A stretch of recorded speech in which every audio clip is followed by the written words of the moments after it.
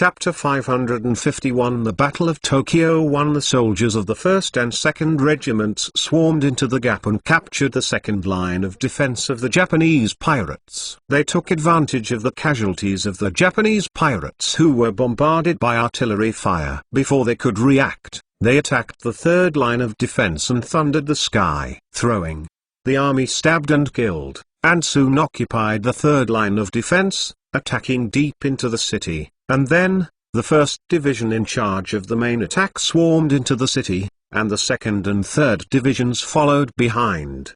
The Japanese pirate soldiers used the buildings in the city to resist stubbornly. Mu Chunfeng was not as merciful as Zhuge Kangxu. He ordered the artillery to push the 75mm howitzer into the city to assist in the fight. Even if the building is a residential house with people inside, wherever there are Japanese pirate soldiers hiding inside, the shots were either bombarded with howitzers or ordered the soldiers to throw thunders and blow up the Japanese soldiers in the room. The soldiers did not have the slightest scruples, completely let go of their hands and feet, and advanced quickly into the depths of the city, and the attack progressed extremely smoothly. When Mu Chunfeng entered the city of Osaka Prefecture, surrounded by high-ranking officers and a company of guards, half of the city was already occupied, and there were fierce gunfire and explosions, as well as loud roars and killings everywhere. The fierce fighting continued until the evening when the Japanese pirates completely collapsed. The soldiers of the 4th Army Group completely controlled the entire Osaka Prefecture. There were still sporadic battles in some parts. The troops were doing their best to eliminate the small groups of Japanese pirates who were still desperately fighting. Osaka Metropolitan Prefecture takes Yukujubai, and many Japanese generals died in the chaos battle,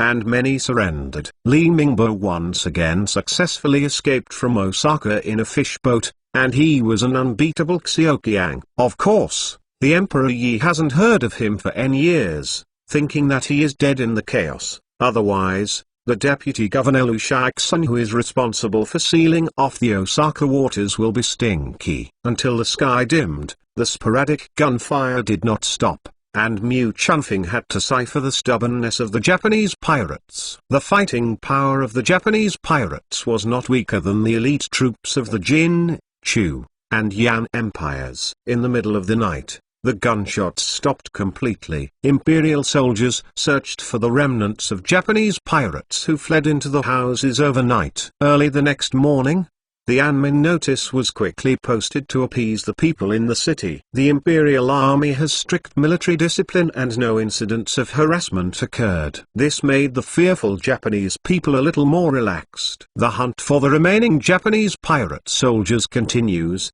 and the firearms must be confiscated so as not to be lost to the civilian population. Mu Chunfeng copied Yi Daishanzi's practice in Nagasaki Prefecture, established a police station and a maintenance committee, and appointed a large number of surviving Japanese rapists, which soon calmed the people in the city, and various industrial and agricultural workshops and markets began. It works normally. The army rested in the city of Osaka Prefecture, and the Imperial Navy's Deputy Governor Lu Hun had led the 2nd Main Fleet to the Japanese capital of Tokyo, annihilating Tokyo's newly assembled main fleet in the Tokyo waters and completely controlling the Tokyo waters. Subsequently, the Imperial Navy's Chief Governor Ji Yuling led the 1st Main Fleet to escort the transport fleet to Osaka and transported the 4th Army Group to the islands of Tokyo in batches. Tokyo is the capital of Japanese pirates and the center of politics, culture, and economy. Tokyo Island is also the largest island of the Japanese Empire, with the largest population and the largest military strength. According to the information returned by the Black Guards, there are 10 permanent residents in Tokyo. The elite army of 10,000 elites, together with the divisions of the kings from all over the world, went to gather in Tokyo, and the emperor mobilized all over the country to recruit young men and women on a large scale, with a total strength of 600,000. Of course, this total force includes water, logistics, transportation, civilian workers, etc. are counted in it, but the combat force is at least 500,000, and the elite force is approximately 200,000. As for the private armed forces of those family members, power is not calculated in it, but it is also a force that cannot be ignored. In addition, there are 5 small islands near the east and south seas of Tokyo Islands. The islands are stationed with troops, fortresses and a large number of fortresses. These 5 small islands control the east and south passages into the imperial city of Tokyo. The group army must first capture these 5 islands before the Imperial Navy's transport fleet can approach the Tokyo Islands and carry the army to the islands. After deliberation, Deputy Governor Liu Shiexin led the second main fleet to control the waters of Tokyo, and Chief Governor Ji Yuling led part of the first main fleet to assist the army in capturing these 5 islands. These 5 small islands are near the deep sea. The giant 5-toothed ship of the Imperial Navy can approach, use the artillery of the warships to bombard the fortresses on the island, destroy the Japanese turrets, and cover the army's landing operations. After the negotiation, the 3 commanders acted separately, and Mu Chunfeng and a group of high-ranking generals took Ji Yuling's flagship to watch and command the battle. Ji Yuling led a part of the battleships of the first main fleet and set sail, first approaching the 3 small islands in the sea east of Tokyo. After each battleship entered the combat position, they immediately carried out fierce bombardment on the 3 small islands. On the small island, the Japanese pirate soldiers fired back with artillery. Compared with the bombs, the power of the solid iron bullets was pitiful. The Japanese pirates' artillery sank only 1 large warship of the Imperial Navy and wounded 2 giant 5-tooth ships. Its 2 artillery positions on the beach were densely covered by the Imperial Navy's naval guns. The artillery was destroyed, and even the fortifications and infantry positions along the seaside were turned upside down. Subsequently, the Imperial Army boarded the island in batches by small speedboats and attacked the fortress on the island. After the army transported 20 howitzers to the island, it blasted the fortress and quickly captured the first island. Although the Empire had the artillery advantage, it still took 3 days to capture the 3 small islands in the East China Sea, and another 2 days to capture the 2 small islands in the South China Sea to open the channel into Tokyo. Tokyo is the imperial capital of Japanese pirates, with wide islands, numerous troops, many and complex fortifications. Mu Chunfeng was not eager to send troops to the Tokyo Islands, but let the Imperial Transport Fleet transport a large number of infantry to the 5 outside Tokyo, assembled on small islands, but also accumulated a large amount of military supplies. The 4th Army Group assembled heavy troops on 5 small islands, and the action was completely open. Although the Japanese military commander knew it, he could not send troops to attack the island. They claimed that the sea was invincible and the major main fleets were wiped out by the main fleet of the Imperial Navy. Completely lost dominance of the sea, use fishing boats to transport the army? That is purely suicide. The military commander of the Japanese pirates did not dare to send troops to retake the 5 small islands outside. Only the Tokyo Island desperately built fortifications and turned the entire Tokyo Island into a huge military fortress. Atsushi Mu also knew that it was very difficult to attack the Tokyo Islands and required a large amount of troops. Therefore, he never ordered the attack, but let the soldiers continue to rest, studying how to attack the island while waiting for the transport fleet of the Imperial Navy. Bring the army here. A few years ago, the black-clothed secret spy, who had successfully lurked down a few years ago, used the collected military intelligence at night to disseminate the information. Although the situation is not very detailed, there are many places where the deployment of Japanese pirate forces is ignorant, but this intelligence has been given to the pastoralist Chunfeng provided great help. After the battle plan was worked out, the Imperial Navy's transport fleet has been busy transporting the army until nearly 7 divisions of 140,000 troops were assembled on the 5 small islands outside Tokyo, and Mu Chunfeng ordered the island to attack. Chapter 552 The Battle of Tokyo 2 days before the infantry of the 4th Army Group landed on the island, The Navy's huge warship group had forcibly entered the east and south ports of Tokyo Island, bombarded the port's fortresses with dense ship shells, and destroyed all the port's fortresses. Mu Chunfeng was not as cautious as Duga Kangxu. His main attack direction was the port in the east. The landing operations on the southeast beaches were just a feint, attracting the attention of the Japanese pirates. There are advantages and disadvantages to landing and attacking from the port. Large warships and even giant five-tooth ships can approach the dock. Larger transport ships can send soldiers to the dock in large quantities, and warships can be violently bombarded with naval guns for cover. The disadvantage is that the attack from the pier is a frontal attack. The Japanese pirates have built a large number of strong fortifications around the pier, and they can also rely on buildings to resist. In the fortified battle, the casualties were not too great when breaking through the periphery of the city, but when attacking deep into the city, every building was a natural fortification. Soldiers had to fight from room to room. The casualty rate was high and the advancing speed was slow. Everyone has their own style of acting. Mu Chunfeng belongs to the kind of tough, iron-blooded military commander, so it is not surprising that he chose the dock as the main direction of attack. All the turrets on the east pier have been destroyed, but the Imperial battleship group continues to shell, destroying all the buildings and fortifications within the fire range, and providing maximum cover for the army to board the pier. On the beaches on both sides of the southeast, the boats and speedboats of the Imperial Navy were also busy transporting soldiers. Japanese pirates built 5 strong lines of defense on the beaches, with heavy troops and a large number of artillery. If they attacked by force, casualties can be imagined. On the east side of the dock, the battleships of the Imperial Navy are still bombarding with naval guns. Larger transport ships are docked at the dock. A large number of soldiers rushed out of the cabin and boarded the dock to quickly seize the favorable terrain. At the same time, a large number of sandbags were transported from the ship to build a simple fortification to prevent the Japanese pirates from counterattacking. In order to ensure that our army can gain a firm foothold on the dock, Mu Chunfeng used an elite Marine Corps and the Ace 1st Division of the 4th Army Group. The 2 regiments of the division are equipped with rifled guns and are known for fighting tough battles, known as the 1st Division of Iron and Steel. At the same time, Mu Chunfeng gathered 50 sniper teams to cooperate, and even transferred a continuous fire machine gun battalion, and assigned the division to 2 artillery regiments with a total of 40 howitzers, which can be said to be sufficient. As he expected, the elite Marine Corps only boarded the pier,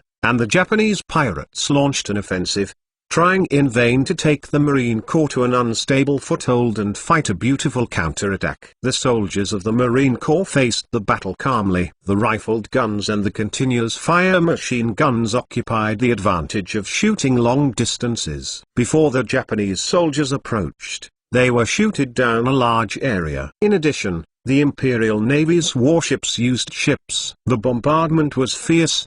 The Japanese pirates suffered heavy losses, and the first wave of attacks was quickly defeated.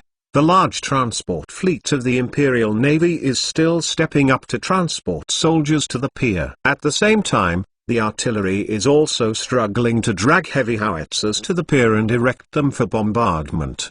The Japanese pirates launched 3 waves of attacks, all of which were violently bombarded by the naval guns of the Imperial Navy warships. The casualties were heavy, as more and more howitzers were erected on the docks and the firepower became more and more fierce. The Japanese pirates finally stopped their offensive and all huddled in bunkers inside or buildings, waiting to meet the Imperial Army's offensive. On the pier, the artillery first bombarded the fortifications and buildings of the Japanese pirates with howitzers. After several rounds of fire, the soldiers of the 1st Marine Regiment and the 1st Steel Division launched an offensive, costing nearly 400 casualties.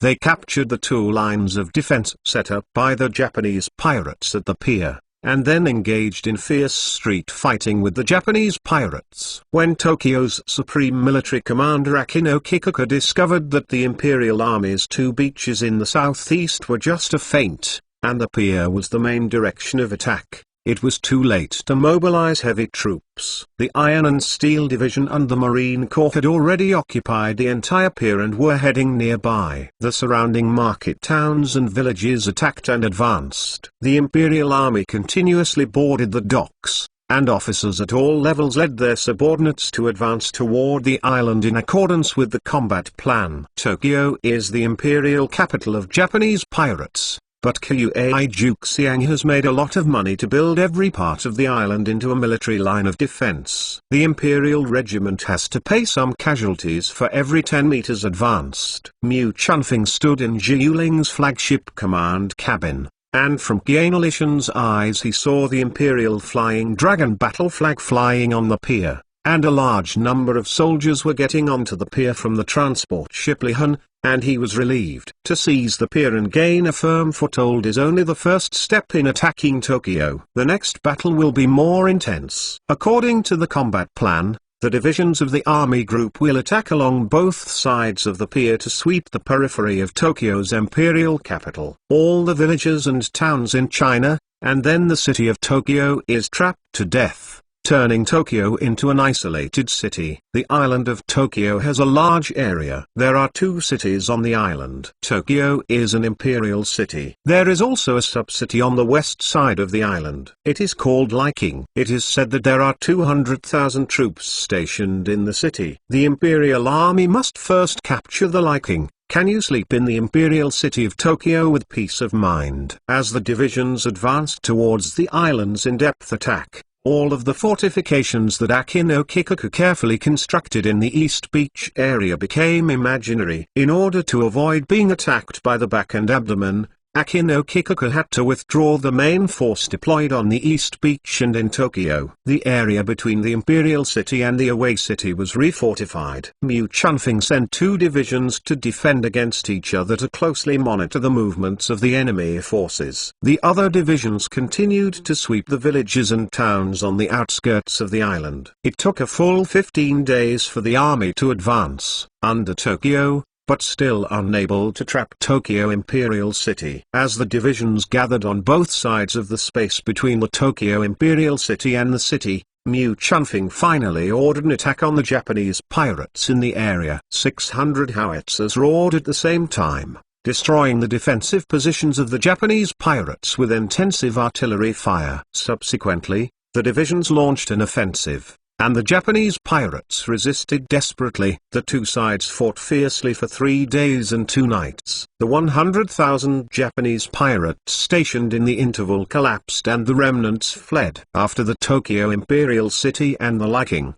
the 4th Army Group successfully blocked the Tokyo Imperial City and the Liking. During Mu Chunfeng's deployment of the offensive against Liking, the Japanese pirates in Liking and Tokyo Imperial City simultaneously launched counter-offensives against the 2 imperial divisions stationed in the middle zone, attempting to regain their positions and reconnect the 2 cities. Under the cover of intensive artillery fire, the Japanese pirate soldiers who went out of the city to counterattack were killed and wounded. They counterattacked 5 times and damaged nearly 30,000 soldiers. Akino Kikuoka did not dare to order a counterattack anymore, and could only honestly close the gates and guard the imperial city of Tokyo. After Mu Chunfeng was deployed, he concentrated his troops and launched an entry into the city. With intensive artillery fire, the wall of the city was collapsed.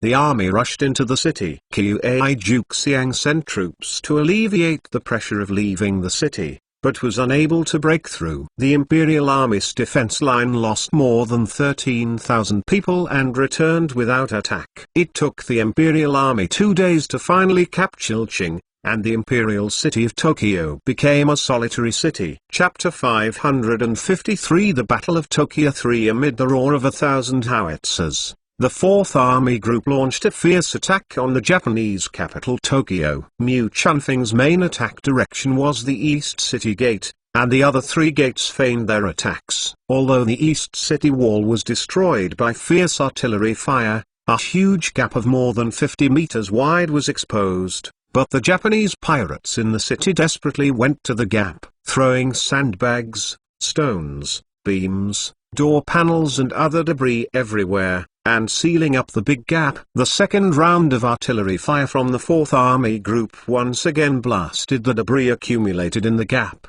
and then continued to extend the fire attack, covering the Japanese pirates' second line of defense in the city. The 2nd Division in charge of the assault rushed into the gap under the cover of artillery fire, but was suppressed behind the second line of defense by the Japanese pirates with intensive firepower. Artillery observers guided the existing artillery to correct the coordinates and covered the third line of defense of the Japanese pirates with intensive artillery fire. Only then was the 2nd Division able to successfully break through the third line of defense and advance towards the city. The Japanese pirates fought back desperately, and the third line of defense changed hands several times. In order to compete for the third line of defense, the two sides invested a lot of troops. The casualties were extremely heavy. The 4 regiments of the 2nd Division in charge of the main attack were all disabled and had to withdraw from the battle, by the 4th Division as the main task. The battle was fierce. Near the evening, after being invested in the 1st Trump Card Division, the Imperial military completely controlled the third line of defense, but the 4th Division also withdrew from the battle due to heavy losses. The Ace 1st Division and the 6th and 7th Division attacked the city. The Japanese pirates used various buildings in the city to resist tenaciously. The street fighting was fierce. The 3rd Regiment of the 6th Division, which was in charge of attacking along the left wing, was hit hard by the Japanese pirates' desperate counterattack. The 1st Regiment also withdrew from the battle after reinforcements. The tragic street fighting lasted until dawn the next day, and the Imperial Army controlled only half of Tokyo. Mu Chunfeng invested in 3 reserve divisions and fought fiercely again until the sky dimmed. Fang controlled the entire Tokyo city, but the palace was still not captured. A large number of Japanese soldiers retreated to the palace, desperately resisting. The army surrounded the imperial palace, but Mu Chunfeng did not order an attack, but ordered the participating divisions to rest. The 2 reserve divisions were responsible for clearing out the small groups of Japanese pirates who were still resisting in the city. At dawn the next day, Mu Chunfeng, with bloodshot eyes, ordered the artillery to set up howitzers and blasted the palace violently. He also wanted to keep a complete palace, but the storm would have suffered heavy casualties. In this battle, nearly 40,000 soldiers had already been lost, and Mu Chunfeng didn't want to let the soldiers shed blood and sacrifice. On his way to Osaka, an eunuch sent a letter written by Yi Daishanzi. The general meaning of Yi Daishanzi's letter is, there is no need to worry about the attack, as long as the victory is guaranteed. As for the Japanese emperor, that is the spiritual symbol of the Japanese pirates. I will destroy their spiritual symbols, including all the royal families, the members, as well as their high-ranking generals and ministers, the die-hard loyalties of aristocratic families,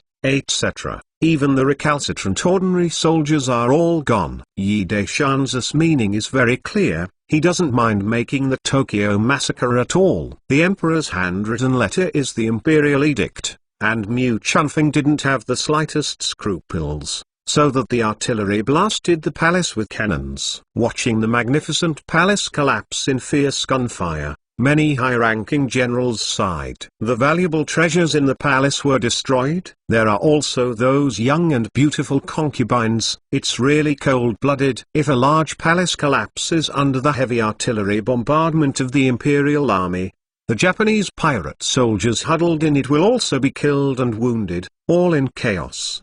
The assault battalions ready to go took the chaos and rushed in through the gap of the collapsed city wall. The desperate Japanese soldiers tried to break through the siege. They were all shot and killed by the intensive firepower of the Imperial Army. They had no choice but to throw down their muskets. Raise your hand to surrender. More than 2 hours later, the Imperial Army occupied the palace. All the troops were busy searching for the remnants of Japanese pirates who were running around. They asked about the whereabouts of Emperor Akihito and the members of the royal family. However, they searched the entire palace but found nothing.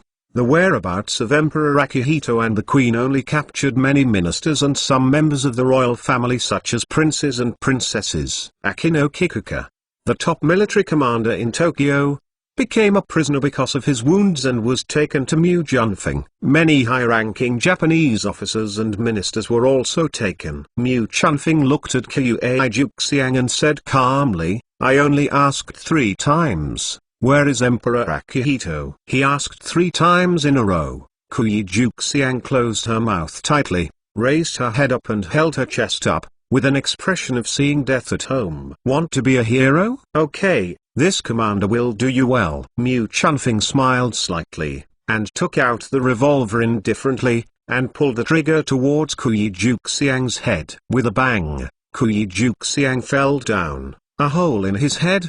Blood surged. Who else wants to be a hero? Mu Junfeng looked at the hundreds of high-ranking Japanese prisoners who cowered in front of him, with a sardonic and weird smile on his face. A few wounded officers hummed coldly and stiffened their chests. A few screamed. They were all stunned and captured by the blast.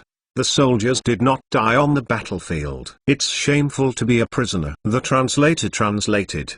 "Master Commander, the way they require a samurai to die is, well, suicide by cesarean." Mu Junfeng smiled. "Wanting to die decently?" "No doors," he said calmly, "drag it out, it's dead." The soldiers of the guard company Rulangsha can't help but say, and they rushed forward, dragging the senior officers out, putting their barrels on their heads, pulling the trigger, and then dragging the corpse aside, leaving several pools of dirty blood on the ground. Mu Junfeng looked at the large group of high-ranking Japanese prisoners of war who were shrinking in front of him coldly. In fact, according to the emperor's instructions, these high-ranking Japanese prisoners of war could not escape the fate of being slaughtered, unless it was a real surrender and sincerely worked for the empire.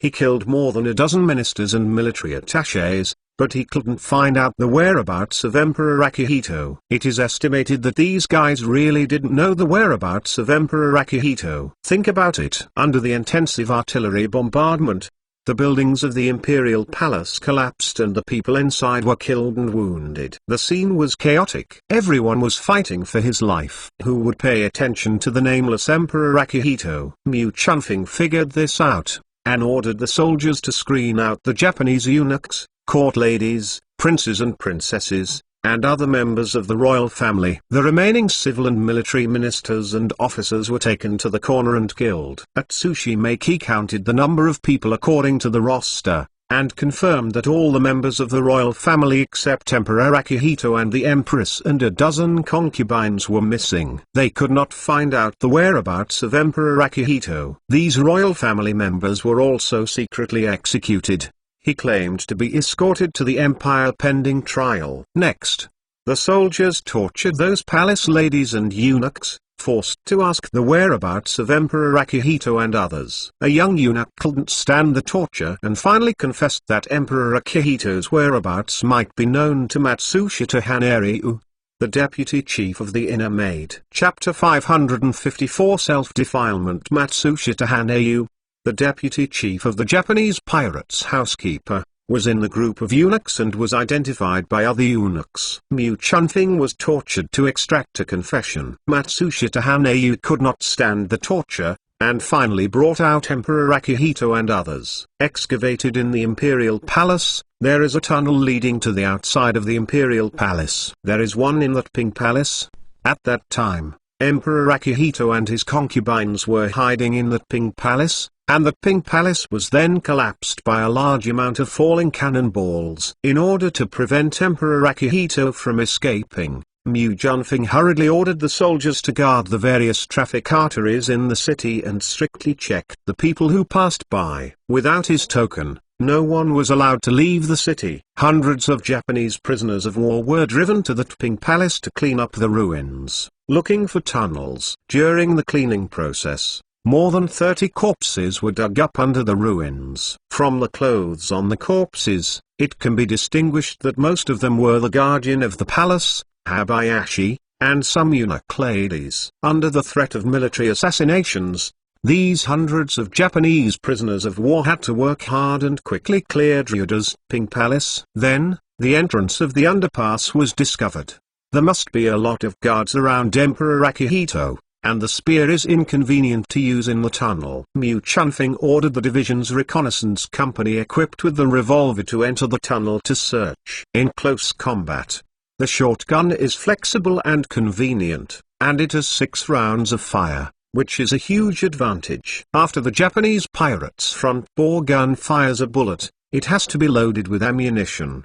Deficit. A row of soldiers from the Divisional Reconnaissance Company advanced into the tunnel. It didn't take long for them to hear the sound of gunfire and the violent explosion of thunder, and the whole earth shook. Mu Chunfeng smiled, and fierce fighting broke out in the tunnel, indicating that Emperor Akihito and others were not able to escape successfully. It may be that the exit was blocked by the collapsed building and they were all trapped in the tunnel. About half of the time, there was a platoon of soldiers at the entrance of the tunnel dragging the wounded comrades out. They were the soldiers who walked in the forefront. They were attacked by Japanese pirates, causing 2 deaths and 3 injuries. The fierce gun battle finally subsided. All 30 Japanese pirate guards were killed. Emperor Akihito, the Empress and a dozen concubines crawled out of the tunnel tremblingly, all of them covered with mud on their faces and bodies. Looks embarrassed. The soldiers in the reconnaissance platoon dragged all the corpses out of the tunnel. Some soldiers continued to search along the underpass. Indeed, as Mu Chunfeng had guessed, both exits were located in the houses outside the Imperial Palace. All houses were bombed by howitzers and collapsed, blocking the exits. The entrance and exit were sealed, and it was a miracle that Emperor Akihito and others hiding in the tunnel did not suffocate to death. After confirming that it was Emperor Akihito and the Empress, Mu Chunfeng breathed a sigh of relief. He was not interested in Emperor Akihito at all. His eyes were scanned on the faces of the Empress and the concubines, and finally stayed on a dress in Danlin, loose on the young princess in a kimono. As soon as he winked, the guards beside him immediately stepped forward and caught the young and beautiful imperial concubine. The imperial concubine paled with fright, and whispered in incomprehensible bird language, but from the expression on her face, she was very frightened, as if begging Emperor Akihito to beg her. The imperial concubine was forcibly wrapped in a black cloak by Mu Chunfeng's soldiers, and then taken away. Mu Chunfeng sighed a little helplessly. It's not for no reason that he has been a little bit good recently. He commanded the First Army Group, conquered the Golden Empire, and then conquered the Chu and Yan empires, with outstanding military exploits. His official position has been promoted to the Imperial Generals, loyal and brave, and he will become the Duke when he rises. Mu Chunfeng knows this as the so-called Master of High Merits, and the commanders of the main army groups in the Empire also know this. Therefore, they are all self-defeating, just like he is lustful and Gong Tangfeng is a gambler. Zheng Zixia is greedy for money, and only if he defiles his image and reveals his weaknesses, the Emperor will not be jealous of them. Of course, the Mu clan has been passed on for several generations. If you want to germinate and expand the Mu clan, you must have more concubines and have more sons. This is also one of Mu Chunfeng's careful thoughts. Anyway, the fate of these foreign imperial concubines must be very tragic. If you are fancy, it is better to occupy the existing, public and private, and saving money can make the emperor feel at ease. Why not do it? The Empress of the Japanese pirates suddenly spoke loudly. Looking at the expression on her face, she was obviously dissatisfied with Emperor Akihito's timidity. She came out more and more, whispering Japanese language to Mu Chunfeng. The translator hurriedly translated.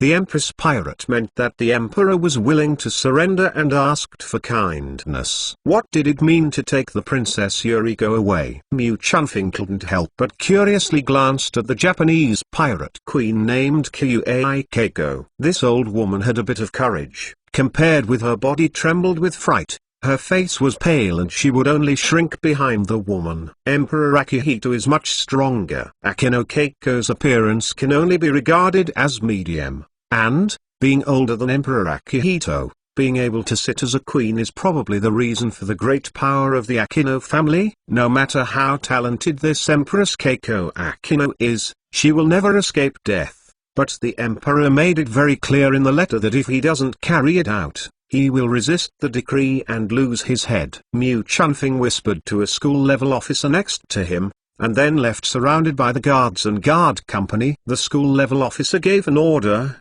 and his soldiers immediately rushed forward and pushed everyone including Emperor Akihito and Empress Keiko Akino to the ground, pierced them into their throats or hearts with military stabs, and then threw all the bodies into the tunnel, and then filled the tunnel with mud. After hundreds of Japanese prisoners of war cleared the Tping Palace and discovered the tunnel entrance, Mu Chunfing ordered them to be taken away, with heavy soldiers around him. Without his order, no one was allowed to approach, and offenders were killed. Although the Japanese emperor had no real power, he was just a puppet emperor, but it was the spiritual symbol of all Japanese people. If Yi Daishin wanted to rule the Yanri Empire smoothly, he could only quietly execute the emperor. After quietly executing the emperor and empress of the Japanese pirates, Mu Chunfing sent troops to search around, and the voice of Emperor Akihito and Empress Keiko Akino had absconded. After the imperial army completely occupied the imperial city of Tokyo,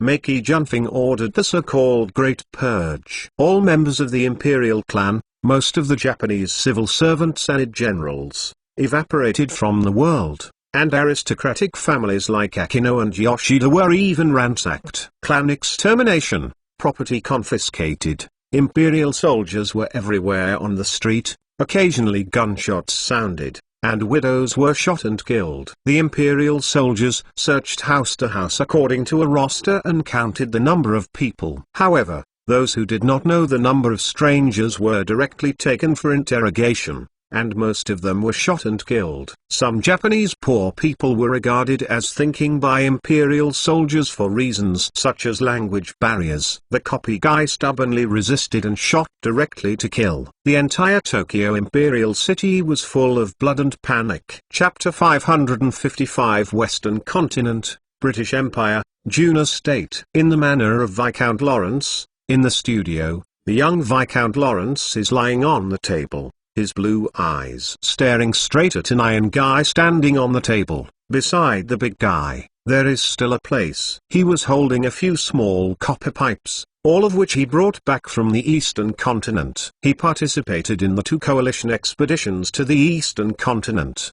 During the Second Eastern Expedition, he was wounded and captured on the battlefield. He was later redeemed by his family. Those things were picked up by him during the chaotic battle, and then buried in the sand. After being redeemed by the family from the prisoner of war camp of the Chinese Imperial Army, they returned to the old battlefield at the time. It took a lot of effort. I found these 2 stuff buried in the sand and took them home to study. He knew at a glance that the small copper tubes were copper shells. They were the same principle as the paper shells of the guns equipped by the armies of the Principality of the West Continent, except that one was a paper shell and the other was a copper shell. In the prisoner of war camp, he had carefully observed the guns in the hands of the guards. Most of them were the same as them. They were all front-loaded guns. However, there were also very few soldiers equipped with guns that were obviously different. Those soldiers were from the Chinese Empire. The guards of high-ranking officials were equipped with a shotgun that was not as big as my palm. It looked a little strange, but that kind of shotgun could fire a few rounds in a row. He saw with his own eyes on the battlefield. I remember that at that time, a soldier from the Chinese Empire entered the barracks. He was wounded and fell to the ground during the battle. An officer brought a team of soldiers to kill.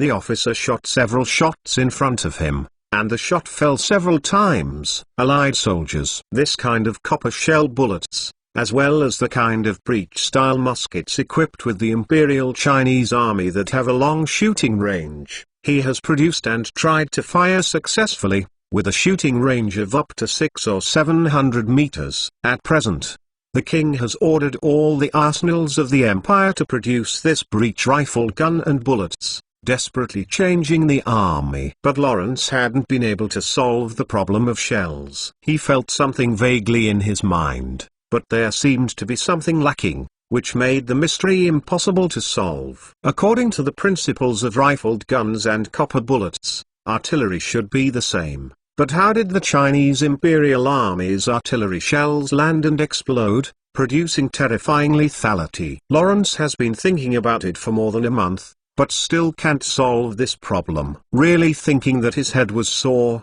Viscount Lawrence needed his temple and walked out of the studio and strolled in the garden. "Hi, Lawrence." The friend Viscount Manstead, who was a guest at the manor, was sitting in the shade of a tree reading a book and saw him coming out of the studio, smiling and getting up to say hello, and threw an apple to him by the way. Viscount Lawrence stretched out his hand to catch the apple. With a sudden movement in his heart, he threw the apple in his hand back to Manstead. Viscount Manstead said in a daze, "Don't you like apples?" Viscount Lawrence answered the wrong question, beckoned to Viscount Manstead, and said loudly, "Manstead, you throw the apple over." Viscount Manstead smiled bitterly and shook his head, and threw the apple in his hand again. This time, Lawrence didn't reach out to take the apple, but stared wide-eyed and watched the apple fall to the ground motionlessly. "Another one." "Lawrence, you should take a break, too." Viscount Manstead persuaded with a wry smile,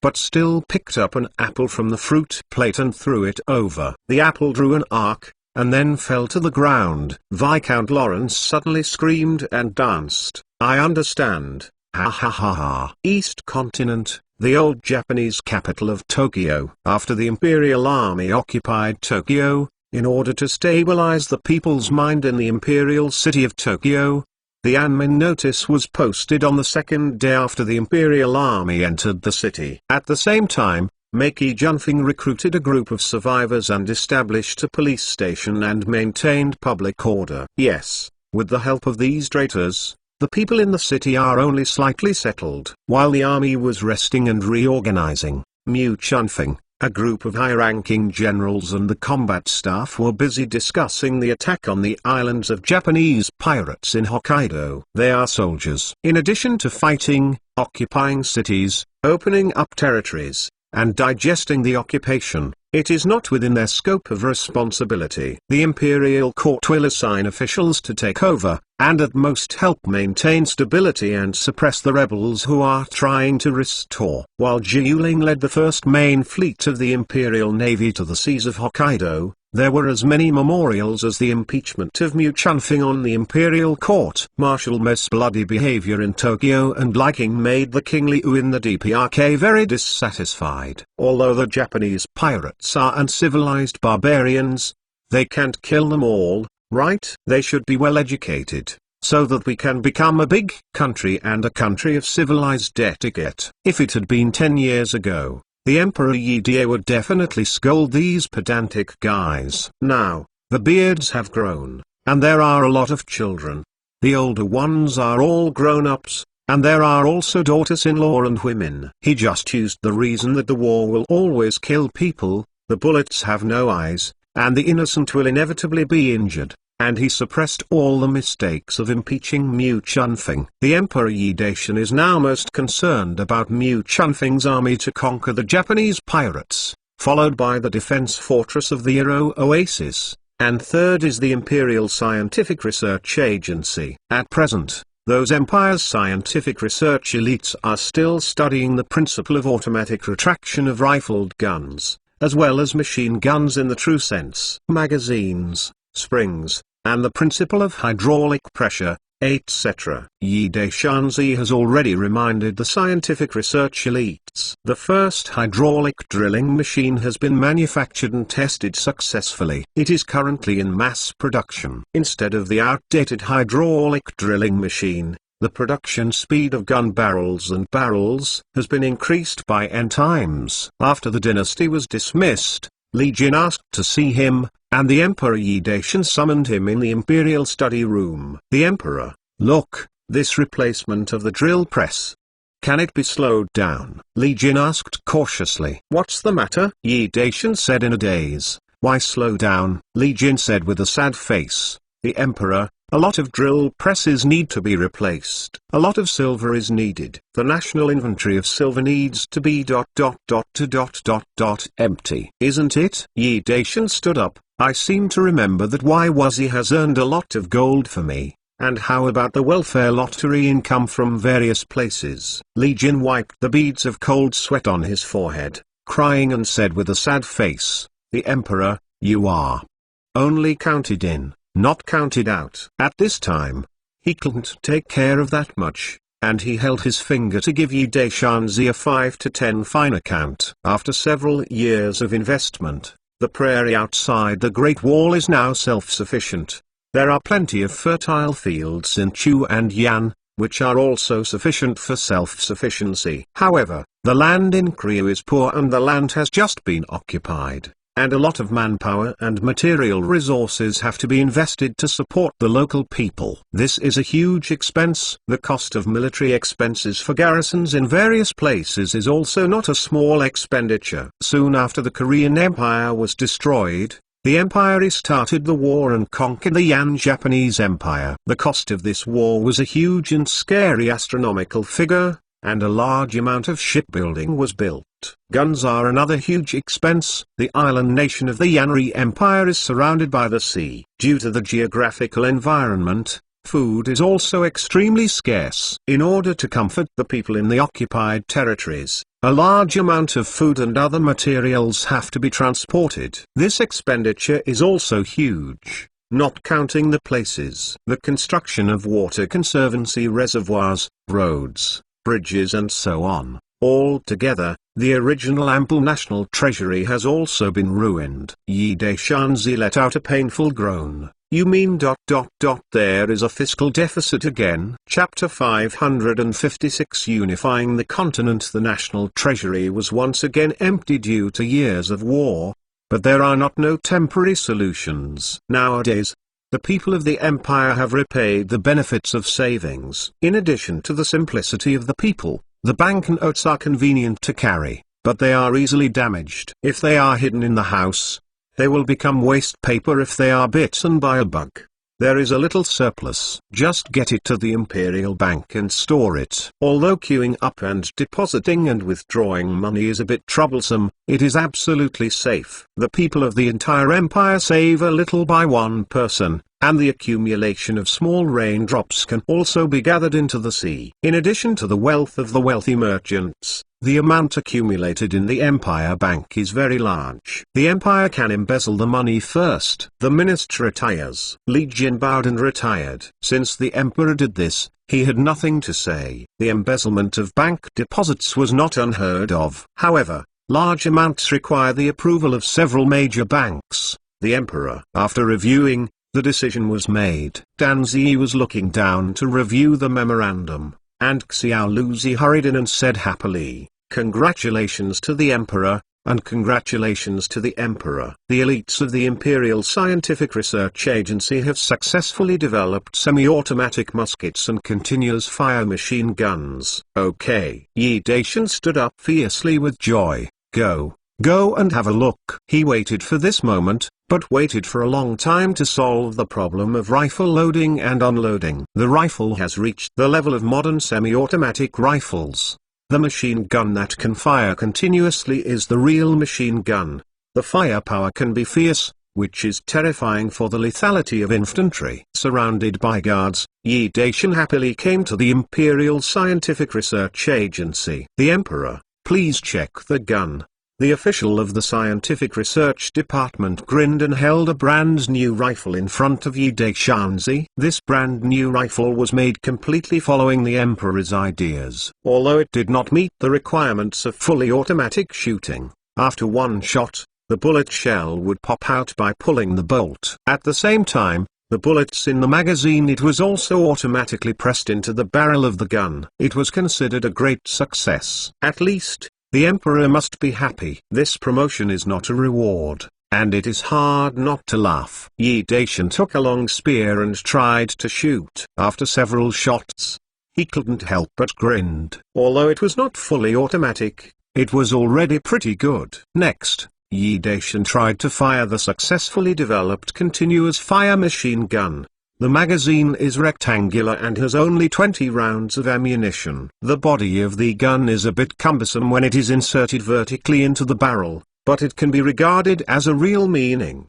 the machine gun on the fire. Although the machine gun did not meet the requirements of the Emperor Yi Dai, it made him very happy. This can be regarded as a great improvement of the firearm. Once this thing is generally equipped with the army and used on the battlefield, it will be extremely terrifying to the infantry. In a good mood, the Emperor Yi Daishan rewarded these empire's scientific research elites on the spot. The promotion and the reward of silver can be regarded as rewards and punishments. The elites of the scientific research department are happy to call the emperor long live. Under the imperial decree, the major military workshops of the empire began mass production of semi-automatic rifles and continuous machine guns. With the hydraulic drilling machine, the production speed of firearms was doubled. Li Jin, the Shangxiu of the household department, had a bitter face, and signed his name and official seal on the documents submitted by the military workshop. New-style firearms were mass-produced to equip the army,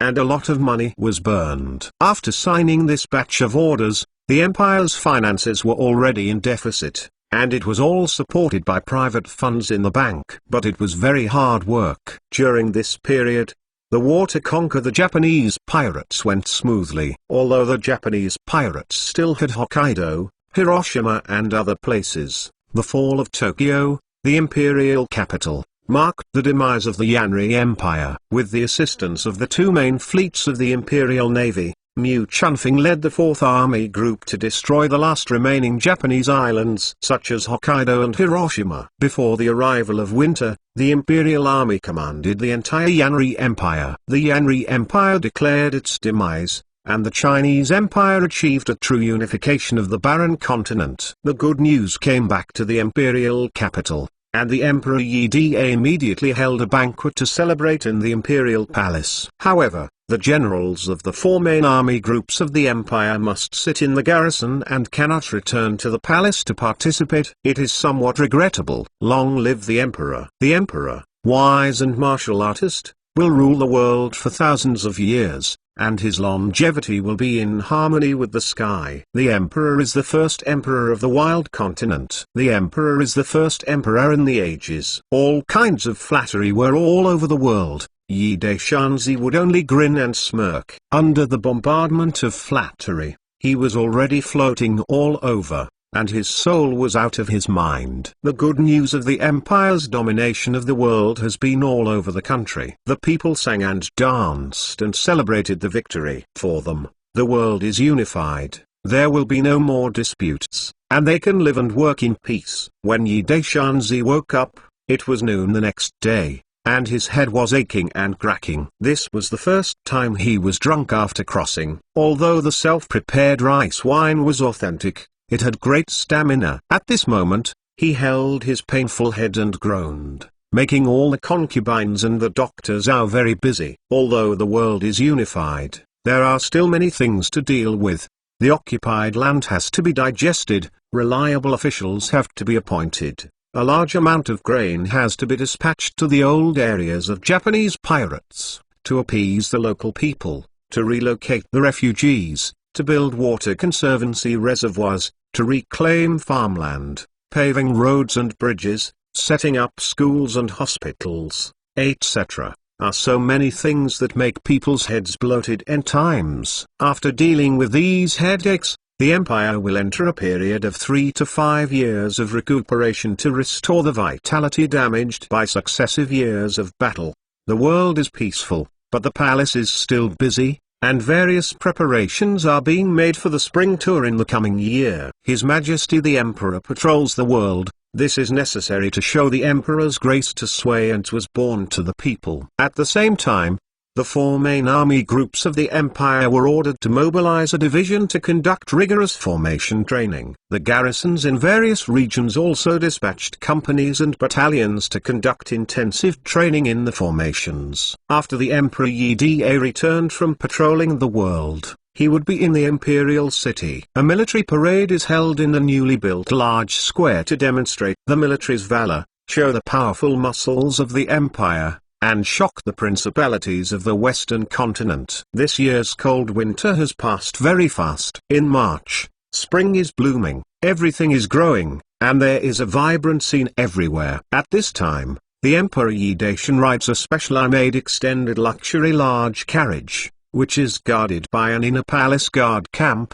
2 royal guards, and 10,000 tiger and leopard cavalry guards from Foxxian. After leaving the imperial capital, he first went to Zhenyang Pass, entered the prairie beyond the Great Wall, and then entered the Old Chu from Hanmu City, passing by Jiuyan, Jiuhan, and Jiuhua, and then returned to Jinghai by warship, and finally returned to the imperial capital. Along the way, the parents and the people of the counties and towns in various prefectures and towns welcomed them, chanting "Long live the Emperor," and flowers were scattered all over the sky. However, when entering Old Chu and Old Yan, there were occasional people throwing rotten eggs, rotten vegetables, leaves, stones, etc. among the welcome crowds. Some even tried to stab them with their bows and arrows, but they were all mixed with the blackguards in the crowd. Missy 1. Chapter 557 Fate. It's normal to have fanatical assassinations by rejuvenators. Fortunately,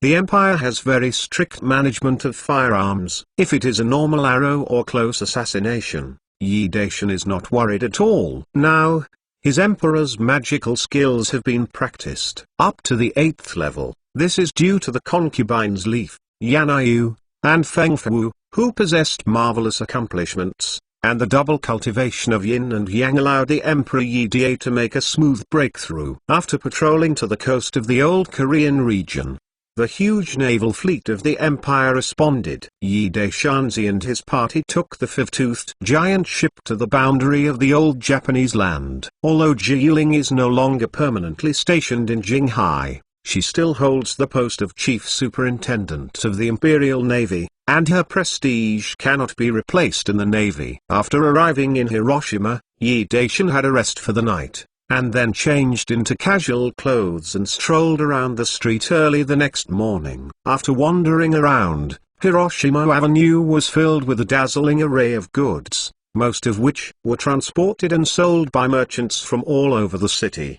The whole city seemed quite lively. Seeing the local people's peace of mind, Yi Daishan was relieved. Although there are still a handful of unwilling Japanese pirates who want to restore the country, they cannot form a climate. The refugees moved. Some of the residents of Hiroshima were moved to various parts of the empire, while the refugees from various places moved to Hiroshima to live. In terms of numbers, although Japanese were the majority, there were also many people from Old Jin, Old Chu, and Old Han. There are also the people of the Chinese Empire, living in such a mixture, which is called a great national integration. After wandering around for a long time, Yi Daishanzi went into a tea shop opened by an old Yan merchant to drink tea. The decoration of the tea house is not very good, but it is very spacious. Yi Daishanzi and the guards occupy 6 tables. There are a lot of tea customers in the tea house,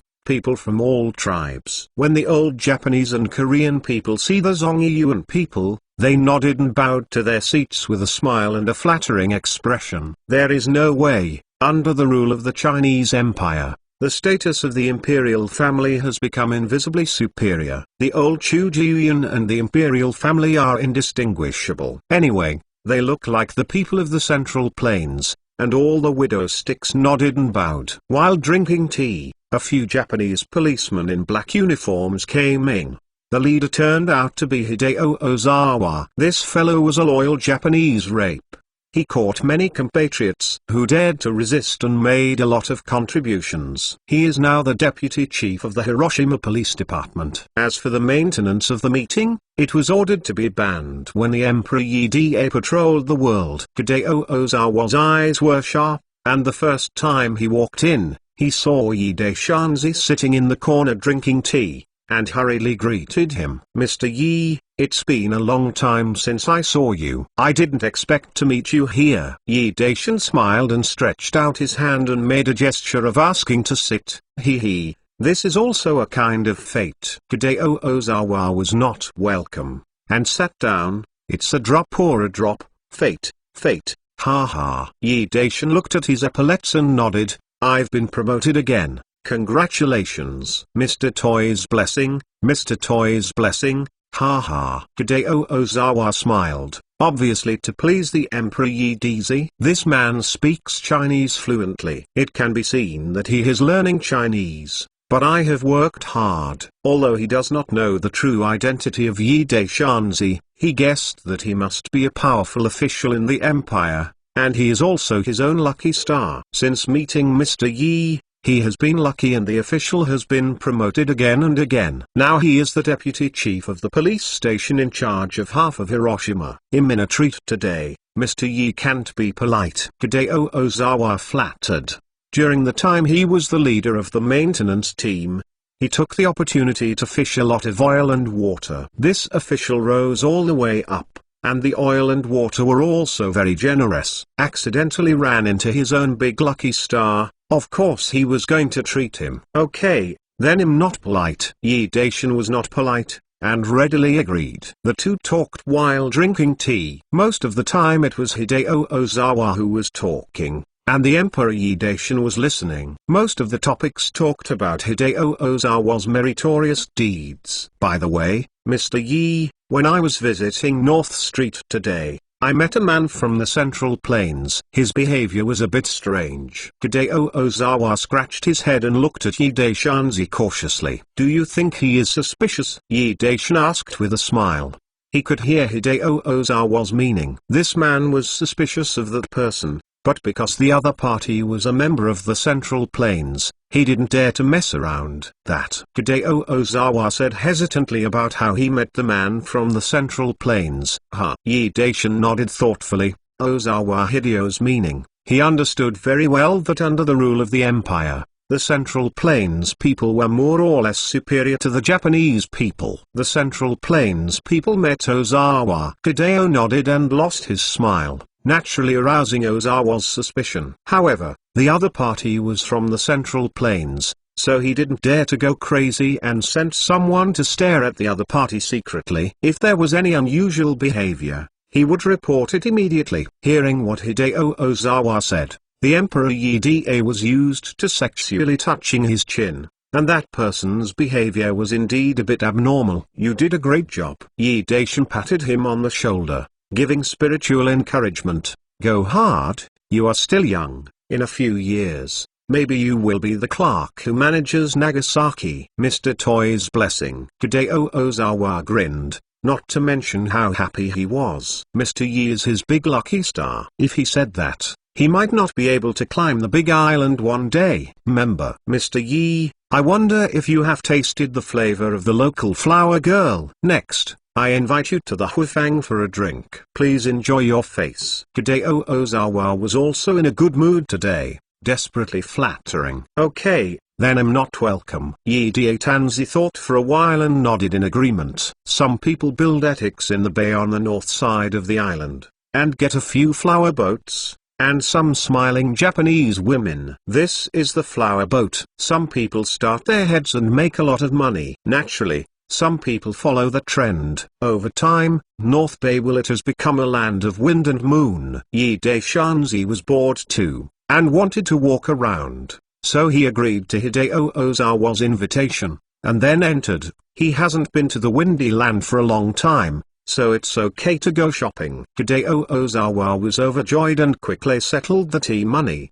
and he led Yi Daishanzi to the North Bay. Hideo Ozawa originally wanted to call a few carriages, but Yi Daishan insisted on walking, so he had to accompany him on the walk, and the group of people went to the North Bay, and several policemen who followed let him go. There is a beautifully decorated flower boat moored on the shore of the North Bay. There are a lot of guests coming in and out, and you can hear the voices of Yin Yan from far away. Hideo Ozawa is obviously a frequent visitor here. He is familiar with leading Yi Daishanzi to the third flower boat. Oh, Director Ozawa is here. No wonder I heard magpies screaming early in the morning. The coquettishly dressed old bastard greeted him with a smile. Ladies, come pick up the guests. Chapter 558. My young master is Wang Fa. More than a dozen beautifully dressed Japanese beauties rushed up and chatted non-stop around Hideo Ozawa, all in a flattering tone. The deputy chief of the Hiroshima Police Department, with real power, can be called the #1 local man. Moreover, Hideo Ozawa is in charge of the northwest part of Hiroshima. If he offends him, don't even think about opening this boat. There are also several girls squeezed to Yi Daishanzi's side,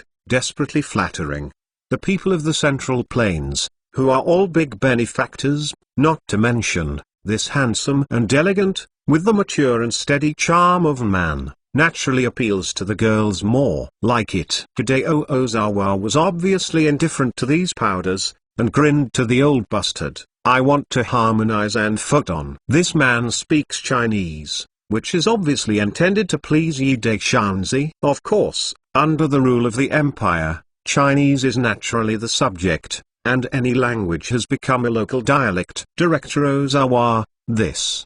The old bastard rubbed his hands. His face was difficult to color. They are now accompanied by young Master Liu. Do you think you can let Lizai and the others accompany first, and then let them come over later? Accompaniment. When he heard the name of Liu Gongzai, Hideo Ozawa glanced at Yi Daishanzi, with an awkward expression on his face. It's free. Yi Daishan smiled indifferently. He can understand Hideo Ozawa's current mood. The governor of Hiroshima is Yunzhong Liu, and that young Master Liu must be the son of Liu Yezhong, the first government office in Hiroshima. As Hideo Ozawa, I am afraid I dare not provoke. Danzi ordered a girl to accompany the wine at random. He found that there were not many men in this boat. After asking Hideo Ozawa, he knew that the girl in this boat was the best and most beautiful here, and the price was very expensive. The average person cannot afford it. Drink and drink. Yi Daishan held a wine glass and respected Hideo Ozawa. This guy was to please himself, but this time he was bleeding heavily. For his loyalty and hard work, Yi Daishan felt that he should take a good look. A few geisha came up to show their skills. Yi Daishanzi was accustomed to sexually touching his chin. Alas, these geishas' faces were painted with thick layers of white powder, their eyes and mouths were very large. It was painted a little scarlet, and it made him feel weird to look at it. It didn't take long for Huifang's two leading brands, Kazuko and Coco, to toast and apologize. They were also dressed up as geishas, similar to the Nank girl in the imperial brothel. Hezi and Photon came over and made Hideo Ozawa in a good mood. After asking them to toast and apologize, they performed their skills in the court, and at the same time, they introduced Yi Daishanzi in a low voice. They are both color and artistic dualism. I wonder if he likes them. Yi Daishanzi smiled, with such a thick white powder on his face. Does the ghost know how they look like? Seeing Hideo Ozawa's eyes keep spinning on Photon's body, Yi Daishan knew that this servant was interested in Photon. Yi Daishan joked, felling on someone else, then marry home. Hideo Ozawa's face turned red, and he exclaimed, people may not be able to see me. Yi Daishan patted him on the shoulder. It depends on your ability, but the twisted melon is not sweet. It's best if you like this kind of thing. Yes, Mr. Yi is right. Hideo Ozawa nodded desperately. In fact, he just had the mentality of hunting Yan. When looking for a daughter-in-law, he still has to find the dignified and virtuous person who can take care of the house and is very a woman who can give birth. While drinking wine and admiring the danger of performing arts by the geisha, the bead curtain was suddenly lifted, and two sturdy men rushed in angrily. Hideo Ozawa's face instantly became gloomy. Although I was a traitor, I was also the deputy chief of the police station. I usually let you go everywhere. But today, he entertains Mr. Yi. The surname is Liu Giwogo. Squeezed his face. The guards by the side of the attendant saw Yi Daishan's gaze, and they all endured them, but they all retracted into their big sleeves and held the revolvers hidden in their sleeves. The two sturdy men glared at the old bastard. Asshole, how dare you let Kazuko and Photoko also accompany other guests? The old bust hurried to accompany the smiling face. Two uncles, I will let Kazuko and Gwingtsai pass. The anger on the faces of the two sturdy men faded. They glared at Hideo Ozawa,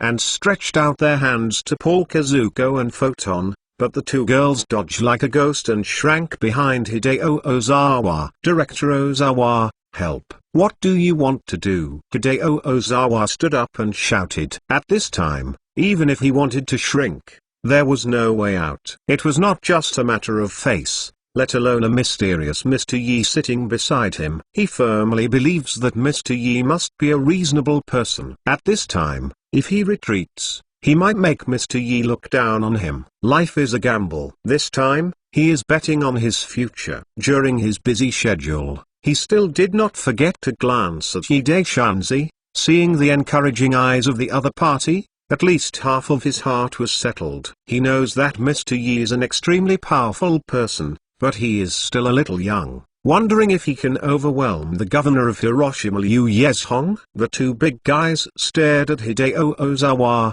and said in a strange way, "What are you doing?" Young Master Liu of our family has taken a fancy to these two chicks. The meaning is very obvious. The person Liu Gongzai likes is naturally going to be decided. Why, you traitor, want to challenge old man Liu? Hideo Ozawa forcefully suppressed the anger in his heart and said coldly, "Geishas do not sell themselves. This is the rule of brothels. If they are willing, this bureau will naturally have nothing to say." Hezi and Gwingtsai shook their heads quickly, expressing their unwillingness. Their faces were coated with thick white powder, and the expressions on their faces were not visible, but their eyes were full of fear, which was obviously afraid of Liu Gongzai. "Fart rules. This Hiroshima, our son has the final say." The two sturdy men were extremely arrogant, and didn't put Hideo Ozawa in their eyes at all. "You two rubbish, it's been a long time since you came out, and you haven't brought people over." The son is angry. A middle-aged scribe who looked like a scribe broke in. He looked upset and scolded two sturdy men as soon as he came in. "Guanxi Liu, aren't our brothers going to take people there?" The two big men stretched out their hands and wanted to grab them. "Do you still talk about the king's law?" Hideo Ozawa opened his hands to protect Kazuko and Koko behind him, and asked loudly, "Wang Fa?" Guanxi laughed strangely. "Our son is Wang Fa, hum." The Emperor Yi Daishan, who had been sitting still, couldn't help frowning. The Liu Guanxi was really arrogant. It seemed that the Hiroshima official had another big problem. Hideo Ozawa was so angry that his face was pale, and he said loudly, "If you dare to mess around, I'll catch you." "Oh, I'm so scared," Guanxi said in a strange tone. "Deputy Chief Ozawa, you try to catch me? Do you think I dare not catch you?" Hideo Ozawa's face was dark and frightening, and his fists were firmly clenched, making a rattling noise. The turtle who raised the teapot ran in. "Mom, there are a lot of police officers outside." The old bastard's face paled with fright. In case of trouble, she would have to smash her flower boat. Although Hideo Ozawa is the deputy chief of the police station, Tadashi Yanagi is the governor, the highest chief executive of Hiroshima, with arms. "How can I twist my thighs?" Guanxi Liu suddenly smiled strangely. "The police? What if they come? I will slap you today to see if you dare to arrest someone." This guy was talking. His palm suddenly fanned out, and his speed was as fast as lightning. He was obviously a practitioner, and his martial arts was not weak, at least at the level of a first-class expert. Chapter 559. Hideo Ozawa did not expect that Guanxi would dare to actually do it. He didn't react for a while, and he was about to slap his face with his slap. The Emperor Yi Daishan stood up abruptly, stretched out his big hand, and clasped Guanxi Liu's wrist. There was the sound of cracking bones, followed by the heart-piercing howls of Liu Guanxi, and the tears and nose were marked by the pain. The two sturdy men were shocked and rushed to save the people, but they beat and kicked the guards and fell down on the spot. Hideo Ozawa was stunned for a long time before reacting, and quickly bowed to "Thank you, Mr. Yi, thank you." "Sit down, let's continue drinking." Yi Daishanzi sat down with a calm expression, as if nothing had happened just now. Liu Guanxi fell to the ground, motionless. His meridians were restrained by Yi Daishanzi, and people fainted. This is also fortunate for him. If a person is awake, the broken wrist bone will definitely cause him to die of pain. "Yes." Hideo Ozawa quickly sat down with a respectful expression. Yi Daishanzi raised his glass and touched him. suddenly remembering something, turned his head and said to the little woozy behind Shili, "Go, call me Hu Yozong and Chu Jinghong." Hideo Ozawa was shocked. The two men in Mr. Yi's mouth knew that the former was the Black Guard, who was in charge of the Black Guards in Hiroshima, Nagasaki, Tokyo, Hokkaido, Osaka and other prefectures. A god-level figure who kills the power. The latter is the highest military officer of the Hiroshima garrison, although he is controlled by the governor Yuba Tadashi, but the military and government are separated. Yuba Tadashi has no right to mobilize the army. Nominally, Tadashi Yanagi is the highest officer of Hiroshima, but he is actually ranked third. Hideo Ozawa is a person with a vigorous mind, these two great people who make people look up to them. But Mr. Yi directly called them by their names and sent someone to call them casually. What kind of identity is this? This servant is already desperately guessing the true identity of Emperor Yi Da, the imperial minister appointed by the emperor. No, even the imperial minister must be polite to deputy supervisor Who would it be? At the moment when he was thinking about it, young Master Liu, surrounded by a group of family members, rushed in aggressively. "Asshole, anyone who dares to hit my son." As soon as Liu Gongzai came in, he gritted his teeth and pointed at Hideo Ozawa's nose and cursed. "Everyone has beaten up, what can you do?" Although Hideo Ozawa could not guess the true identity of the Emperor Yi Daishan, he also knew that he was a god-level figure that people looked up to. With such a great person backing, it was Liu Yezhong who came to him. "Don't be afraid anymore. Let alone, he has a lot of reason." "Okay, Hideo Ozawa, you have a kind." Young Master Liu was so angry that his face was crooked, and he gritted his teeth and said, "Fuck him. Beat him to death." Boom. "Oh.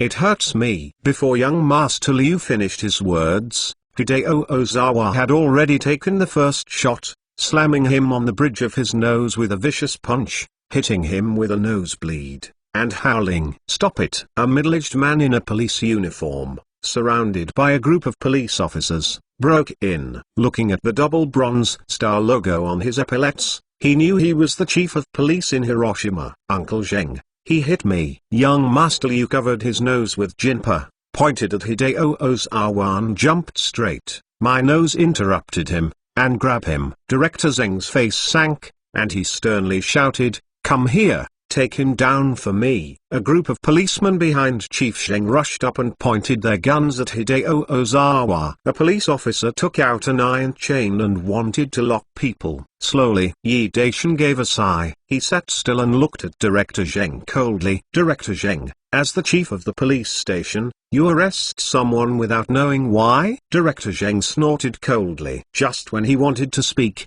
young Master Liu rushed to say, "They are in a group, and they will be taken to me." Before he finished his words, he suddenly felt a glance before his eyes, and then felt his neck tighten. Before he could react, he was strangled by a guard with a revolver on his forehead. All the guards were activated at the same moment, and Director Zheng was also strangled by another guard, with a pipe of iron on top of his forehead. A dozen guards swarmed in front of Yi Daishanzi, each with two guns in hand, facing the policeman. The policemen froze for a long time before they reacted, and instinctively raised their guns, but without Chief Zheng's order, they did not dare to shoot. Moreover, both Chief Zheng and Liu Gongzai became hostages. If they shoot, the first death will be inevitable. It is Director Zheng and young Master Liu. N10-barreled black hole confrontation at the muzzle. The old bastard, the geisha and the girls were so frightened that Harong was lost. They all slid out panicking to paint a boat, ran to the shore, but gave guns to the policeman on the shore. Pointing at it, she fell to the ground with fright. What do you want to do?" Young Master Liu was so frightened that his face was trembling. How could he have experienced such a scene? After all, Director Zheng is also an old oil man in the officialdom. He froze for a moment, and immediately reacted, holding the court. "Do you want to rebel?" Yi Daishanzi smiled and said, "Director Zheng, this big hat can't be buckled indiscriminately. You want to confiscate your family and destroy the clan." Director Zheng snorted coldly, "It's good if you know. Don't you hurry up and release this seat? I think you are a member of the Central Plains. This seat will not hold you accountable. What about him? Yi Daishin pointed at Hideo Ozawa and asked with a smile. He intends to rebel, so this seat naturally has to take him down and forced to ask the whereabouts of his comrades. Seeing that the other party's tone was a little loose, Director Zheng started to slap again, doing both soft and hard. I said, brother, what are you doing in this muddy water? As the saying goes, when a fellow sees a fellow, his eyes are full of tears. Why are you helping outsiders? He suddenly remembered something, and was stunned. In the army, apart from officers, only the guards of high-ranking officers are equipped with short guns. In civilian positions, officials above the county magistrate are also eligible to be equipped with short guns for self-defense. This one shouldn't be the military's. Someone, right? Yi Daishin chuckled and said, Director Zheng is a fan of nostalgia. Put down your guns, otherwise, let's kill you. Arrow suddenly came from the shore. Xiao Luzi leaned to the Huifang window, took a look outside, and then nodded to Yi Daishanzi. On the coast, teams of soldiers with live ammunition poured in. The black barrels were facing the police, and even newly equipped machine guns were set up. The policemen turned pale with fright, and quickly threw down their guns and raised their hands high. Don't shoot, they are all your own people, your own people. In terms of the number of people, they are only dozens of people, and they are still equipped with front-loaded guns. The military has nearly 1,000 people, all of them semi-automatic rifles, and several machine guns. Who dares? Chaotic movement must become a honeycomb. The hull sank sharply, and someone boarded. You guys, get out of him. The 10 or so police officers crammed into the cabin hurriedly withdrew. Although they didn't know who the person was and what their name was, they had 3 silver stars on their military uniforms, at least at the rank of Major General, which was better than their Chief Sheng. How many levels higher? The other one is even better. Although there are only 2 small stars, it is 1 gold and 1 silver. Moreover, the gray and black uniform with silver rims is a unique mark of the Black Guard. Chapter 560. The 2 people who came in were Hu Yozong, the deputy guard in black who ruled all the capitals of the Japanese garrison, and Chu Jinghong, the highest military commander of the Hiroshima garrison. The 2 came to the Emperor Yi Daishin and both knelt on the ground. Guardian, knock on the Emperor. This bowing ceremony was too troublesome for the Emperor, and it was once outlawed. Soldiers only need to straighten their chests to salute the army. If they were in the past, both Chu Jinghong and Hu Yozong would be marching, but this time it was different. There was such a big disturbance. The 2 of them felt uneasy and did not dare to give a simple military salute. Director Zheng, whose head was held with a revolver against his head, saw the 2 coming in and wanted to call for help, but when he heard the word Emperor, his head banged, and instantly became blank, unable to breathe.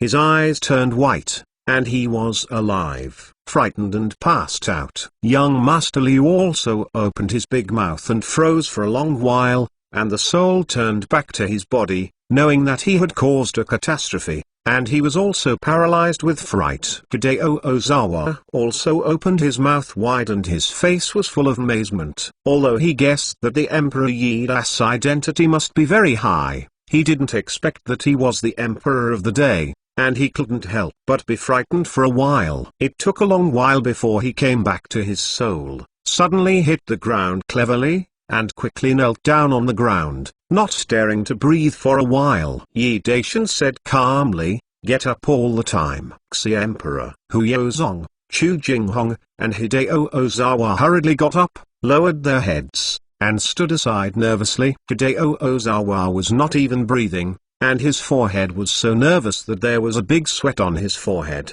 Bead. Yi Daishin looked at him.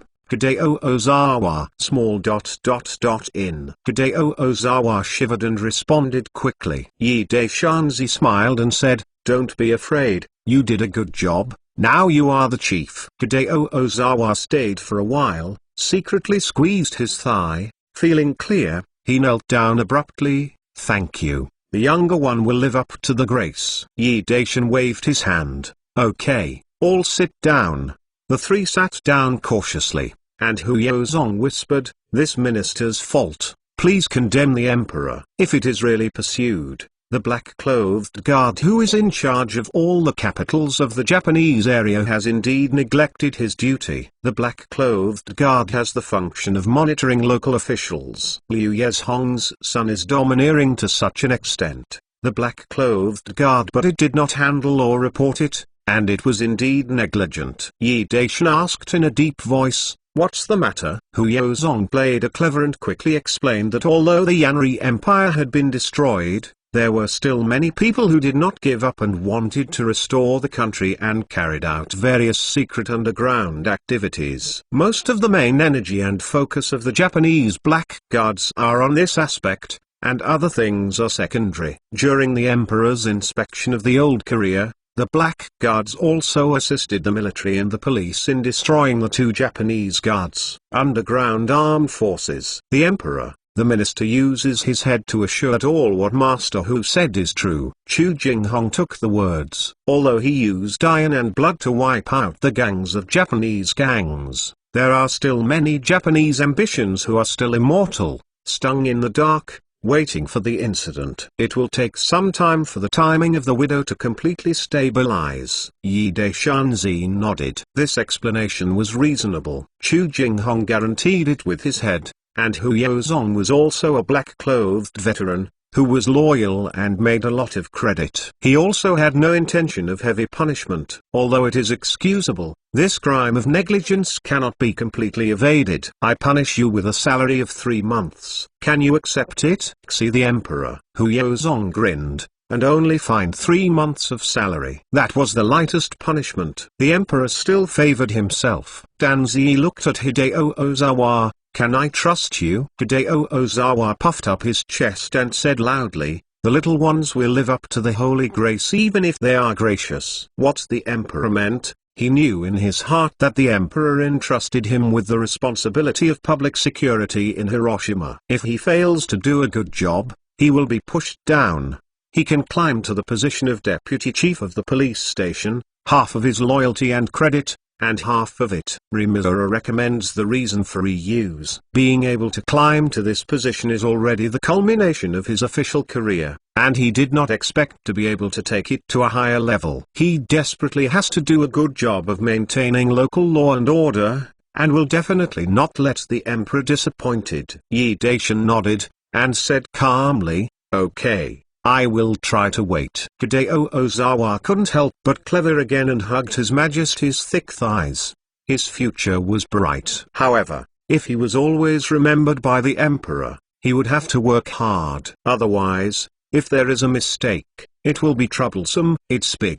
Yi Daishanzi continued, "Well, you guys will discuss more in the future, and be sure to let the Japanese land completely stabilize in the shortest time." "Yes." Huizong, Chu Jinghong, and Hideo Ozawa responded with their chests. "Very good." Yi Daishan looked at Huizong. "It's time to work harder. This case, you must handle it yourself, and you must act impartially, never tolerate it, and respect it." The minister obeyed. Huizong yelled, and glanced at the still faint director Zheng and the limp Liu Gongzai. The emperor meant that he wanted to kill 100 times. If it is found that the governor Liu Yezhong also betrayed the law, his head the same is not guaranteed. Even if Liu Yezhong didn't commit any major mistakes, but the original punishment was lax, he would definitely be pushed down, and his official career would be over. Next, a person in black clothes took Chief Zheng, Liu Gongzai and others away. Huizong personally interrogated him. Hideo Ozawa returned to the police station to handle various official duties, and Chu Jinghong accompanied Yi Daishanzi to inspect the Hiroshima city defense. The Emperor Yi Daking inspected the Japanese land. There was a reason for choosing Hiroshima as the first stop. Before the empire conquered the Yanri Empire, the combined fleet of the western continent appeared in the Hiroshima waters and fought a battle with the Hiroshima main fleet of the Yanri Empire. Both sides suffered heavy losses. The combined ship of the western continent retreated. Hiroshima was the last stop for the empire to conquer the Yanri Empire. After capturing Hiroshima, Jiuling also sent a small fleet of 50 warships to explore the west. So far, no warship has come back. It is estimated that it has been disembarked. There are more ills than good luck. Jiuling and Lu Shaixun joined forces and asked to send a fleet to explore the west, but the Emperor Yi Daishan suppressed this easy. Sending out expeditions, in case the entire army is annihilated, is too costly. Anyway, if the combined fleet of the western continent invades again, it must pass through Hiroshima first. It would be better to operate Hiroshima as a golden water, which saves time, effort and money. Therefore, the Hiroshima garrison has 2 infantry divisions, a marine regiment, equipped with a large number of howitzers, and there are many cannons on the front of the city, and Chu Jinghong, who is good at defense, has been appointed as the top military commander of the garrison. Accompanied by Chu Jinghong, Dan Ziyi looked over all the fortresses in Hiroshima, added and modified some, and he returned to the temporary residence with satisfaction. When I entered the gate of the mansion, I saw Hiroshima Governor Liu Yezhong kneeling on the ground from a distance. It seemed that this servant felt bad, kneeling here to apologize. Chapter 561 Yi Daishanzi has always been upset with corrupt officials. He went straight into the palace, ignoring Liu Yezhong who was kneeling outside the door, and even the soldiers of the royal guards guarding the door with their heads high, ignoring his presence. Liu Yezhong just knelt outside the gate of the palace all night. Near dawn, a group of soldiers and police dispatched and arrested more than a dozen officials. After dawn, Hu Yaozong entered the palace and presented a large stack of materials that he had brought. These materials were the result of his overnight interrogation. Even the iron-struck King Kong could not survive the torture of the Black Guards. All the scandalous things were revealed. Liu Yezhong is considered a good official, and he devoted all his energy to governing Hiroshima as soon as he took office. Although he was not very good, he was at least conscientious and dedicated. However, he only has one son, and he spoils this son to the extreme. This is also his fatal place. Young Master Liu is doing evil outside, and he, the dad, doesn't even know it at all. In fact, all things Liu Gongzai did outside were suppressed by Yi Zong's colleagues and other deputies. Some of the victims once went to the police station to file a complaint, but they were also suppressed by Chief Sheng. He was also thrown into prison. It is precisely because of this that the second-generation ancestor Liu Gongzai is actually a great disaster in Hiroshima. Those subordinates of Liu Yezhong took the opportunity to fish for oil and water, kill people, and make a lot of unjust, false and wrong cases. After Hu Yaozong returned, he interrogated Mr. Liu, Guanxi Liu, Director Zheng and others on the spot, and then arrested people according to the list overnight based on the confession. Of course, the crimes of those arrested have yet to be verified. However, during the extraordinary period, they were dealt with very hard. The Emperor Yi Daishan praised Hu Yaozong for his vigorous actions. Otherwise, he would not be sent to preside over the overall situation of the Japanese land. Yi Daishanzi ordered a public trial. Anyone who has grievances can be filed on the spot. The official accepts it on the spot. Only 2 or 3 criminal evidences need to be confirmed. No further investigation and confirmation are required. The compensation is compensation. Bloody heads hung on the city gate, and the people clapped their hands and cheered, calling the emperor wise. The post of the governor of Hiroshima was vacant, and then the own court was given a new appointment of officials. At present, officials with good reputations are temporarily taking over the government affairs of Hiroshima. Former Hiroshima Governor Liu Yezhong heard that his son was beheaded and fainted on the spot. He couldn't afford to be ill. The Emperor Yi Daishan allowed him to return to his hometown. The biggest gain from this cleansing is Hideo Ozawa. He is now the chief of the Hiroshima Police Department. The local people quietly breathed a sigh of relief. In any case, Director Ozawa is his own person. As long as he has the right words, Director Ozawa will surely preside over justice. After dealing with the trivial matters of Hiroshima,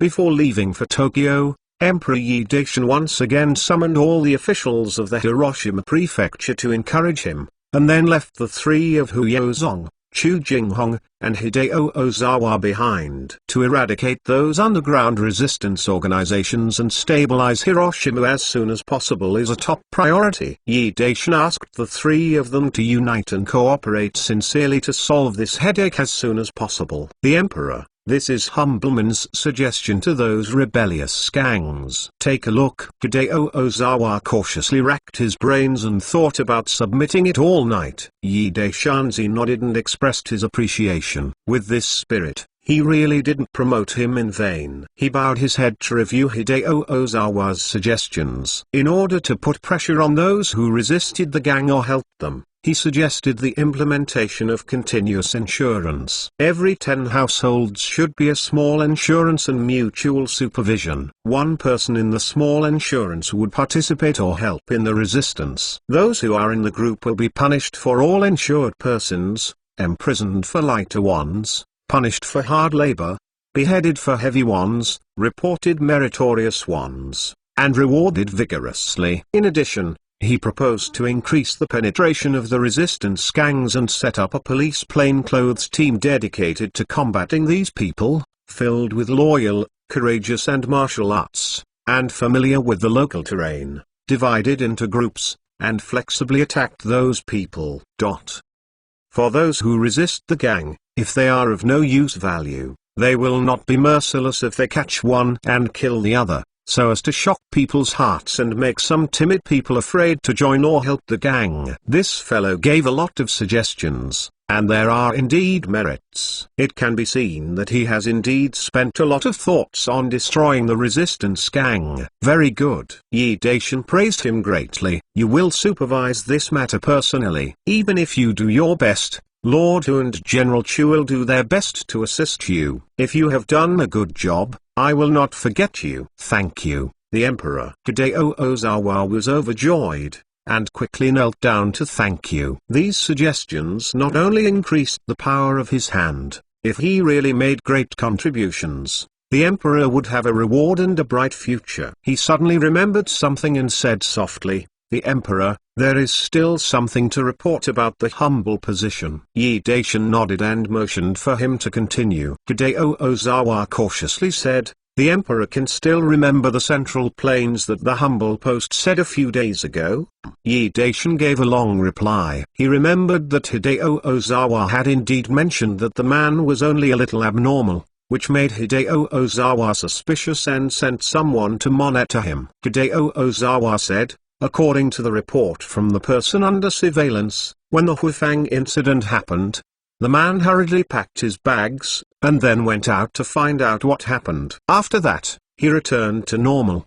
Yi Daishanzi nodded. The guy's behavior was obviously an instinctive reaction to flee after being frightened. It seems that there is indeed a big problem. He thought for a while, and said to Hideo Ozawa, "Bring him, let me take a look." Yes. Hideo Ozawa saluted the military salute, turned and strode away. Not long after, he personally escorted a middle-aged scribe into the palace, and the royal guardsman carefully searched the body before letting him go. Anyone going through the gate of the temporary palace is not allowed to carry weapons. Even Hu Yozong and Chu Jinghong have to hand over their guns and swords honestly, let alone ordinary people. When the middle-aged scribe saw Yi Daishanzi, he was so scared that he lowered his head desperately. "Look up," Yi Daishan said calmly. He felt that this person was a bit familiar, but he couldn't remember it for a while. The middle-aged scribe not only didn't raise his head, but he lowered his head desperately, and barely got into the blue stone slab on the ground. A guard stepped forward and grabbed his hair tress. He mentioned that the middle-aged scribe was in pain, and he had to raise his head with an R. Yi Daishanzi took a few careful glances and couldn't help but show a smile on his face.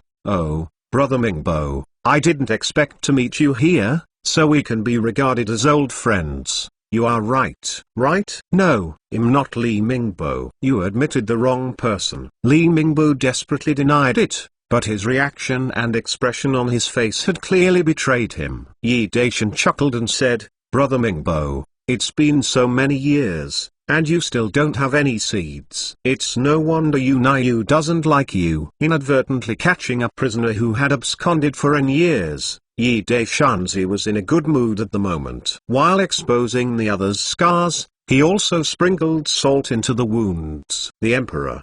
The Emperor. Forgiveness.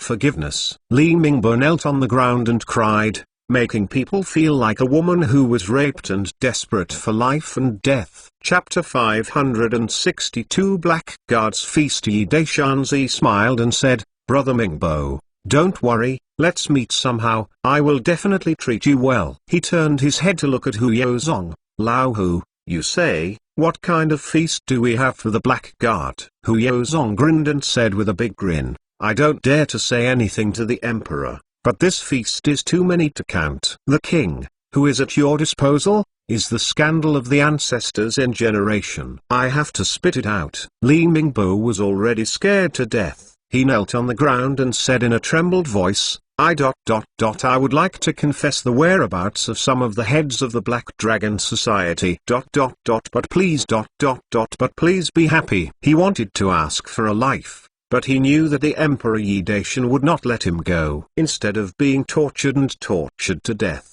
he would rather ask for a happy one. The Black Dragon Society is one of the underground gangs that rebelled against the Empire. It is said to be extremely powerful and once gathered to help the people in rebellion, but they were all suppressed by the garrisons of the islands. Well, tell me if I am interested, Yi Daishan said indifferently, with the indifferent expression on his face, as if he wasn't very interested in the situation of the Black Dragon Society. Li Mingbo couldn't help getting nervous, and poured out everything he knew, staring at Yi Daishanzi nervously, watching the change in his expression on his face. However, he was disappointed.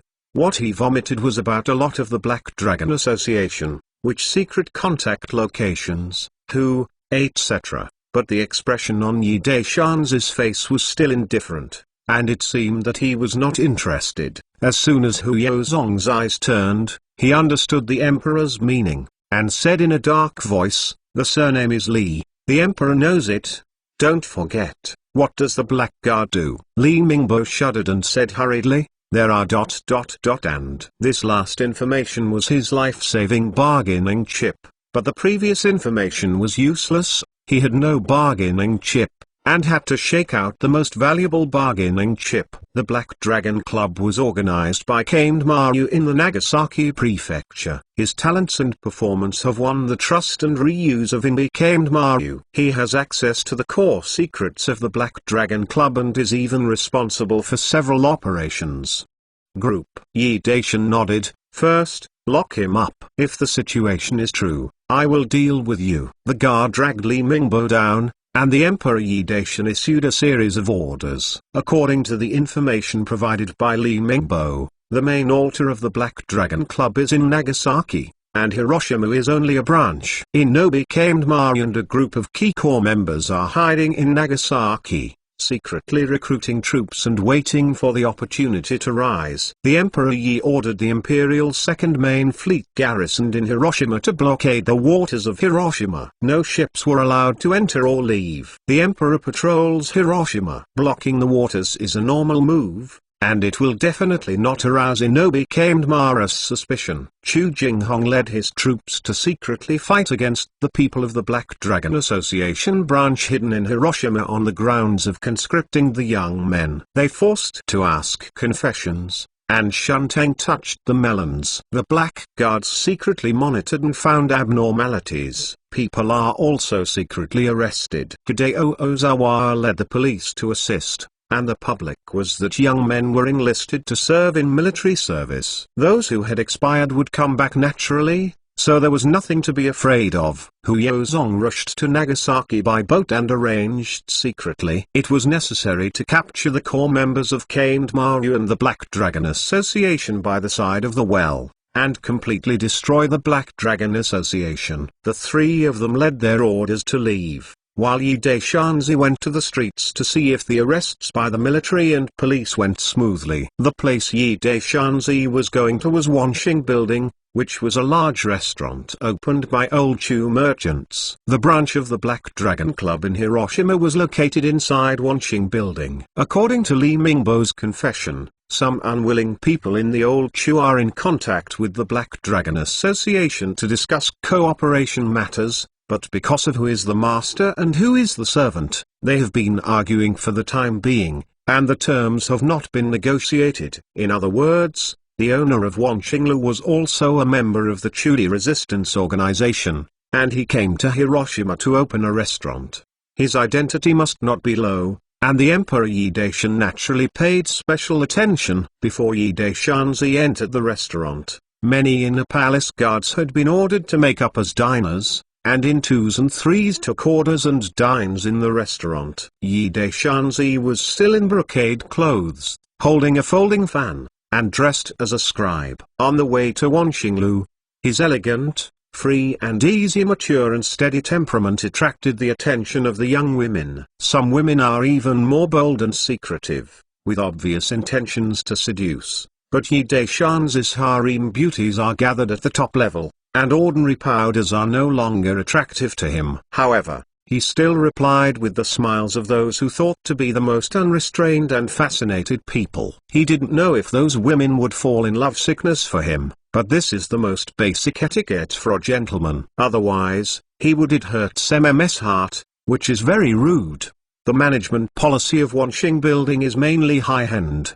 The customers are rich and powerful nobles or big businessmen. Therefore, the decoration is very luxurious, the dishes are exquisite, and the price is expensive. It is not affordable for ordinary people. There are not many diners, and there are still some vacancies. Yi Daishan chose the fenced table upstairs, but he was condescending, and seeing the movement below, the surrounding tables were all diners dressed as the guards of the inner palace. Anyway, this Wanqing Building is going to be taken away. The guards who are dressed as diners are not polite to order, and all the delicacies of the mountains and the sea are all sorts of points. Even Yi Daishan has the mentality of not eating white or not, ordered a big meal fiercely. The arrest operation has not yet started, and everyone is happily drinking and eating meat. During this period, Hideo Ozawa returned to the police station, summoned several deputy chiefs, and ordered a call. Except for those who stayed behind the police station, all police officers took to the streets to perform official duties. It is common to recruit young men and women for military service. If it is during the war, the order to recruit young men and women is even more frequent. The inhabitants of the city have become accustomed to it. However, the time for the government's enlistment this time has been much earlier, and there are a lot of young men enlisted. There are 3 people enlisted for every 5 households. This is equivalent to the war period. The elders in each block can't help but frown. However, they are still faithful to implement it.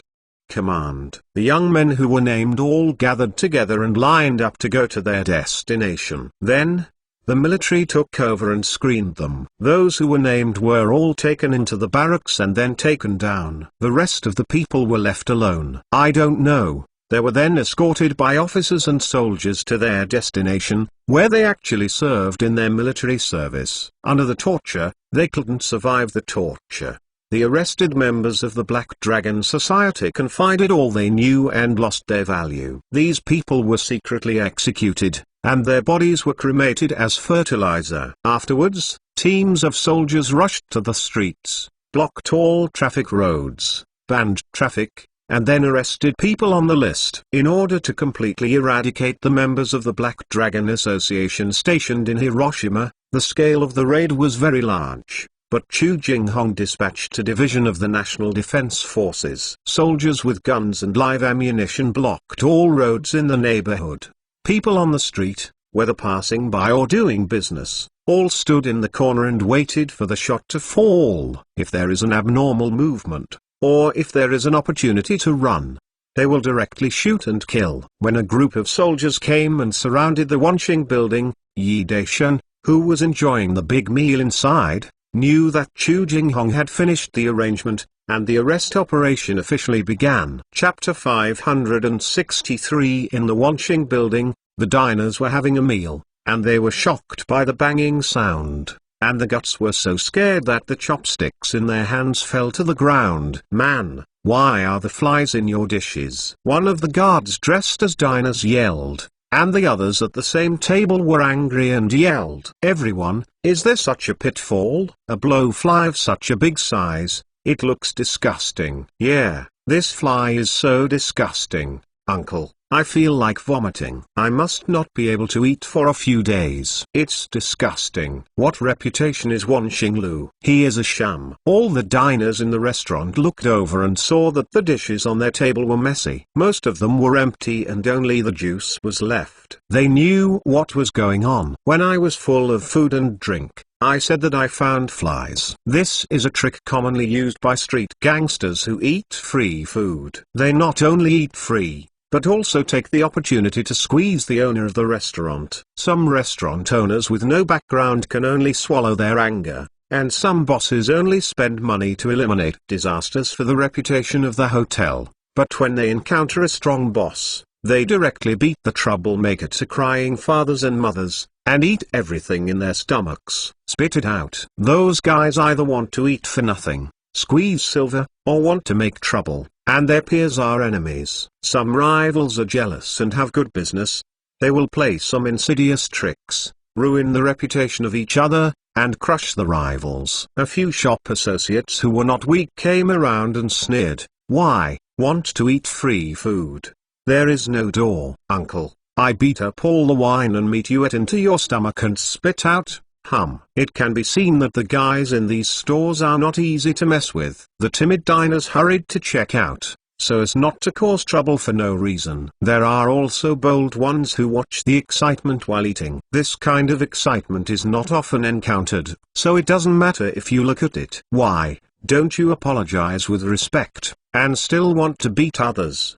The guards were unwilling to show weakness, rolled up their sleeves, and showed an air of escort at any time. "Damn, want to ruin my Wanxing's reputation? Uncle beats you half to death before sending him off." A shop assistant was extremely temperamental, cursing and throwing a punch. His strength was not small. "Get out, tell your boss to come out." A guard used his left hand to block the box and slammed his right fist fiercely. With a bang, the shop clerk wailed miserably, crushing an empty table, and the whole person curled up on the ground, groaning in pain. The people in Wanxing building don't talk about credit, and they beat people. "Brothers, come on." The riotous guards screamed and rushed forward, and started ping-pong with the shop clerk. It was just a panting effort. Those shopkeepers were all knocked to the ground, several tables and chairs were smashed, the dishes shattered, the oil was all over the floor, and it was a mess. The spirited man was in a bad mood, and hurried into the court to report to the boss. The owner of Wanxing's surname is Kong Mingxing. Hearing the report from the guy, he coldly snorted, "Think him so good to bully Wanxinglu?" He came out with a few bodyguards from the nursing home, staring at the guards who were making trouble, and said coldly, "Losing money, apologize, otherwise, I want you to look good. Then go, just say it. It's better to go back and hide in the crotch of the ladies." The guards were deliberately making trouble and led the restaurant owner out. A breathtaking cold light flashed in Kong Deshing's eyes, and the right palm slammed out. The palm of the hand was violent, and the sound of wind and thunder was heard. Benel Palm, who is only 80% hot, dared to come and show his ugliness. In the strange voice of Yin and Yang, the little six sitting next to Yi D8 Tanzi jumped up, fingers like a hook, and grabbed Kongdid's face. Kong Deshing's face changed suddenly. He was indeed practicing Benel's palm, and he only reached the 8th level, but was exposed by the opponent, which shocked him. What made him even more frightened was that he shot first, but the opponent came first. The shot speed was as fast as an electric flint. An extremely feminine invisible force tore through his magical power of diamond body protection and invaded his meridians. The opponent's cultivation base was very terrifying. This was a thought that Kong Triumph had only had time to pass through. His wrist suddenly numb, and his whole body strength disappeared. Boss King's cultivation has reached the realm of a first-class expert, and he was caught by a missive. He couldn't make a move. The bodyguards were stunned and reacted at this moment. They quickly pulled out the guy and wanted to rush forward. The guard who was dressed as Uita had already pulled out a revolver and pointed at each other. Try to see if your knife is fast. All out use bullet. The bodyguards guarding the courtyard were immediately scared to death. The guy in his hand fell to the ground. A fool knew that no matter how fast a knife was, it couldn't be faster than a bullet. If you don't throw away the weapon, you will be shot and killed by the opponent. Dare to pull out a gun under the public court. This must be someone with a lot of background, and there are people behind Boss Kong. I am afraid that he is not the best. Those diners who had retired to the corner to watch the excitement suddenly turned pale in fright, and rushed out of the Wanxing Tower one by one. The imperial law prohibits the private possession or private manufacture of guns and ammunition. Offenders are regarded as complicity. The ransacking of the family and the extermination of the clan is a big deal today. And if you don't run away, you will die. With a wave of Yi Daishan's hand, all the guards dressed as diners immediately took out their revolvers and pointed them at all the staff in the restaurant and the shopkeeper responsible for the checkout and cash register. Some of them rushed into the backyard and forced them with guns. Anyone seen inside? A team of officers and soldiers rushed in, tied up all the people in Wanxing Building and took them back for interrogation. Wanxing Building was sealed up. Yi Daishanzi left Wanxing Building surrounded by guards. At this time, people could be seen everywhere on the street who were pointed at by soldiers or police with guns and squatting on the ground with their heads in their arms. These people were interrogated one by one. Those who gave out their addresses, family members and names, had their own soldiers, and called their family members to claim their tie and take them away. Those who did not have a home in Hiroshima, or that was wrong, or lived on another island, were all tied up by the Big Five. Get up and escort him back for interrogation. Doing this is very cumbersome and the soldiers have a lot of work, but in order not to miss any suspicious person, the Emperor Yi Dai didn't care about that much. Throughout the city of Hiroshima, people were constantly being arrested. After severe torture, they were extorted to confess. Soldiers arrested people according to the list. The entire raid lasted until midnight, and the people in the city were panicked. The ordinary members of the Black Dragon Society captured, as well as those who have been interrogated and no longer have any useful value, were all executed. It would be better to kill 100 by mistake than to miss one. This is the imperial decree of the Emperor Yi Dai. The intelligence released by Li Mingbo allowed the officers and soldiers to purge the members of the Black Dragon Association branch in Hiroshima Castle. As many as 1,300 people were secretly executed. Yi Daishanzi also fulfilled his promise. Let the little five sons make Li Mingbo's death whole, and send him on the road happily. Chapter 564 The Rebellion of the Western Continent. The work of hunting and arresting resistance organizations is still going on. The Chu Kong couldn't survive the torture, and all confessed. The servants still have useful value and survived the torture. A few days later, Kong Deshing, the owner of Wanxinglu, and two of them were put back, and Wanxinglu reopened. According to rumors, people from the Black Dragon Club were hidden in Wanxing Building, and the boss Kong Deshing was implicated. Later, he spent a lot of money on the relationship with his acquaintances and was able to put them back. In order to survive, and for the life of the family, Kong Deshing and the guy who returned from the shop had to act as the eyeliner of the Black Guards. In Yi Daishan's words, they were turned into double agents. Ming Li was the secret resistance organization of Old Chu, working hard, secretly serving for the Empire. A few days later, important figures from the Old Chu Secret Resistance Organization arrived in Hiroshima to discuss the terms of cooperation with the chairman of the Black Dragon Association, and the black-clothed secret spy set a long line to catch big fish. These, Yi Daishanzi can no longer see. At this time, he is riding on the five-toothed giant ship, under the escort of the Imperial Navy Fleet, to the old city of Tokyo. After a few days in Tokyo Prefecture, he moved to Nagasaki Prefecture. When he arrived at Nagasaki Prefecture, Hu Yozong, who had been carefully arranged for a long time, had ordered an action. The military and police were dispatched at the same time. The core members of the Black Dragon Society were wiped out and many members were arrested and killed. Kane Maru by the Mainwell died in a chaotic battle when he led the crowd to resist, and then, from then on, the Japanese Black Dragon would be taken away by a pot. At this time, the members of the Old Chu Secret Resistance Organization arrived in Hiroshima and negotiated with the so-called Black Dragon Club branch president. The General Forum was selected, and news came that the chairman and other important core members were all dead, and the Hiroshima Black Dragon Club branch finally accepted the conditions of the Old Chu Secret Resistance Organization, were willing to follow the instructions of the other party. But the lion opened its mouth when taking the opportunity to not only ask for funds for the activity, but also for reinforcement of guns and ammunition. The beautiful name is to equip members and form armed forces. The silver sent by the Old Chu Secret Resistance Organization went into the account of Haiui, and the guns and ammunition medicine went into the military's firearms arsenal. These backward front-loaded guns would be returned to the furnace and refined fine iron, then made into a rifled gun. Everyone from the Secret Resistance Organization from Old Chu was tracked and monitored by black-clothed escorts. They touched melons along the way. Many resistance organizations and secret strongholds were found in Handi and Yandi.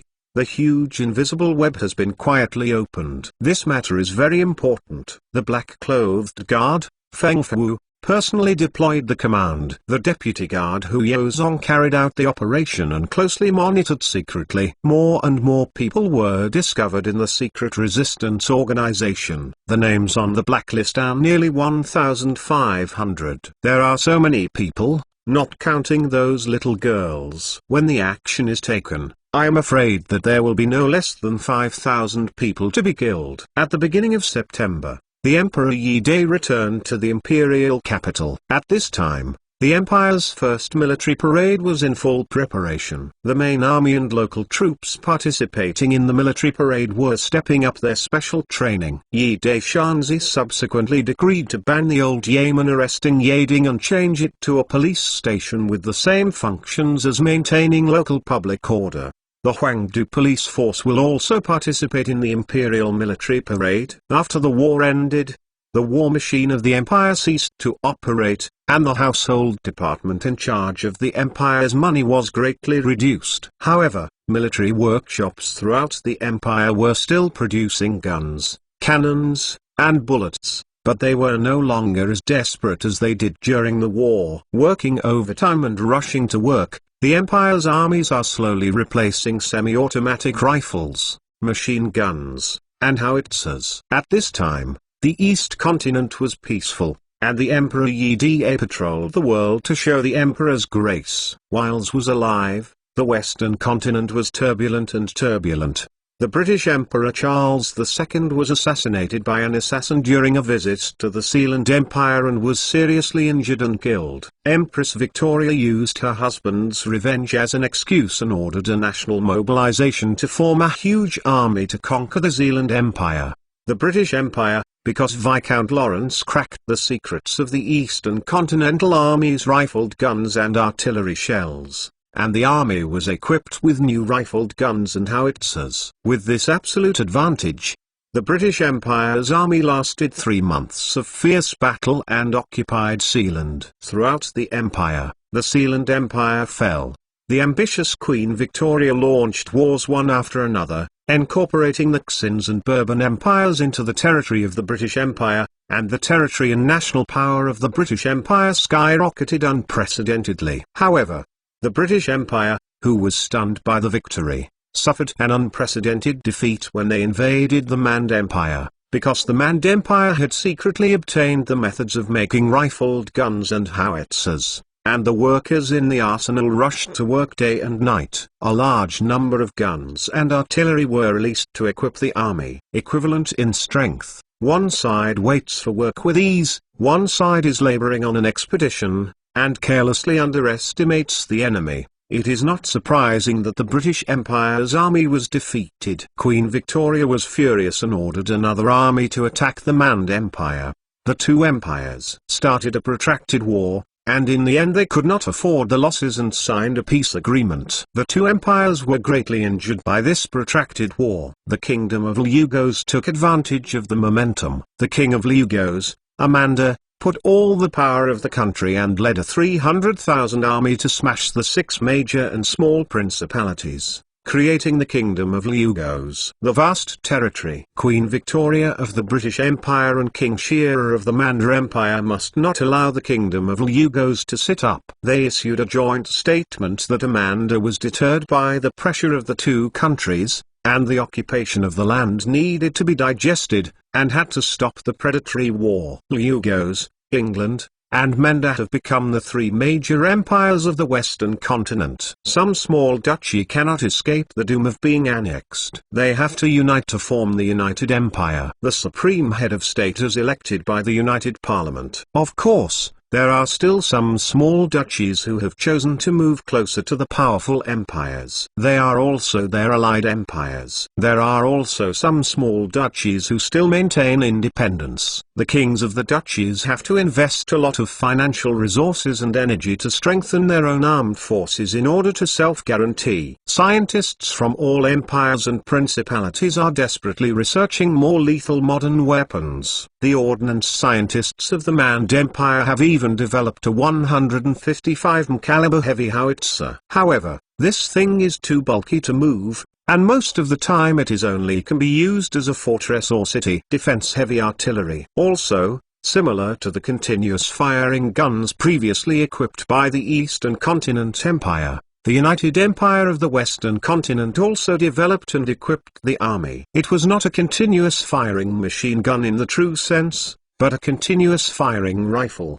The spies lurking in the Western Continent sent all this information back to the Eastern Continent. Tanzi still had a headache for the 155 mm caliber howitzer of the Manda Empire. The power of this thing is extremely terrifying, and it constitutes a great deal for the infantry. Lethality. Yi Deshanzi also wanted to build 155 mm, or even 175. 205 mm caliber howitzers, but this thing was too bulky. It was towed by war horses and it was okay on flat roads. Therefore, he had to order the empire's scientific research elites. We worked hard to develop steam engines. At this time, under the impetus of his various advanced theories, bearings, balls and other gadgets had been developed. The technology and industry of the empire were very developed, and various newly invented technologies were changing with each passing day,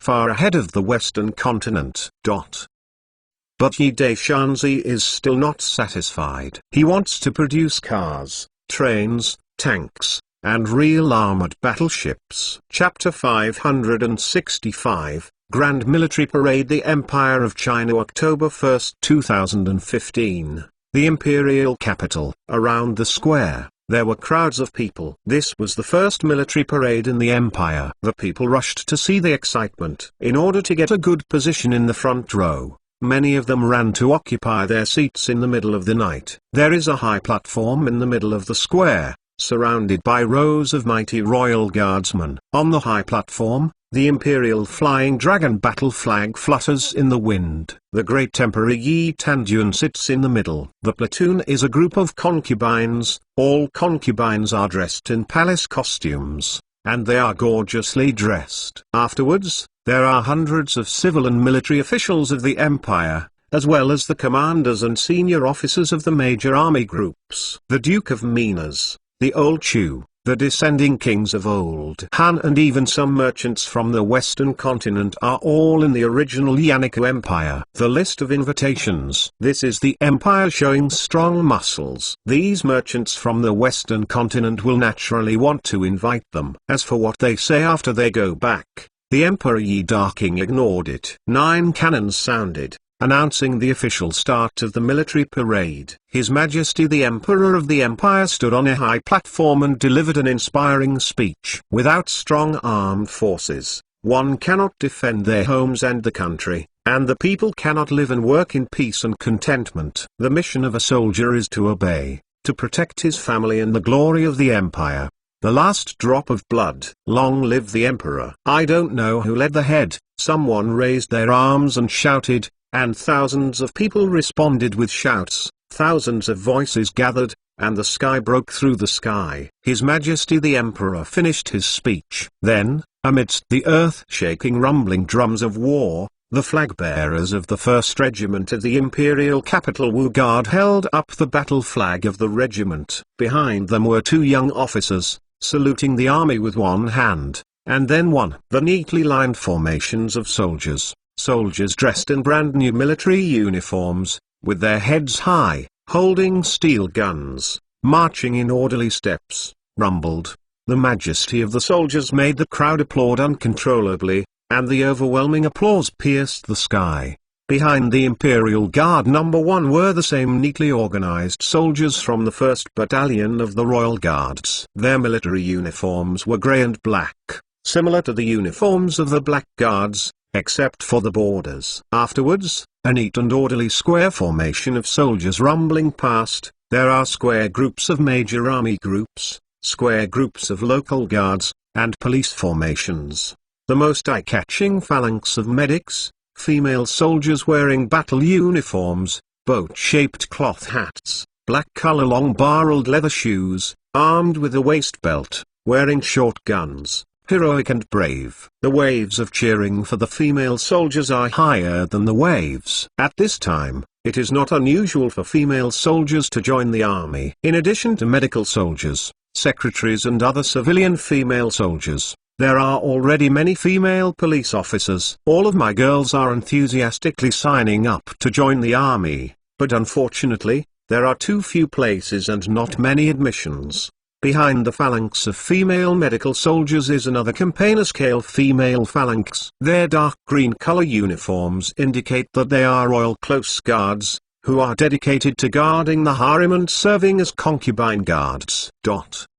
This is also due to safety considerations. Sometimes the concubines go home to save their relatives. Except for the maids and eunuchs, they are all male guards, unable to guard them up close. Therefore, he ordered to recruit women with martial arts skills. Guards, these female guards are not only good at martial arts, but they also practice good marksmanship. The first sharpshooter of the Inner Palace Guard, but a female soldier with Su Hong won it. She is now a school-level military rank and specializes in guarding the Empress Gongyangjin.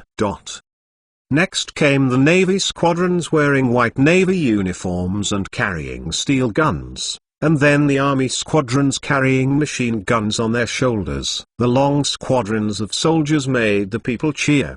The last appearance was the artillery phalanx drawn by a carriage. Shining cannons showed the imperial military power. The people's cheers were long-lasting. The imperial armed forces guarded the border, and the people didn't need to worried about being able to live and work in peace. In the crowd of onlookers, there were a few assassins from the resistance organization, as well as a few corps members. They were mixed into the imperial capital to see if there was a chance to assassinate Yi Dizi. But they were all powerful phalanxes. The rainbow's morale, the fierce fighting spirit, the warm applause of the people, the cheers that broke through the sky, made them shudder, and they all bowed their heads in thought. Although the empire is destroyed, after the reunification, there will be no more disputes in the mainland. The various actions of the stunned monarch have been cheered and supported by hundreds of people. The people are now living and working in peace and contentment, and they are full of food and clothing, and they are determined to restore the country, which will inevitably lead to war and movement. Chaos. The people have to suffer again, and the goals and ideals they are fighting against are not just for the people to live and work in peace and contentment. Some people became lost. They began to think seriously, is it right or wrong to do so? Of course, these people don't know that since the betrayal of Kong Deshing in Hiroshima, the Black Guard set a long line to catch a big fish, followed and watched all the way secretly. Shunteng touched melons. He has mastered a lot of information and lists. But for the time being, there is no net closing. These sneaking into the imperial capital, every move, all under the close monitoring of the Black Guard. If there is any change, they will be taken down, and the several people crowded around them are members of the Black Guard's Dragon Group. The military parade was over, and the people onlookers slowly dispersed. The killer assassins of the resistance organization had not taken any action. Of course, they could not find a chance to take action. Their goal was Yi Daishanzi.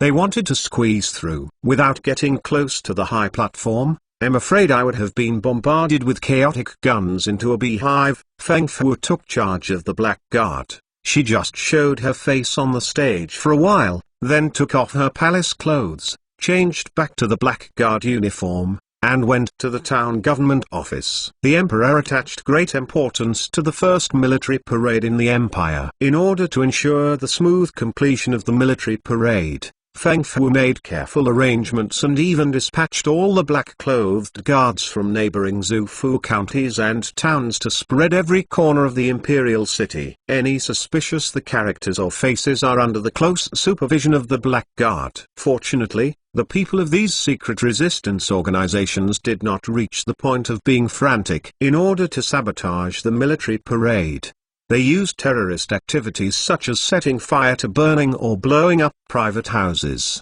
or assassinating and kidnapping innocent people. While people were still talking about the great military parade of the empire, officers at all levels of the Imperial Army General Staff were all lying on the newly made map of the Western continent, studying how to attack the Western continent. There can only be one great emperor in the whole world. The conquest of the Western continent by the empire is inevitable. At present, the empire is still in the period of rest and recuperation. Once the vitality is restored, the war machine must be turned on. The responsibility of the General Staff is to study various strategies, make various preparations in advance, and make precise deployments so that the army can be victorious in all battles. The staff members were busy studying the battle plan, and at this time, the Emperor Yi Dai had quietly left Beijing under the escort of the Imperial Guard. Chapter 566 The Empire's recuperation period is waiting to be rejuvenated,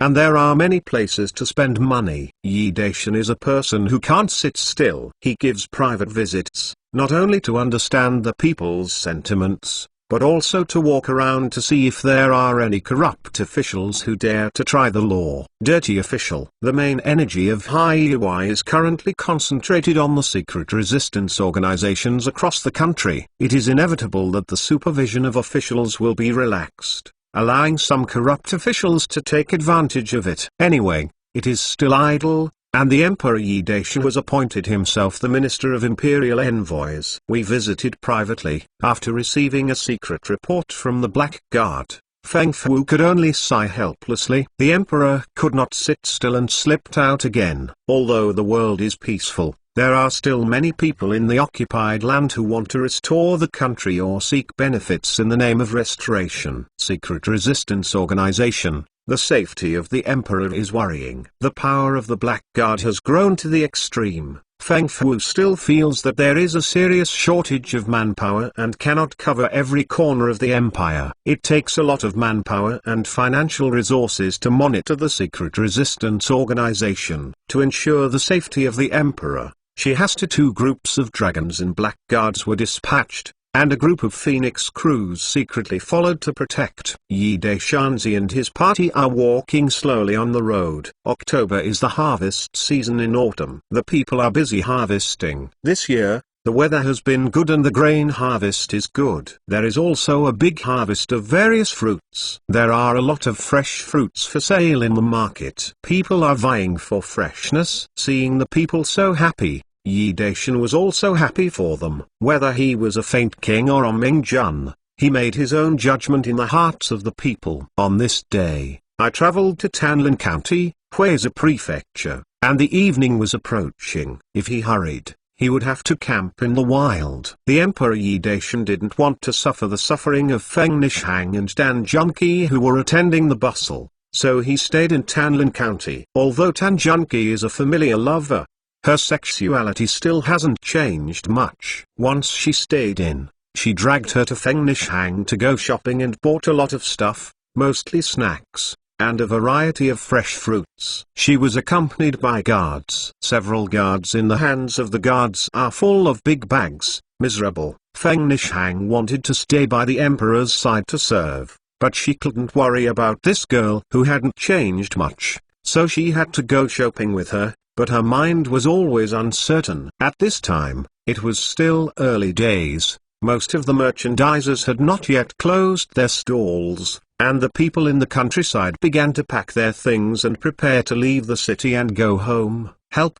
Help. Suddenly a young woman with a disheveled hair ran out of the alley ahead, calling for help as she ran, but was soon overtaken by a few sturdy men. Want to run? Let's pay off the debt first. The leading man grinned grimly, grabbed the woman's hair, and made her scream and cry in pain. Stop it! Princess Dan's chivalrous heart was overwhelming. When the road saw injustice, she naturally drew her sword, not to mention a few big men bullying a weak woman, which aroused her righteous indignation and injustice. Madam, she is a fugitive slave. We are ordered to take it back and punish. The headed sturdy man looked at the imposing concubine Tan with his arms akimbo, speaking in a very polite tone. Just by looking at the attire of the other person, you know that it is a noble lady with status and status. She doesn't know the other party's lowliness. How dare to easily offend him? What's more, there are several people around them who are stronger than them, and their eyes flash fiercely. The domestic slave of the light. Madam. Help. They forced me to pick up the guest. Madam, help. The young woman desperately called for help. She didn't speak Chinese very fluently and her voice was a bit weird. Princess Dan was stunned for a long time. Listen to her. Do you dare to force to be a prostitute? The Princess Dan suddenly became angry with her willow eyebrows erect, her face filled with evil spirits.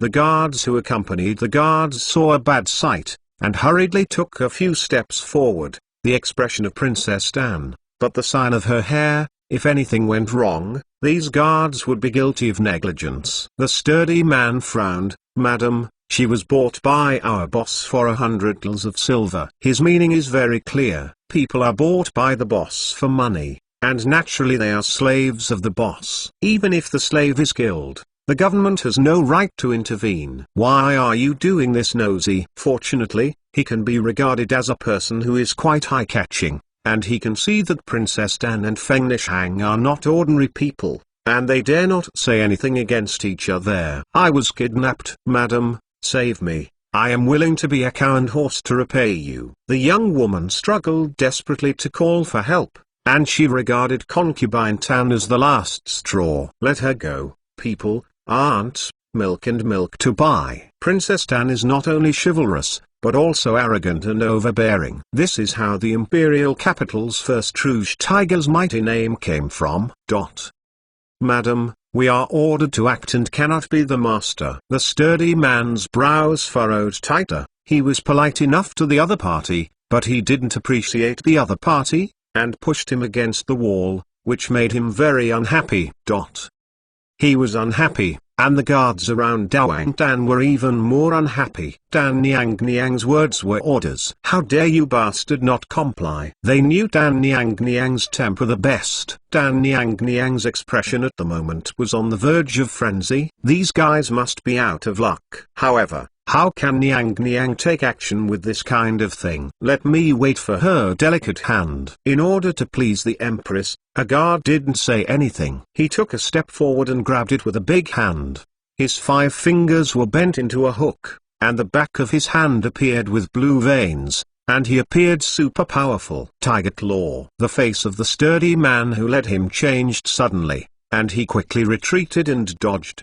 The opponent's skill is not only stronger than his own, but also uses Tiger Claw and Tiger Claw Kung Fu, which is the unique skill of the Dragon and Tiger Gate. It is a well-known martial arts school with many disciples, and many disciples still work for the government. His small horns can be provoke. Wait a minute, I'll give you. The sturdy man evaded a tiger's catch, and quickly shook his hand to show that he was not hostile, and even more compromised. After all, Princess Dan is already the mother of a child, and her temper is not as hot as when she was a young girl. Her purpose is only to save people. If the other party admits it, she just accepts it. Well, 100 tals of silver tickets. Feng Nishang is a housekeeper who is in charge of Yi Deishanzi's private money. She carried a lot of gold and silver tickets with her. She took out one and bought it as the girl who had just called for help. We stay at the Full Inn and sent her slave status. Princess Dan pulled the frightened girl and left. Third brother, let's forget it. Waiting for Princess Dan and the others to go away, a sturdy man asked the headed third brother. This man is an obvious afterthought. The third brother's martial arts is among the dozens of guards in the hospital. Ranked second? He admits that he hasn't even survived half of the tricks under his hands. How can he dare to be strong, saying these are nothing more than spectacles? Go back and talk about it. The third brother snorted coldly, feeling upset and helpless. Longyaman.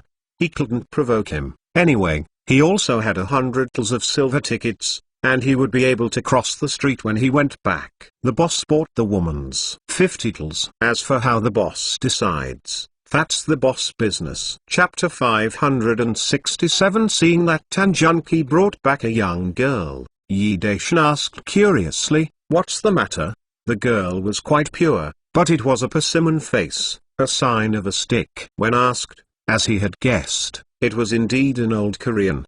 The girl was not very fluent in Chinese to explain. Seeing that Yi Deishanzi and others could not understand, she was anxious, making gestures to speak her native language. The Emperor Yi wants to visit the world privately through a microservice, and naturally comes with a translation. When a girl speaks Korean, the translation are understood by Yi Deishanzi and other talents.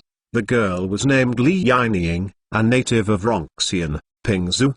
The old Han. She was robbed halfway when she was going to the market. She was trafficked here with a group of girls from her own country. She was bought by Ma San Pao, the owner of the Lichun Academy. Because she was still young, Ma San Canon didn't let her pick up the guests. She usually did some chores.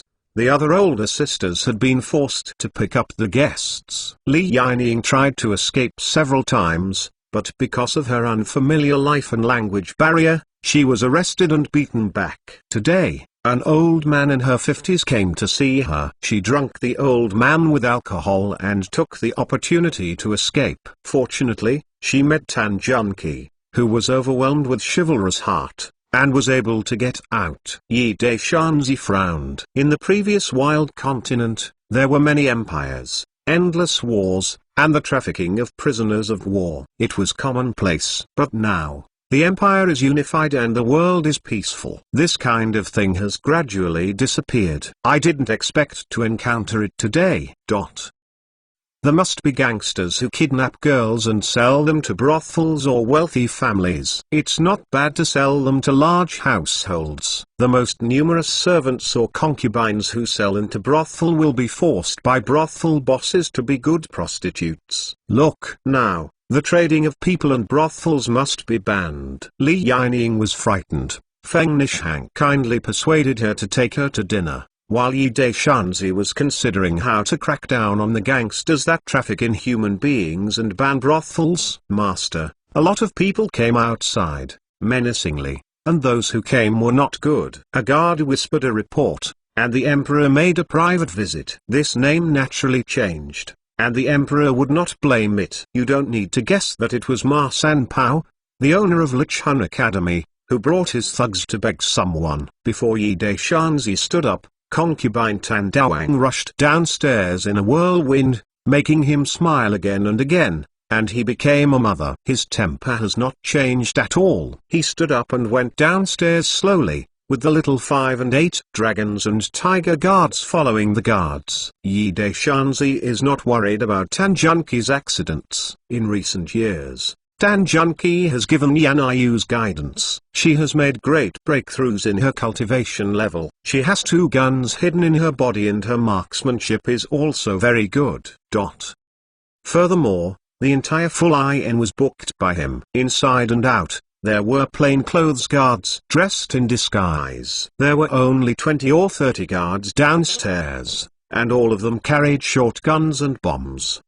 Not to mention the black-clothed guard who secretly accompanied him. Ma Sanpao, stand up for the milk and milk for my aunt. Outside the Fulai Inn, Princess Dan with arms akimbo, majestic and majestic. Nearly 30 guards squeezed in front of her, glaring fiercely at the provocative group of big men. Most of them retracted their hands into their sleeves and held the handle of the revolver. As long as those people moved, they would move. Trigger. Madam, if you have something to say. Ma Sanpao originally brought more than 20 thugs to the Fulai Inn dignitaries aggressively, but he didn't expect that the other party had more people than him. And there were also experts from Longyamen. He had to change his strategy. He didn't dare to be hard, so he had to come to soft. Yi Daishan shook a folding fan, and Shi Shiren walked out of Fulai Inn and stood beside Tan Junki. Which bastard who is not Longjide takes and bullies Laz's daughter-in-law? Is that you? He stretched out the folding fan in his hand and pointed to the green Ma Sanpao. Just barely poke Ma Sanpao's nose. Princess Dan couldn't help but laugh. The Emperor's sexual son, although she did not dare to say that she understood everything, but these words the Emperor said showed that he wanted to cause trouble. She is not only good at making troubles, but also likes making troubles. Now, the opportunity is right in front of her. Moreover, there are many people in Ma Sanpao. When the fight starts, it will be fun and lively. She is already itchy. It's a bit unbearable. This dear friend, am here to reason. Ma Sanpao forcefully endured the anger in his heart, politely clasped his fists, and followed the etiquette of the people of the rivers and lakes, who would call you a brother or brother. If you have something to say, let your fart go. Princess Dan has always been outspoken. Rouge Tiger's true color is full. When I'm done, I will hand over Li Yining's contract of sale. Ma Sanpao didn't have a good temper at all. The other party's aggressiveness made him angry. The words of Princess Dan made him crooked with anger, and he couldn't help it anymore. Immediately, seizures. You outsiders don't toast, not eat or drink fine wine. If you are acquainted, hand them over as soon as possible. Why? Do you want to fight in a group fight or go heads up? Draw down the road. I will take it all. Yi Daishanzi said with a smile. The moment he said this, he had already expressed his meaning. There is no room for discussion on this matter. There was a fierce cold light flashing in Ma Sanpao's eyes, but he took a breath and forced himself to calm down. He really wanted to start the fight. He was not sure enough. Besides, there were more people on the other sides than him. It's him who gets beaten up. He didn't want to start the fight, so he had to let others come forward to settle the matter. What are you doing? Gathering crowds to make trouble?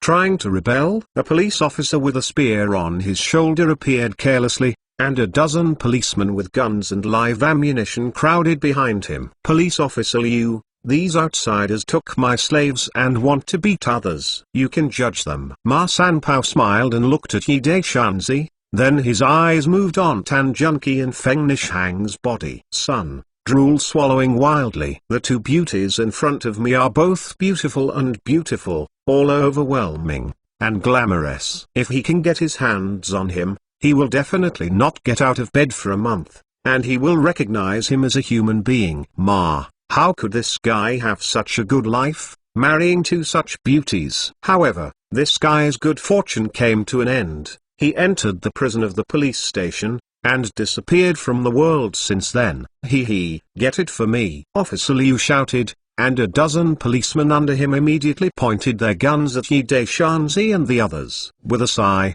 Yi Daishanzi unfolded his folding fan and shook his face lightly, with a smile on his face. Officer Liu, do you order someone to be arrested after hearing only one word? Officer Liu gave a weird smile. Boy, are you still stiff? If Yi Daishanzi smiled and shook his head. The police station in Tanlin County has become a gangster. If you can't fix it, the county magistrate is a gangster. He didn't bother to grind with police officers like Liu and coughed immediately. All the guards took out their revolvers at the same time and aimed them at Ma Sanpao and the policeman. The guard who approached Officer Liu suddenly dashed forward, clasping Officer Liu's neck, and pressing the revolver against his head. Yin smiled and said, do you want to try the taste of bullets piercing your head? Chapter 568. Chapter 568. You dare to kill officials. You can't rebel if you want to. Police officer Liu was so frightened. His legs were weak, but his mouth was tough. Is his mouth hard when he died? The guard was not at all polite. Crackling slapped police officer Liu's slapped his mouth full of blood and blisters, and his front teeth were loose. Ma Sanpao is an old world, and his vision is much higher than that of police officer Liu. Seeing the iron guy with dozens of black holes in front of him pointed at him, he was so scared that no one's face was stained. In the empire nowadays, the shotgun is a symbol of status. Officer Liu is at the rank of deputy head catcher anyway, but he still does not have the qualification to be equipped with a shotgun. Many people still hold double guns in front of them. A glamorous, but very hot-tempered beauty also holds double guns in her hands. Just by looking at her gun drawing movements, she knows that she has this level of practice for N years. I'm afraid that these people's identities are very unusual, and they are so big that even the county grandfather can't provoke them. This time it's really bad luck. Ma Sanpao wanted to escape very much,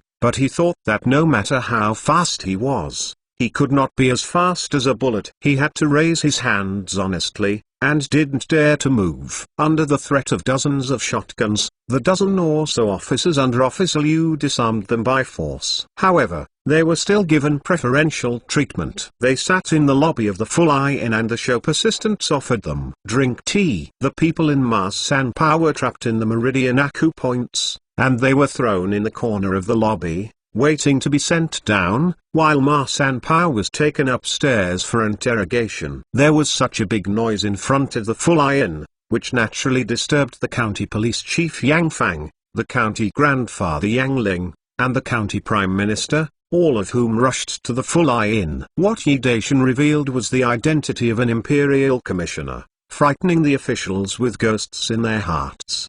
The guards interrogated Ma Sanpao and police officer Liu successively. Both of them confessed by obedient confession. Ma Sanpao is considered a local tycoon.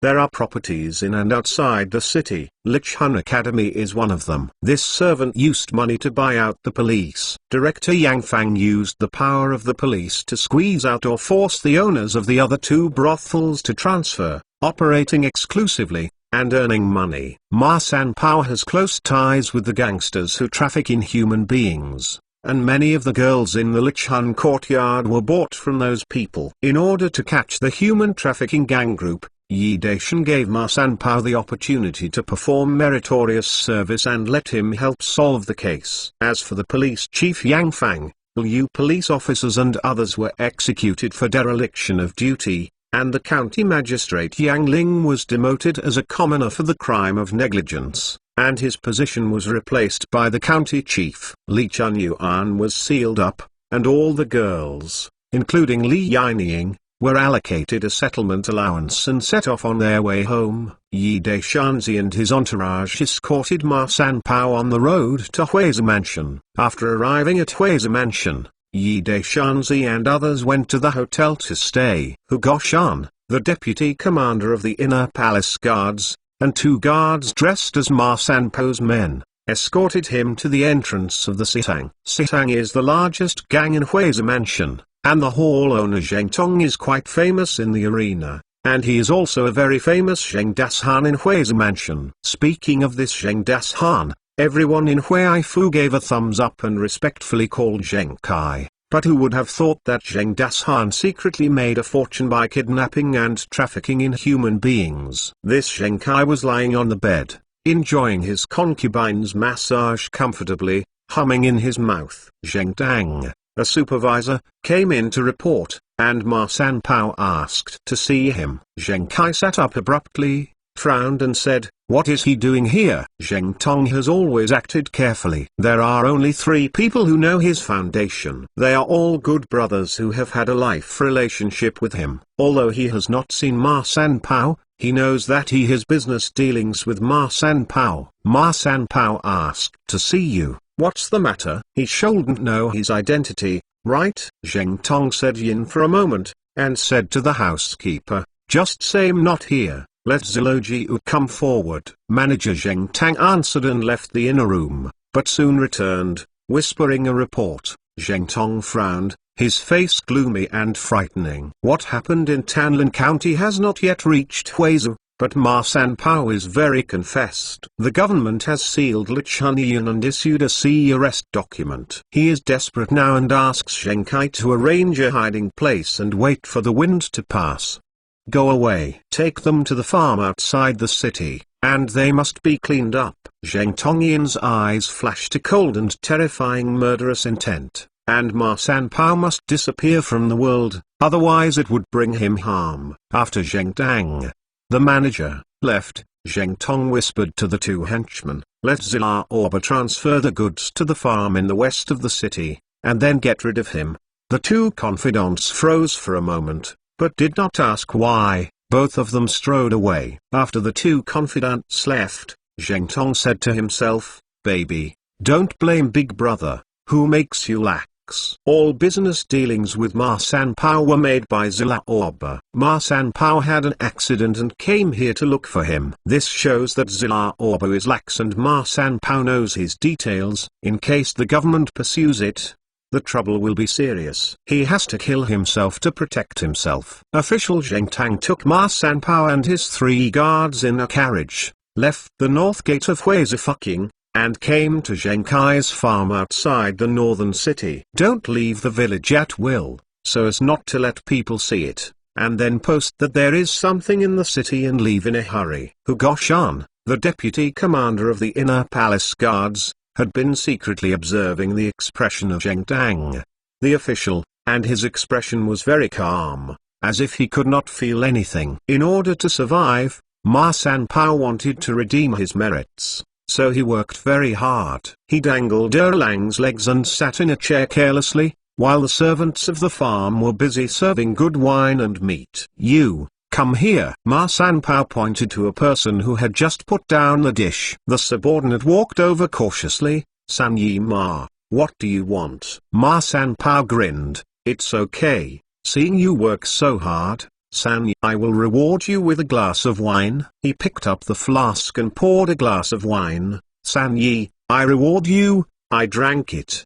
The person's face changed drastically. He knew what condiments were added to the wine. But Mr. Zheng had ordered the life of Ma Sanpao and his companions were intestines in the wine and food. The poison medicine, Ma Sanpao told him to drink it. Why didn't he frighten him so much that there was no color on his face? There is good food in the wine, right? Ma Sanpao looked terrifying, and Zheng Kai actually ordered someone to poison him in the wine and wanted his life, so he was not welcome. He grabbed the man's neck and forced him to open his mouth, and the whole glass of poisoned wine poured into his mouth. The subordinate was holding his throat with a painful and desperate expression. He desperately wanted to vomit the drink out. Soon, his face was distorted due to the severe pain, and the 7 orifices flowed out black blood, and then curled up on the ground, struggling for a while, finally died of pain. The faces of Hu Goshan and the 2 guards changed slightly.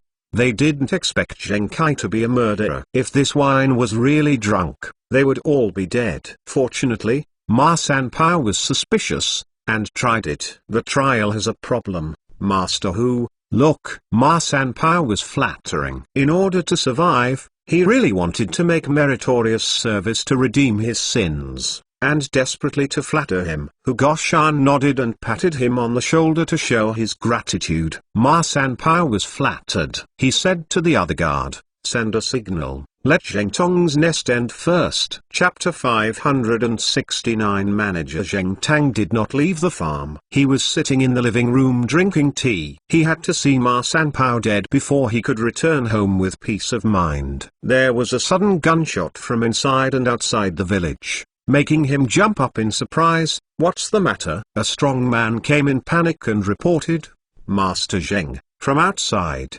There are many officers and soldiers here, and they kill people when they see them. What? Zheng Tang's face was pale and bloodless, and he gritted his teeth and cursed, damn Ma Sanpao, he has attracted the officers and soldiers. Hold on to me. This servant ordered Zhuang Jiading to resist, but he took the opportunity to drive away from Hao Zhuang. However, The entire farm was surrounded by officers and soldiers. Anyone with weapons was shot and killed. You don't need to guess that the cold weapon is against the musket. Result. Soon, the entire farmhouse was under the control of the officers and soldiers. When manager Zheng Tang was escaping, he was shot in the leg and was captured alive by the officers and soldiers. Hu Goshan arraigned and Ma Sanpao personally tortured him. Yi Daishan wanted to severely crack down on human traffickers. Once he caught sight of Zheng Tong, there must be a result. Sitang's every move was under close surveillance. As soon as Zila Orba took the goods out of Sitang, he was stared at by the spies.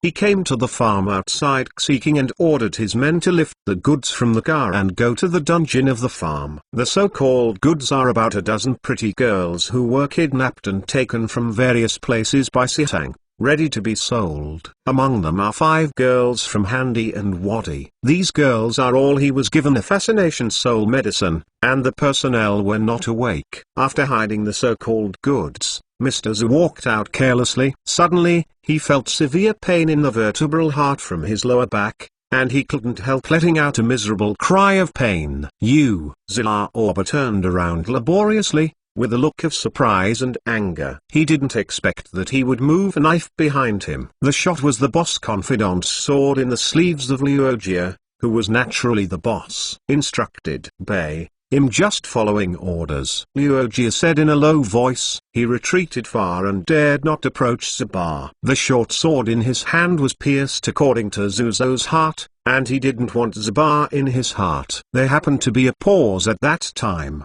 and the short sword fell into Ziba's midfielder. It was just a serious injury, not fatal. Among the Four Seas Hall, Ziba is the highest in martial arts. His golden belt Bushan has been trained to the 9th level. Once he is done, he will be invulnerable. Although he has been severely injured, Liu Jie dare not be careless and stand far away, to avoid Ziba. Suddenly violent and desperately banging gunshots suddenly came from all directions, causing Liu Jie's complexion to change suddenly. What happened suddenly? At this time, a large number of officers and soldiers had rushed into the farm, and the family members in the farm were mixed together, like headless flies running around and screaming and falling down amidst the sound of ping-pong guns. Seeing that the situation was not good, Liu Jie hurriedly ran away for his life, and greeted a group of officers and soldiers with live ammunition. He hurriedly turned around and ran away. There was a bang of gunshots behind him. Liu Jie felt as if his body was being brutalized. The impact, screamed, fell to the ground. The officers and soldiers carrying guns and live ammunition gradually advanced. When passing by Liu Jie, regardless of whether the person was dead or not, several military stingers pierced into his chest one after another, but now they could not die anymore. Fortunately for Zila Orba, he fell to the ground injured and tied up by officers and soldiers. A military doctor gave him medicine to stop the bleeding and pulled him back from Gaimengguan. Zheng Tong's 2 farms outside the city were all taken away by officers and soldiers, and Yi Daishanzi also ordered the officers and soldiers in the city to dispatch at the same time as the police to surround Sitang on all sides. In the Zufu police station, there are people bought by Zheng Tong and even Sitang disciples. These people are gathered in the police station and are not allowed to go out. Even if they know that the Imperial Commissioner wants to move Sitang, they can't pass on the information. It was not until the last moment that the police acted together with the officers and soldiers. Facing the officers and soldiers with live ammunition,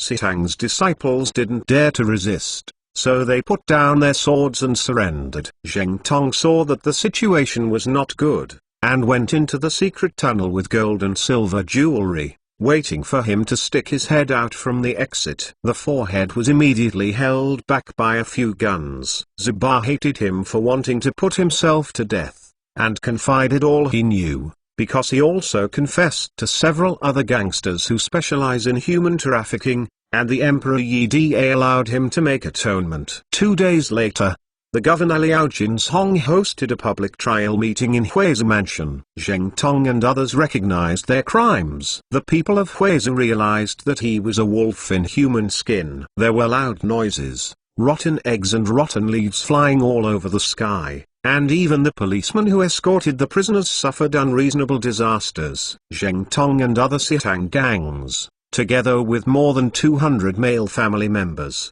were beheaded to show the public. According to the imperial law, all the family properties of repeated offenders were confiscated. The family members, regardless of age, all males, were beheaded, and the female family members had to be given 3,000. Here, either act as an official prostitute.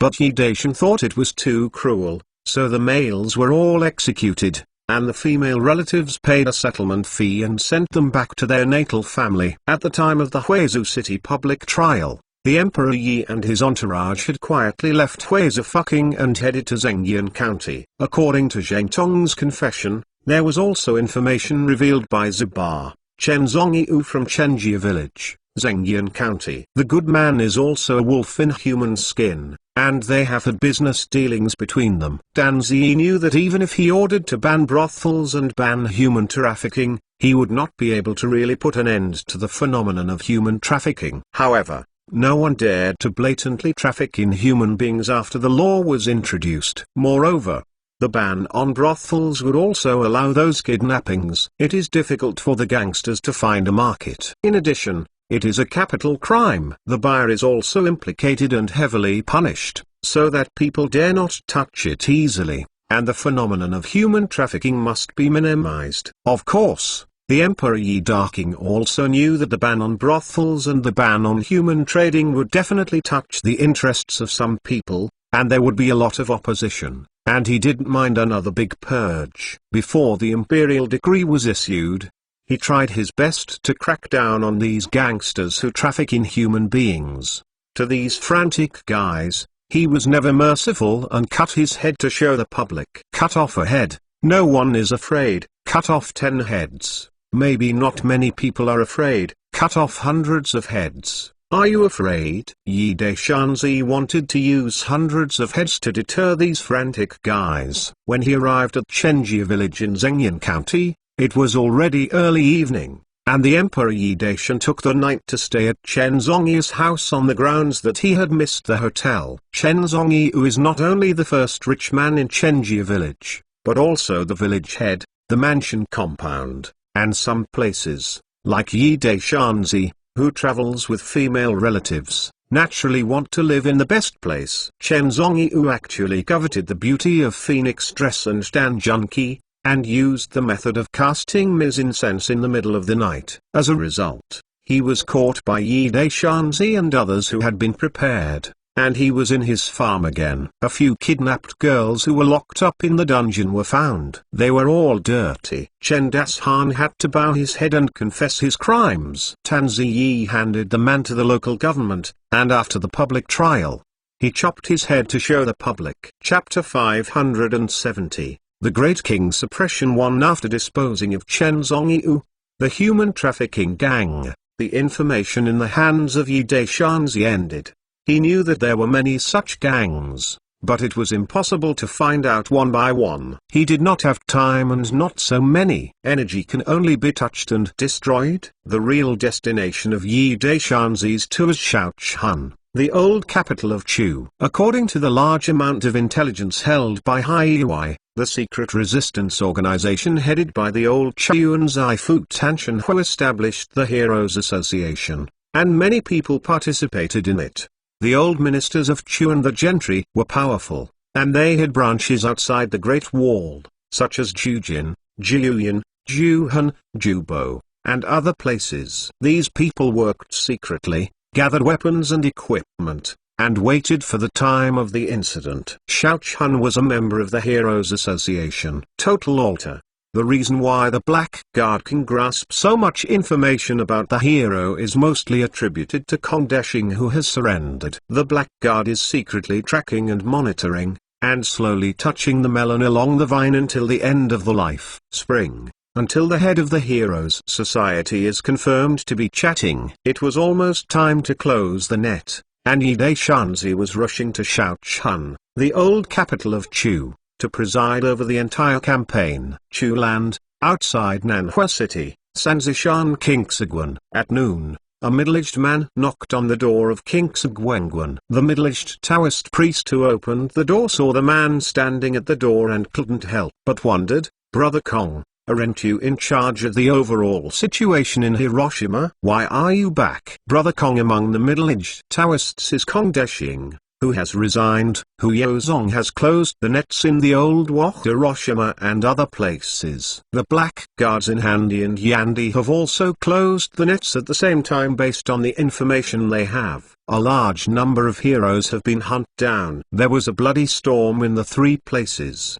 but the Chu area was calm. No one knew what was happening there. Before the operation, the Reichswehrmacht had set up checkpoints on all the roads and prohibited passage, and declared that military exercises or a certain imperial minister would be imminent. Passing by and so on. Kong Deshing sighed. "Brother Zixu, this is a long story." He asked casually, "Can you three adults, Liu, Fang, and Chen in there?" "It's driving inside." Brother Zixu's face suddenly changed slightly, frowning and asked, "Brother Kong really just returned from Hiroshima?" Three adults, Liu, Fang, and Chen, were discussing important matters in Guanli. This matter was extremely secret. Only a few people knew about it. How could Kong Deshing just come back from Hiroshima to know? Brother Zixu was suspicious in his heart, and as a sign of confirmation, a cold light flashed in front of him, and he felt a cold throat, and the sharp pain in his vertebral heart instantly impacted his nerves. He covered his throat with one hand,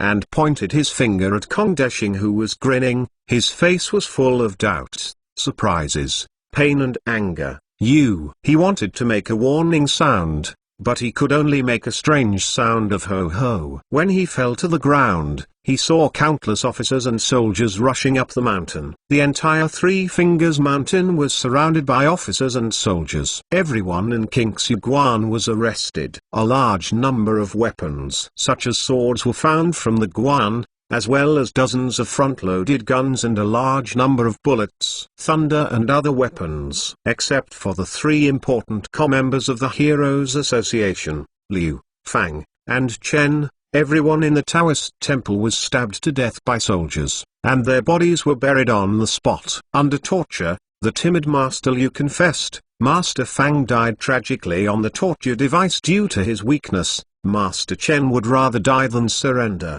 and was subsequently executed. In the evening, the gate of Nanhua City was closed. Afterwards, teams of officers and soldiers rushed out of the barracks and blocked all the main roads in the street. The police broke the house and arrested people according to the list. Those who resisted or escaped were shot and killed. The action to capture the Nanhua branch of the Heroes Society ended near dawn. At dawn, the garrison in the city and the police station joined forces to take action, attacking several farms outside the city, and the people in the village were either arrested or arrested. He shooted on the spot, and the arrested person was subsequently executed. It seems that at the same time, Shaochun City, the old capital of Chu, was crowded with people inside and outside the city, mostly common businessmen going to the market. In the past, after the sky was lighted up, the city gates opened and people entered and left the city, but today it is very abnormal. The four gates of Shaochun City are still closed,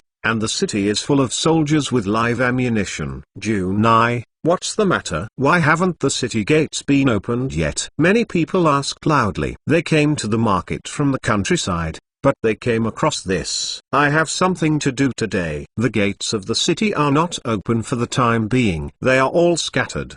The officer guarding the city head replied loudly, waving his hand to signal the people to leave. Lieutenant Li, what the hell is going on today? A middle-aged man in brocade robe asked with a smile, and a silver slip was stuffed in secret. Lieutenant Li collected the cash receipt without moving sexy, and whispered, Shang Feng's order. I don't know much about it. It seemed that somebody came last night. The middle-aged man showed an anxious look on his face. Lieutenant Li, can you be accommodating? I'm out of the city to pick up my wife's wife. She just came back home. While he was talking, he stuffed a few more silver bills, all of them 102. Lieutenant Li swallowed, but didn't answer it. He said helplessly, Sanjiang, You should go back. It is estimated that this city gate will not open today. Why? Jiang San's face turned a little ugly, but he had an urgent matter to leave the city. But he didn't expect that the city gate would not open. Now, the trouble is big.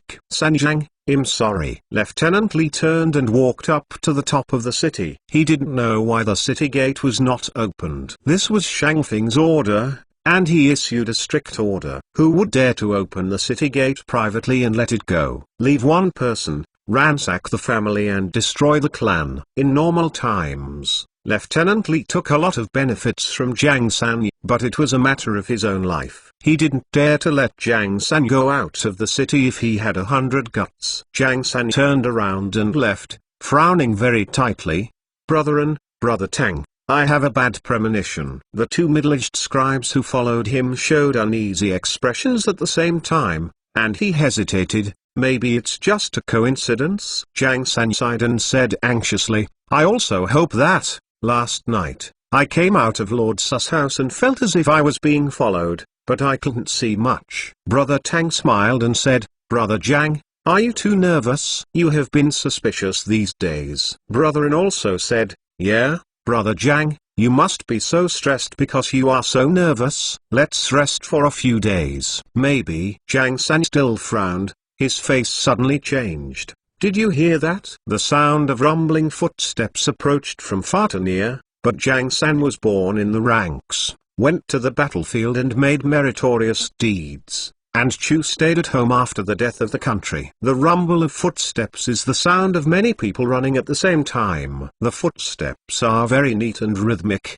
and only specially trained officers and soldiers can do it. Sorry, something really happened. Hurry up. Jiang San, whose expression changed drastically, pulled Brother-in and Brother Tang hurriedly into the depths of the alley. Chapter 571, The Great King's Suppression. Yi Daishanzi and his party entered the city of Shaochun in the middle of the night. The deputy guard of the Black Guard, Hu Yozong, had quietly arrived at the city of Shaochun a few days ago, and secretly made all the preparations. Today is the final Dasu.net operation. The city gates were closed and not open. Teams of officers and men and police rushed to the streets and set up checkpoints at various traffic arteries to prohibit passage. More officers and men searched house to house and arrested people according to the list. Some officials from the imperial court were arrested, the entire clan of aristocratic families was arrested, some literati and some low-ranking ordinary people were arrested. In short, many people were arrested. There were also those who saw the situation badly and stubbornly resisted in despair.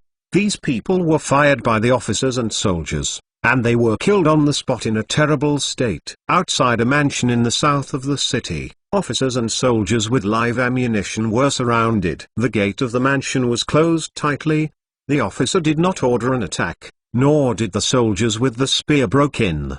They just blocked the whole mansion and even the entire street. Master, people are inside. Hu Yozong, the deputy supervisor of the Black Clothes Guard, whispered to report, with a respectful expression. Well, do it. Yi Daishan ordered indifferently. This is the home of old Chu Yuan Zaifu and the leader of the Heroes Association Dan Shenhua. It has been closely monitored by the Black Guard. Tan Shenhua has stayed at home for a few days and has not gone out. There are quite a few heroes. In the distance, Jiang San and others' faces were pale. They had rushed to report, telling the story to escape, but the entire street was blocked by officers and soldiers, and no one was allowed to approach them. Not to mention reporting the letter, several important core members of the Heroes Association such as Jiang San were all pointed at with guns by the officers and soldiers, and they were holding them, squatting honestly in the corner. Lying on the ground lay several corpses that were bombarded into a honeycomb and died in a terrible state.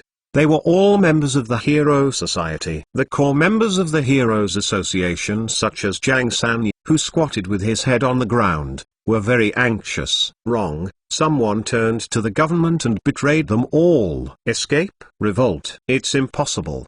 They didn't have the slightest preparation, and the officers and soldiers had planned for a long time. There were teams of officers and soldiers with live ammunition on the street, and they could not withstand the fire of firearms with their bare hands. no matter how high in their martial arts. Tan Tanhua's house had been smashed by the officers and soldiers, and he rushed in. Tan's house guards rose up stubbornly, and they were killed and wounded under firearms. The maids were so scared that they turned pale, holding their heads, and shrank in the corner. Trembling, Tan Tanhua and his family were all tied up by Yu Huada by the officers and soldiers. They were taken out. After verifying their body, they were taken to the prison by the officers and soldiers, and Tan's wealth was seized. Jiang Sanyi and the others, who crouched on the side of the road with their heads in their arms, watched the five-flowered Tan Tanhua and others pass by, and they were all pale and bloodless, wondering if they could escape the raid. Watching the brigade of officers and soldiers pass by, they secretly breathed a sigh of relief, but the team of officers and soldiers who had just passed by retreated again. Seeing someone standing next to him, Jiang San hurriedly turned his head down, his heart pounding. Why did these officers and soldiers who had just passed back come back? Hey, isn't this Jiang San, Deputy Chief Jiang of the Hero Club? Someone yin and yang tuned. Jiang San's whole heart sank suddenly. He raised his head and saw a familiar face. It turns out that you are a traitor. Jiang San was so angry that the muscles of his face were twisted. He roared and threw his fist at Kong Deshing, who was standing in front of him. Several soldiers picked up their rifles and smashed Jiang San to the ground. He was immediately tied up with thick ropes. Several members of the Heroes Association who followed Jiang San were also recognized by Kong Deshing, and they were all tied up and taken away by officers and soldiers.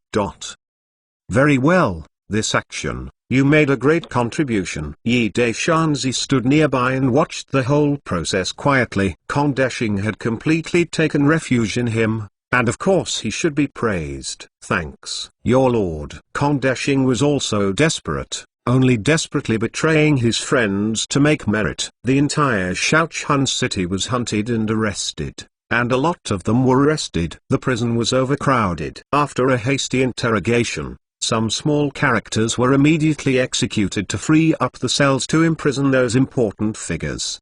There are so many criminals who need to be interrogated, but the people in black clothes are very busy. Under torture, no one can survive the torture. They all confessed one by one and confessed their guilt. The next day, Shaochun Governor Guan Jinbao held a public trial meeting to try Tan Tanhua, Jiang Sanyi and others for conspiring to rebel, and beheaded on the spot. On the way to the execution ground, Tan Tanhua and others were spit on, smashed rotten eggs, and rotten vegetable leaves on the way to the execution ground. He tried his best to restore Dhu, but he tried his best and his wealth, and even shed his blood. But why did the people of Dhu treat him like this? Talking to Death did not understand the reason. When his head was cut off by the executioner, his eyes were still wide open, as if he was still trying to figure out why. Important figures in the Heroes Association were beheaded for publicity, but there were too many people. The executioners were replaced by dozens, and the executioners were replaced by dozens. The entire execution ground was full of blood and hundreds of heads were hung on the walls for public display.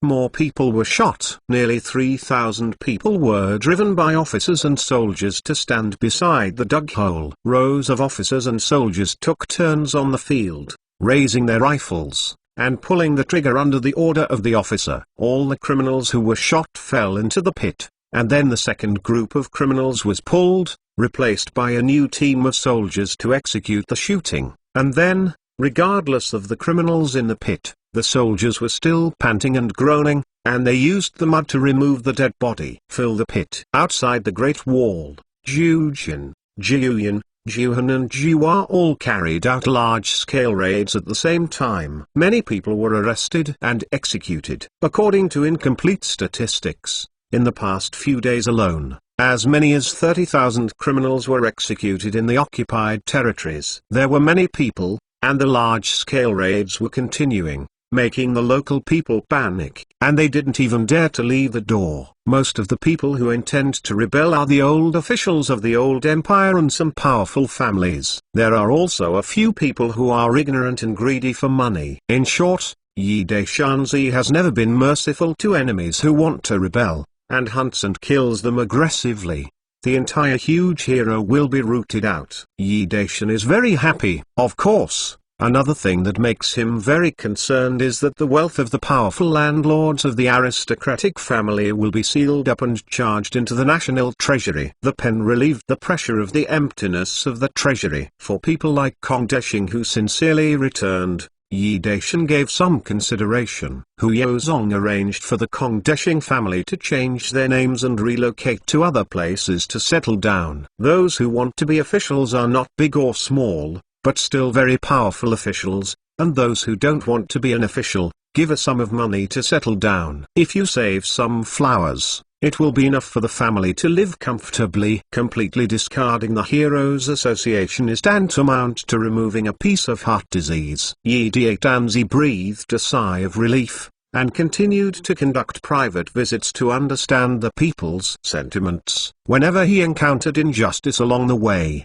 he drew his sword and severely punished the Empire's garbage residue. Chapter 572. On the way back to the imperial capital, the Emperor Yi Daishan suddenly had a whim, diverted to Luoshui and returned to the imperial capital via Lintong. Lintong is the eastern gateway of the imperial capital and an important military town. There is a National Defense Division stationed there for many years, and 2 other security regiments. Huai is the highest military commander of this important town. Xu Wei was originally a junior officer of the Empire's 1st Army Group. Because of his bravery in combat, he repeatedly made military exploits and was appreciated by Mu Chunfeng. He was promoted to at least the commander and was regarded by Mu Chunfeng as one of his powerful arms. The reason why Yi Daishan had an impression of Huai was because of Mu Chunfeng's vigorous recommendation. He was able to serve as the commander of the garrison in the important town of Lintong. Although Lintong is an important military town, because it is close to the imperial capital, it is also prosperous and lively, and Yi Daishan and others felt it as soon as they entered the city. On the street, the pedestrians are bustling and bustling, the flow of goods is dazzling, and the dazzling chaos, the sound of selling, bargaining, and talking and laughing, constitute a prosperous and lively scene. Anyway, he was close to the imperial capital, so he didn't rush on his way. So he stayed in a mid-range inn in the city. Princess Dan was a person who couldn't sit still. As soon as she settled down, she dragged her onto Feng Nishang and strolled around the street, accompanied by a dozen guards. Yi Daishan stayed in the store, holding up a pen and writing. He was sorting out the materials. On the way, he was thinking about what kind of entertainment would be replaced after the brothel was banned. Selling oneself must be banned, but acting can be allowed. This is an elegant entertainment program. It must be distinguished, and it must not be beaten to death. The prohibition of population trading must touch the interests of the aristocratic family and the landlord class. Yi Daishan can be forced to promote it, but it is not enough to kill all with one stick. The aristocratic family and the landlord's old wealth have a large number of fields that need many people to cultivate, which can be in the form of employment. To solve the problem, the registration of the population must be re-registered. Those who have been sold as slaves before can be ignored. However, since the decree is promulgated and announced to the world, the Ministry of Households must strictly enforce it. Anyone who neglects to perform duties will be severely punished. As long as this check is done well, those gangs who traffic in human beings will inevitably find it difficult to find a market, and the phenomenon of kidnapping and looting will inevitably be greatly reduced. There is bound to be resistance to the implementation of any new deal. Tan Ziyi doesn't mind using iron and blood to implement it. It just depends on who jumps out to be the best and kills him. On the street, Princess Dan pulled Feng Nitong around. Seeing the novel Dong Dong was curious to touch, and asked what's the use. Only for a while. The guards who accompanied the guards had it on their hands. Carrying big bags and small bags, they deeply understand what it's like to go shopping with women. Both of them showed their true colors, and they were all dressed up as women of ordinary large families. They were beautiful in appearance, graceful and luxurious, and naturally attracted countless eyes. The 2 lieutenant-level officers followed far behind and talked in a low voice, 2 peerless beauties, If you get your hands on it, the commander will be very happy. Our brothers will have a big deal. Hee, that's, you stare. I ask my brothers to find out what they are coming from. Yeah? The two officers discussed in a low voice. One stayed stalking, the other went back to call someone, and inquired about the origins of the two beauties by the way. Soon, the two met again. I've found out clearly, it's the wife and concubine of a businessman surnamed Yi, staying at the Yuanlai Inn. And there are more than a dozen bodyguards. Where is the person? It's best to figure it out. In case it has a background, it won't cause trouble. An officer said disapprovingly. What are you afraid of? Let's clean things up. Who knows? The other officer thought for a while, and it seemed that it was the same thing.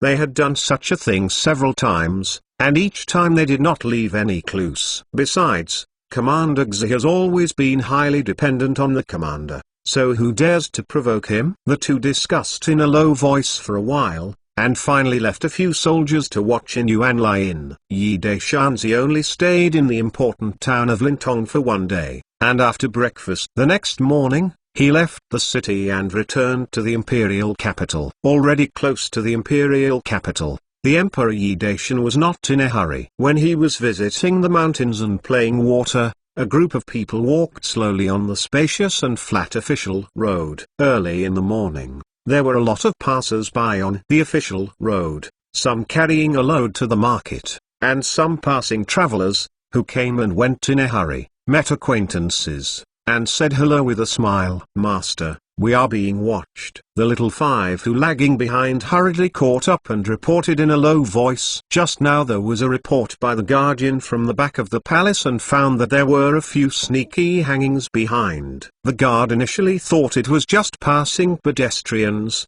but as soon as the emperor walked and stopped, those guys followed and stopped. Stop. This shows that there is a ghost. Is someone following? Yi Deishanzi frowned. What are these guys coming from? If it is an ordinary thief who blocks the road and cuts the path, seeing that he has brought a lot of bodyguards, no one would dare to be guilty. Either it is the extremely powerful and bold Jiangyang thief, or the heroes want revenge. No. This time he went to Shaochuan. He was very low.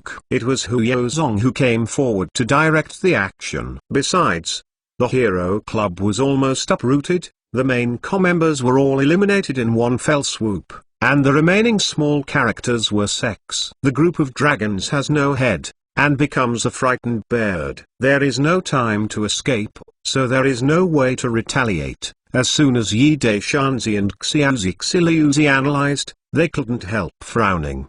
They didn't find anyone being followed all the way back, which means that the problem lies in Lintong. The important town of Lintong? This is the reason Yi Deishanzi frowned. That is the east gate of the imperial capital. It is not enough to have the ability and military exploits, and it must be trusted by people to be able to entrust them with important tasks. Nowadays, the world is peaceful and the people live and work in peace and contentment. There are no poor people who have been forced to go up to the mountains to be robbers. Even some Jiangyang thieves who made a knife each beg for life were arrested and killed by him by issuing the command of the leader and the official document of the sea arrest. Dare to block the road and rob when it is too late. So, what is the purpose of those following people? If you want to figure out the problem, you must either catch the person for interrogation now, or give the sneaky guys a chance to catch the person. Yi Daishan chose the latter and left the official road now and headed for the remote side road. Feng Nishang and Dan Junki were riding in the carriage. They felt the carriage bumps and lifted the curtains. They found that they were driving on the trail. No wonder it was so bumpy. Feng Nishang is docile,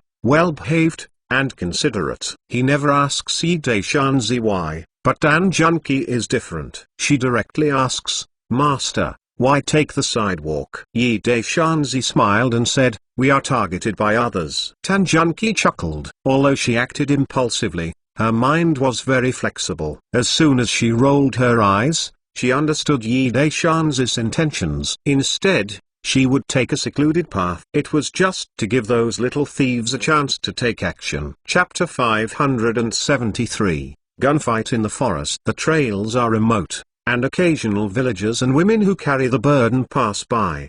The more you go forward, the narrower the road, and no passerby can see one. All the guards had to be ordered, and they were all ready to take action at any time. Princess Dan sat in the carriage, playing with her beloved silver revolver with her left and right hands at the same time. The two shotguns were ticking on her fingers. Feng Niking smiled bitterly when that one was called cool. This sister is in her 20s, and she is still a mother. Her habit of sexuality has not changed at all. Among the concubines in the harem, she is a different kind. Fortunately, she has not caused any major disasters. The emperor spoils her.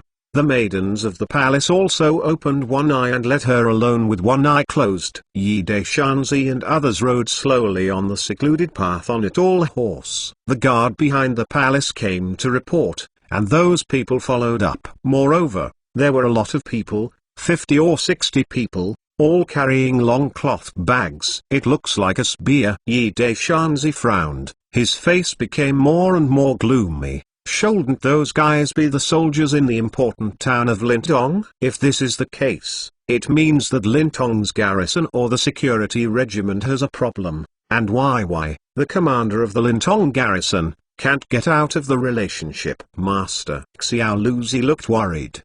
The guards were all equipped with shotguns. Many of them still had double guns and their marksmanship were extremely accurate. But those guys of unknown origin seemed to be carrying long guns. The long guns fired. Cheng is farther than a shotgun. He has suffered a great loss innately. He is worried about the safety of the emperor. Yeah? Yi Daishan nodded. He is not a reckless person. He knows that it is not appropriate to act aggressively at this time, or it is better to run the horse away temporarily. Dan Zi was about to let Tan Junqi and Feng Niking abandon the cart and mount. Suddenly there was a rumble of iron hoofs in front of them, and it was obvious that a large group of horses was galloping here. Get off the horse and go into the woods. Yi Daishan made a decisive decision. The people who came in front could not be sure of enemies and friends. At this time, it is better to retreat into the woods for safety. If it is really the enemy, then be blocked by others. Up. Everyone immediately got off their horses and pulled their horses into the woods beside the road. The guards gathered the horses, held the reins of the horses, and led them to the depths of the woods. The others concealed behind the trees, holding revolvers. The rumble of hooves approached from far, and soon came to the place where Yi Zaida Tanzi and the others stood just now. There were also 50 or 60 horse knights, all carrying long cloth bags on their backs. These used to restrain the horses, then turned over and dismounted, quickly took off the long cloth bags on their backs, and exposed a semi-automatic rifle. Hidden behind the tree, the Emperor Yi Daishan saw his brows frowning into the shape of Sichuan. All these semi-automatic rifles were all colorful. These guys should be soldiers of the Lintong Garrison Division. Moreover, judging from their skillful movements, they are all well-trained veterans who have been on the battlefield. Another group of people also arrived, all of them semi-automatic rifles. They squatted and kneeled on the edge of the woods, raising their guns to aim. Someone yelled, "Let Lao Tzu come out obediently, otherwise it's not a matter of killing." Yi Deshanzi looked at the guards around him. There were more than 30 people. He made a series of gestures and ordered 10 guards to move to the left and right sides, waiting for his order to shoot again. Now, in addition to having trees for cover, they also have a big advantage. Those guys outside the woods don't know that they have guns, and there are thunders. Under a surprise attack, they may be able to defeat them. Xiao Luzi cried out, "Who are you? You bring guns and want to block the road for robbery? Stop talking nonsense, and let the uncle come out quickly, otherwise, the bullet will not have eyes." The people outside the woods looked a little impatient and threatened. "Don't shoot, let's come out. You guys don't shoot." Little Woozy stood out from behind the tree at the sign of Yi Deshanzi, raised his hands. His face looked terrified, and even spoke. The voice was trembling a little, so realistic that it didn't make people suspicious. "That's right, be honest, Uncle can't shoot." The leader shook the revolver in his hand and plugged it into the holster. Under his order, The big guys who used to aim at the gun were also they all put their guns away and carried them with one hand on their shoulders, with the muzzle facing the sky. However, throwing their index finger on the trigger, they could quickly drop their shots at any time. This kind of action can only be performed by veterans who have been on the battlefield and tempered by blood and fire, making Yi Datanzi more and more sure that he is a soldier of the Lintong Garrison Division. Lintong is an important military town and the eastern gateway of the imperial capital.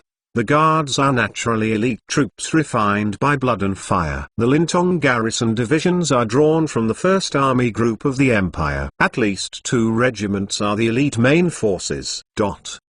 Come out. Lao Tzu is impatient. The people outside the woods continue to threaten. Lao Tzu are all on the road, and there are ways to steal. Lao Tzu only needs those horses and money to give you a life. More than a dozen guards raised their hands and stood out from behind the tree. Seeing that the guards on the left and right wing were ready, Yi Daishan rushed out from behind the tree and just shot. With a bang, a man with a gun screamed and fell down on the spot. With a gunshot, the guards who raised their hands immediately drew their guns quickly and shot at the group of big men outside the woods. These guards' marksmanship were quite accurate. In the sound of the ping-pong guns, there were more than a dozen big guys screamed and fell down. Princess Dan even held 2 guns and even pulled the trigger. The quick guns shot 6 down. Feng Niking also shot 2 down. And the 5 sons and 6 sons also brought down 2 of them. The sudden change caught those big guys off guard, and they couldn't react for a while. These prey actually had guns. With several explosions, the guards who were enclosing the left and right wings threw out a few sky thunder thunders, blasting those big guys into flesh and blood. Riding on their chaos, everyone rushed out of the woods with guns and pulled the trigger. Under the heavy bullet rain, these big men fell one after another. These big guys are indeed well-trained, elite veterans who have been on the battlefield, and have been tempered by blood and fire. After a brief period of panic, they swiftly fell on the ground and fired back with their guns. 2 of the guards who attacked from the front were shot down on the spot. Everyone quickly flashed behind the tree. With the cover of the tree, the 2 sides launched a fierce gunfight with a shoot attack. In terms of number and firepower, these veterans have the upper hand. However, they did not carry the bombing thunder and fought at close range. The bombing thunder thrown by the guards caused heavy casualties to these veterans. After several rounds of bombing thunder and throwing, they have been blown down. Half of the other person. On the way, gunshots also rang out, but secretly following the guards in black, they rushed forward and shooted several veterans. More and more people were looking at the other side, and they all had guns. The marksmanship was extremely accurate, and the enemy suffered heavy losses. The veteran headed by them categorically ordered the retreat. "Sir, what should I do with the injured brother?" someone asked anxiously. "We must not let them fall into the hands of those people, otherwise it will be bad." The leader gritted his teeth and ordered his subordinates to kill. Several veterans were shot and wounded. They lay down on the road and groaned. They were all shot and killed by their own people. Afterwards, these men retreated while fighting, jumped on their horses and ran away. "Don't chase." Yi Daishan stopped the guards and ordered them to check to see if they were alive. All the guards and the black-clothed secret spy quickly looked at the people lying in a pool of blood. The only thing that could gasp was to take a few breaths, kick on both legs, and died. "Search them." Yi Daishan didn't give up and ordered the guard to search to see if he could find out who could prove the identity of these people. Chapter 574, Help apart from bullets. These corpses had nothing at all, let alone with physical evidence that could indicate their identity.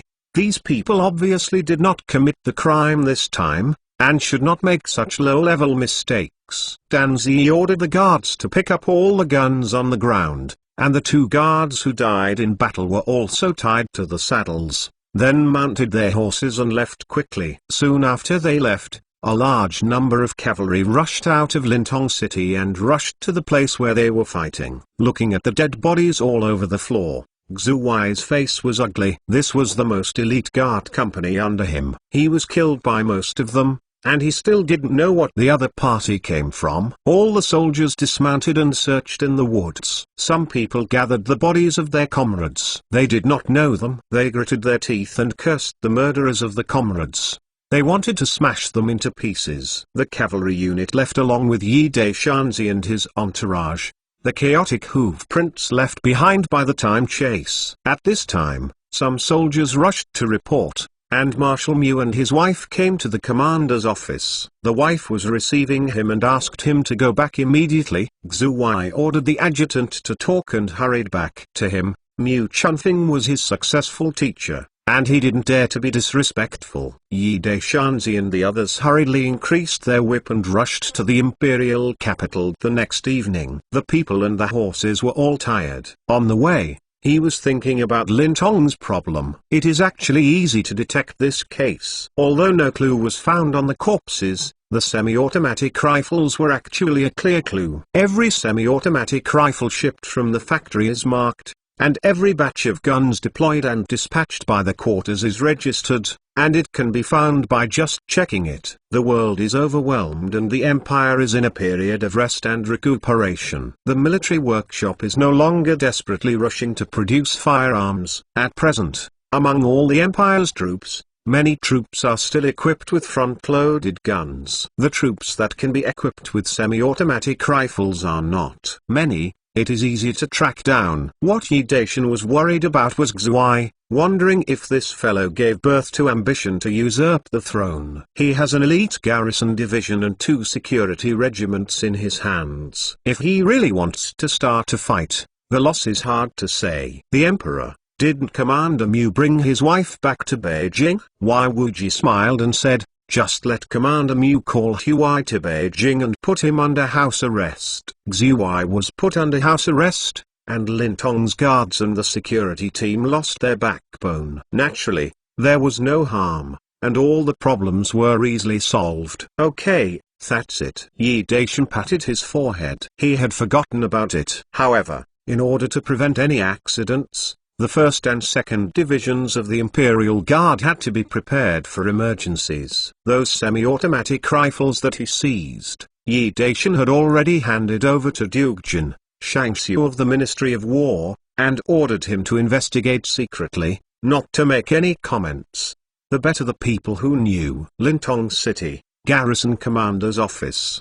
The chief shepherd drove over, and Xu Wei naturally hosted a banquet in the mansion. Because the chief shepherd was carrying her husband, Xu Wei naturally let his concubine come out to accompany him. Mu Chunfeng's wife, Hu Oyan, was from the capital, and was born in an ordinary scholarly family. This time she was passing by Lin Tong. For this capable man, Mu Chunfeng was naturally unceremonious. An imperial marshal like Mu Chunfeng holding military power, and a favorite admiral of the Sacred Admiral, I don't know how many people fawned and rushed to send their daughters or nieces over, but Wu Chunfeng chose Hu Oyan, who was born in general. This is not how Hu Oyan is outstanding, nor is it that Marshal Mu's taste is different, but he knows that he holds the military power, has outstanding meritorious service, has already made great achievements, and if he marries those daughters of the family, this power will be even more powerful, will be jealous of the emperor. Therefore, he chose Hu Oyan very wisely, and abducted the beloved concubine of the old King Han Jiang to defile himself. This is called Ming's protection and the prosperity of the third world. Men have their own conversation topics with men. Women are just to accompany wine, and Lin Xiaoan, Xu Wei's concubine, pours the wine graciously, acting very dignified and decent. Lin Xiaoan also came from a scholarly family, and naturally won the favor of Hu Oyan. The 2 women talked in a low voice, just like close friends in a boudoir who have been together for many years. Almost all the wine was drunk. Mu Chunfeng got up and said goodbye. The couple will stay in the guest room of the garrison commander's office temporarily tonight. When Hu Oyan got up, Lin Wanyang graciously reached out to help. Feeling there seems to be something in her hand, Hu Oyan couldn't help but startled. Based on the feeling, what Lin Xiaoan secretly gave her seemed to be a silk kerchief. Why did she touch and touch so secretly? Seeing the look in Lin Xiaoan's eyes, He Yuan smiled slightly. His expression returned to normal, and Sipa hid in his sleeve. Back to the guest room, He Yuan opened the Sipa and saw that there were only 2 blood-red character shelp. The handwriting was scribbled. It was obviously written in a hurry, and it was still a blood book. The blood on the Sipa was still not dry. She thought of Lin Xiao's complaint and got up during the dinner. When he came back, he looked a little nervous. Could it be that she wrote in a hurry at the time? Suddenly, He Yuan's willow eyebrows wrinkled greatly. Niwai was the commander of Lin Tong Mansion's garrison Hengling, who had repeatedly made military exploits and held the military power. He was called a local prince and a powerful man of the sage. Who would dare offend him? Could it be that something went wrong between their husband and wife? But it seems to be wrong. If it is a normal situation, when a guest visits the house, the host will usually call a concubine to accompany him. However, if the guest brings a female family member, the host will also ask his wife to accompany him. Xu Wai already has a wife, but he asked Lin Xiaoan to come out with a concubine to accompany him, which shows his love for Lin Xiaoan. During the dinner, Xu Wai also showed unabashed love for Lin Xiaoan. He Yuan nodded thoughtfully. Although Xu Wai showed his affection for Lin Xiaoan without concealment, Lin Xiaoan's expression was a bit strange at the time, and he seemed to be afraid of Xu Wai. It should be the case. Their husbands and wives should be at odds. For this kind of thing, there are more couples in the world, and men take concubines. Naturally, as wives, they are in a bad mood. This kind of dissatisfaction is vented to the concubines. However, Lin Xiaoan's life-saving words seemed to be very serious. What happened to make Lin Xiaoan call for life-saving? Moreover, you are so secretly touching that you dare not let outsiders know. It is difficult for an upright official to cut off housework. It is difficult to deal with other family affairs, but He Yuan feels that the matter is not easy, and it is necessary to help Lin Xiaoan. She groaned for a while, and felt that she was still in Xu Wei's mansion. This matter should be kept secret for the time being, and it would be better not to let her father-in-law know about it.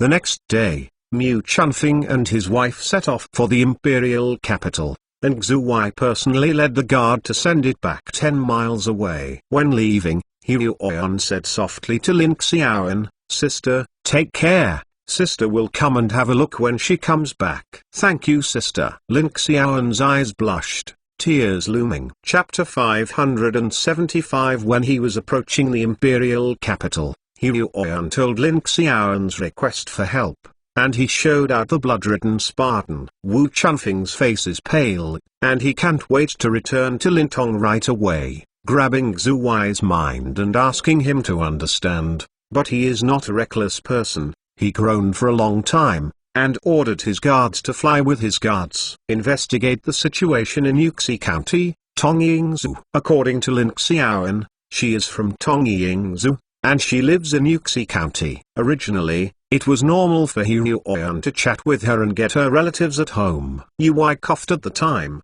Lin Xiaoan's face looked like there was a change immediately, and the topic changed. Looking back now, the cough of Xu Wei should have been a warning, and Lin Xiaoan was pale with fright at the time.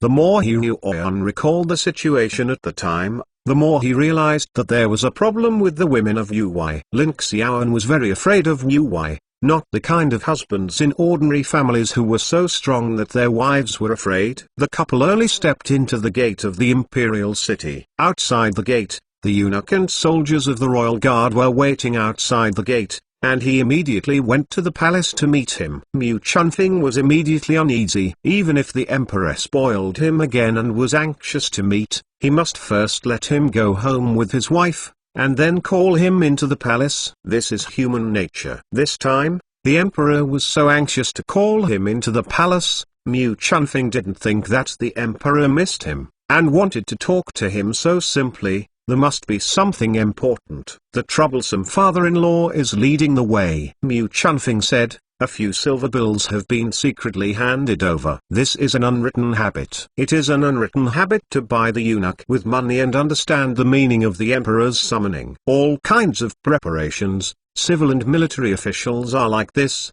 He cannot avoid the vulgar. However, The little yellow door that led the way only accepted the next one, and the remaining ones returned, because he didn't know what the emperor meant this time. This made Mu Chunfing's heart more uneasy, and he couldn't help guessing that he was discussing the Western expedition. Or is it because of the abduction of the old Han Jiang's favorite concubine? Or is it another reason?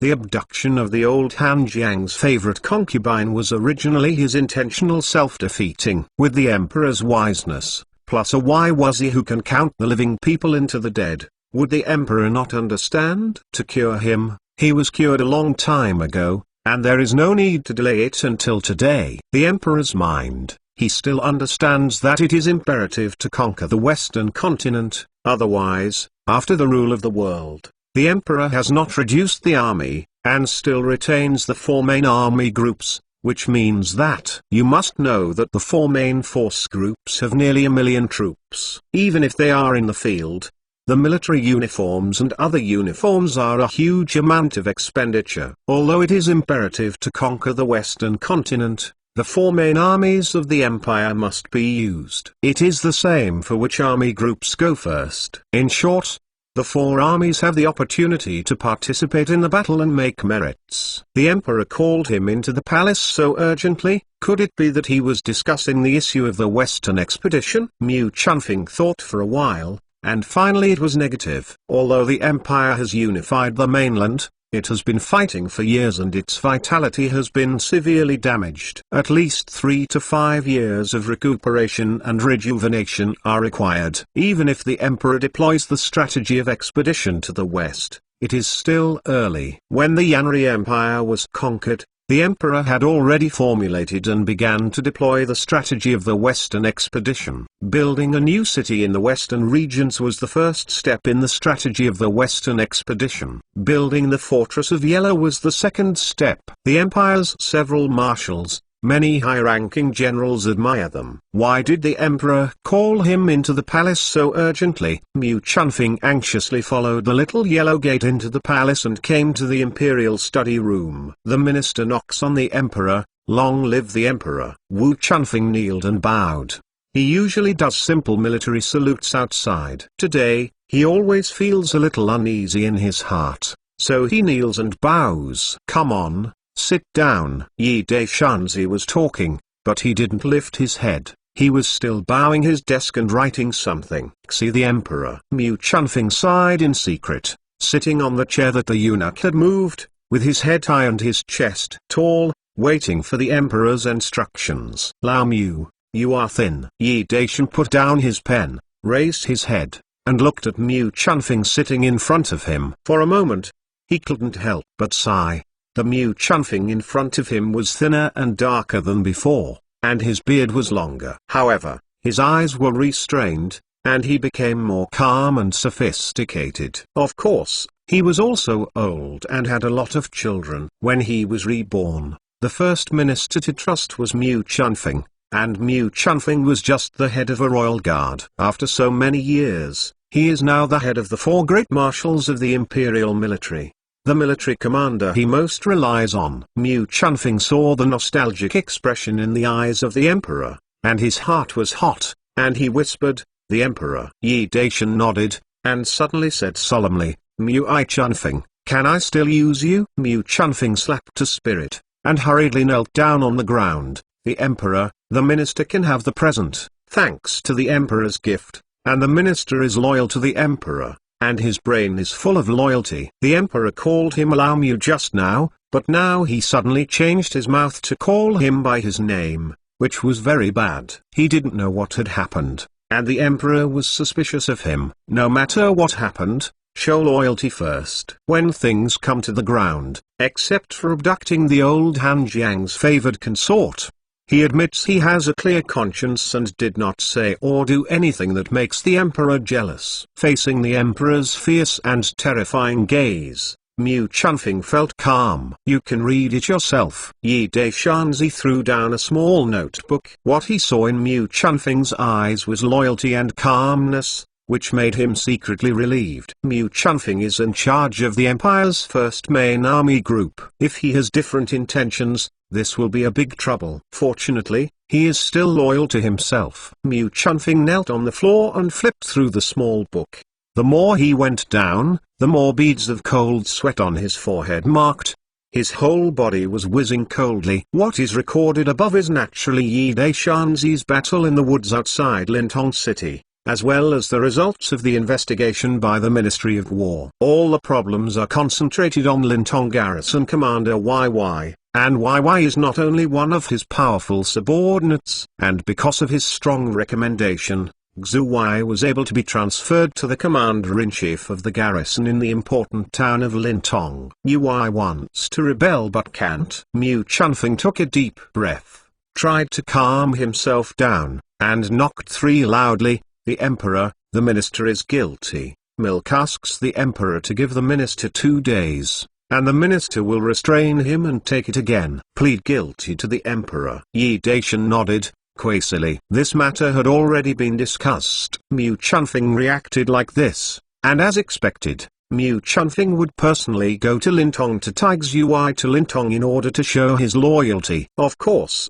this is only one of the guesses. If Xu is really dissatisfied, he must put Mu Chunfing under house arrest, but he will never kill Mu Chunfing. Mu Chunfing is the commander-in-chief of the 1st Army Group of the Empire and has high prestige. No one can replace it. The Lintong Garrison's team is the soldiers of the 1st Army Group. If Xu dared to kill Mu Chunfing, he would not even dare to imagine the consequences. As soon as Mu Chunfing left, Tanzi immediately ordered someone to send a signal. This was the worst plan. Once Mu Chunfing was detained by Xu, the 2 divisions of the Imperial City's garrison troops would do it right away. Preparation for battle. Chapter 576. Karma. Mu Chunfing left the palace and did not go to Jiang Yu's house to talk to his wife Hu Oyan. He only brought a few guards, 1 person and 2 riders, galloping out of the Imperial City, and hurried to Lintong. Xu was worried about what had happened 2 days before that day, when the guards hurriedly came in to report, and Marshal Mu had arrived. Xu was taken aback for a moment, and quickly got up to welcome him. Before he could go out, Mu Chunfing, a dusty servant, had already strode in. Commander Mu. Xu couldn't help beating his heart when he saw his looking gloomy. Mu Chunfing glanced at him coldly, took out his short spear, snapped it, and patted it on the table. There is a kind of you kill Lao Tzu. Xu was shocked, and it took a while to react. He was anxious and said, Mu Shui, what are you doing? What are you doing? Mu Chunfing sneered with anger in his heart. What are you doing? Don't you understand? Xu bit his scalp and said, Commander Mu, his subordinates really don't understand. During his tenure as the Lintong Garrison commander, he did a few ugly things, but in his opinion, they were all trivial. Moreover, every time he was clean and unknowing, he was responsible for the actions. The company of guards, with a tight tone, and dressed as ordinary people, should it be okay? The only incident occurred in the first 2 days. 56 soldiers were killed, 7 or 8 were injured, and 56 semi-automatic rifles were taken away by unidentified people. This incident has always made him uneasy. However, Mu Shui probably didn't know. He had no choice but to bite the bullet and refuse to admit it. Don't understand? Mu Chun was so angry that the muscles of his face twisted and became hideous and scary. He grabbed Xu chest and said coldly, 2 days ago, did your subordinates die 56 people? Lost 56 semi-automatic rifles. Hui's head buzzed, and it was half blank in an instant, and the entire thick black face became pale and bloodless. He thought no one knew about it, but he did not expect that Mu Shui knew about it. After a long period of stunned, he knelt down with a thump, swallowed drooling hard, and shouted, Mayu Commander, subordinates. The subordinates are confused. Mu Chunfing sneered and said, Fuzzy Xu, you are not confused, but your ambition is swollen, making you forget how old you are. Xu drooped his head, letting Mu Chunfing curse. He did something wrong and failed Mu Shui's high hopes. He only hoped that Mu Shui would beat him severely. When Mu Shui passed away, the matter or there is still a turning point? Mu Chunfeng took a deep breath, tried to calm herself down, and sighed. Xiao Wei, the handsome man at a loss values you, but you let him down. He recommended Xu Wei. Now that he has committed a crime, even if it is only a trivial matter, he is guilty of oversight. What's more, this matter is very serious. He doesn't know how the emperor will deal with him, but Xu Wei and the subordinates who participated that day must be capital offense. The thing has happened, he will not shirk responsibility, but deplore Yu Wei, such a talent, a misstep, 1,000 hatred. Subordinates are guilty, please marshal to punish them. Xu Wei drooped his head to admit his mistake, but in his mind he was guessing the origin of those unidentified people. At this time, he still had some fluke in his heart. It's late, whatever the cause of your planting, there will be any kind of fruit. This is what you asked for, and you can't blame others. Mu Chunfeng sighed, either you shot me to death with one shot, or you tied yourself up. See the Lord. Holy. Xu was so frightened that his face was ashen, astonished. This matter ... Holy. Know it? Mu Chunfeng snorted coldly, and said angrily, Xiao Ai, are you still pretending to be garlic when you die? Marshal. Subordinates. Xu Wei was full of beads of cold sweat. At this time, he had already guessed something in his heart. Before, the imperial army was busy conquering the Yanri Empire, requiring a large number of warships and a large number of artillery. In addition to the 2 invasions of the Western continent allied forces, the Empire's military workshops were mainly focused on producing artillery, but not much gun production. Subsequently, the Empire's scientific research elites developed semi-automatic rifles and machine guns, but the world has been unified and the war has ended. Therefore, military workshops everywhere are no longer desperately producing. At present, semi-automatic rifles and machine guns are mainly produced. Pistols, except for necessary ones. Equipment, the output is very small. In addition to the officers and officials at all levels, only the inner palace guards can be equipped in large quantities. Even the royal guards who are responsible for guarding the palace have only a small amount of equipment. If you think about it carefully, you can guess who are those people of unknown origin. Grabbing a woman, grabbing the emperor's head. As soon as he figured this out, Xu Wei was so frightened that he collapsed to the ground. Even if he didn't intend to, he had committed the crime of assassinating the emperor, and robbing his family and exterminating the clan was inevitable. Marshal, help. After a long time, Xu Wei returned to his soul, knelt on the ground, and kowtowed desperately. He was not begging for mercy for himself, but for his family. Let's talk about it. What's the matter? Mu Chunfeng has already seen that he is not conspiring, and understands what he means, but he wants to figure out what is going on. It was too late for Xu Wei to regret at this time. He drooped his head, and confessed his crime. This servant is not greedy for money, not good for wine, but good for lust. Mu Chunfeng rules the army strictly, he is careful and restrained, but he has made no mistakes. After being transferred to the commander of the Lintong garrison, he is equivalent to the emperor of one side, no one can control it anymore. He, as the highest military officer in Lintong, Xu Wei had all kinds of people coming to flatter him. Amidst countless flattery, he floated away, and his desires began to swell. Several beautiful ladies in Lintong city were treated as concubines by him, and they became more and more lawless. There were beauties passing by Lintong who were also robbed by him and hid in the mansion. Lin Xiaoan was one of them. Lin Xiaoan has long been married, and her husband Xu Mingquan is also from Tongying, a well-known scholar in Jiangxian County. He was admitted to the Royal Institution of Higher Education with different grades in the previous 2 years. The young couple are very affectionate, and Xu Mingquan is also a filial son. He was studying at a higher education institution in the imperial capital. He could not bear the work of his mother and his wife at home, live in a friend's vacant house, and then take up the post together after graduation,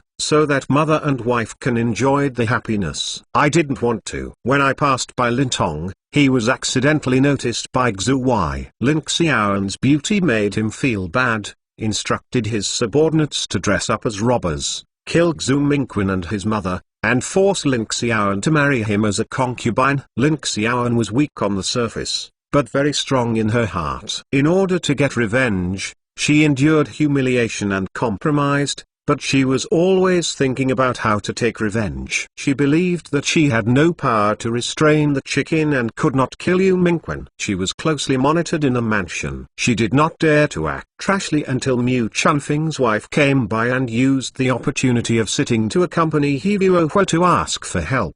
Who would think that in order to please the commander-in-chief, Xu Huai's subordinates arbitrarily advocated action, and wanted to rob Feng Nishang and Dan Junqi. But they caused a heinous crime. This is the reason for the whole incident. What the cause is, what the harvest is. Chapter 577 New Deal Disturbance. Yu Huai, as well as his nearly 60 escorts who participated in the operation, were all executed for killing innocent people. The Imperial Generalissimo, Mu Chunfing, commander of the First Army Group, was demoted to 1 level and punished due to oversight. In 1 year, this incident caused a shock between the government and the opposition, and the military was even more shocked. Xu Huai is also regarded as a display of military exploits, and he is even more valued by his boss Mu Chunfing. As one of his powerful aides, he is promoted to the commander of the Lintong garrison. That is the leader of the party who really holds the military power. Who would have thought that something happened so soon?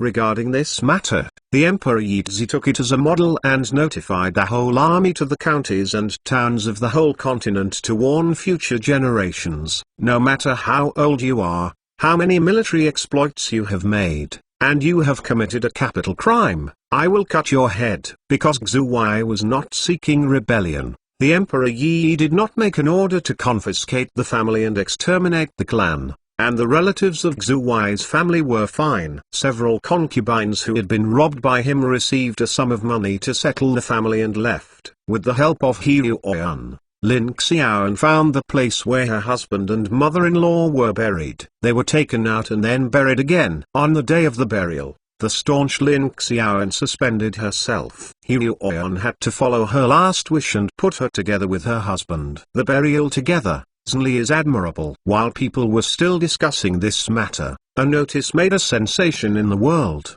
and for a while, the entire eastern continent was shaken. One of the contents of the notice is to ban brothels and severe penalties for offenders. If the circumstances are serious, beheaded to show the public, ransack their homes and exterminate the clan. But the form of pure entertainment is allowed, which means that girls can accompany wine, perform art, etc., but they are not allowed to sell themselves. Within 1 month from the date of the announcement, the owners of all brothels in the world must deal with the problems in their hands, dismiss all the girls under the banner, and hand over the sales contract to the other party. If there are complaints, the government will take over. The second content of the notice is that human trading is forbidden, offenders beheaded directly to show the public, and those with serious circumstances ransack their families. Taking into account the large amount of fertile land owned by landlords and noble families, it is allowed to hire migrant workers to farm by means of employment. When an agreement is signed,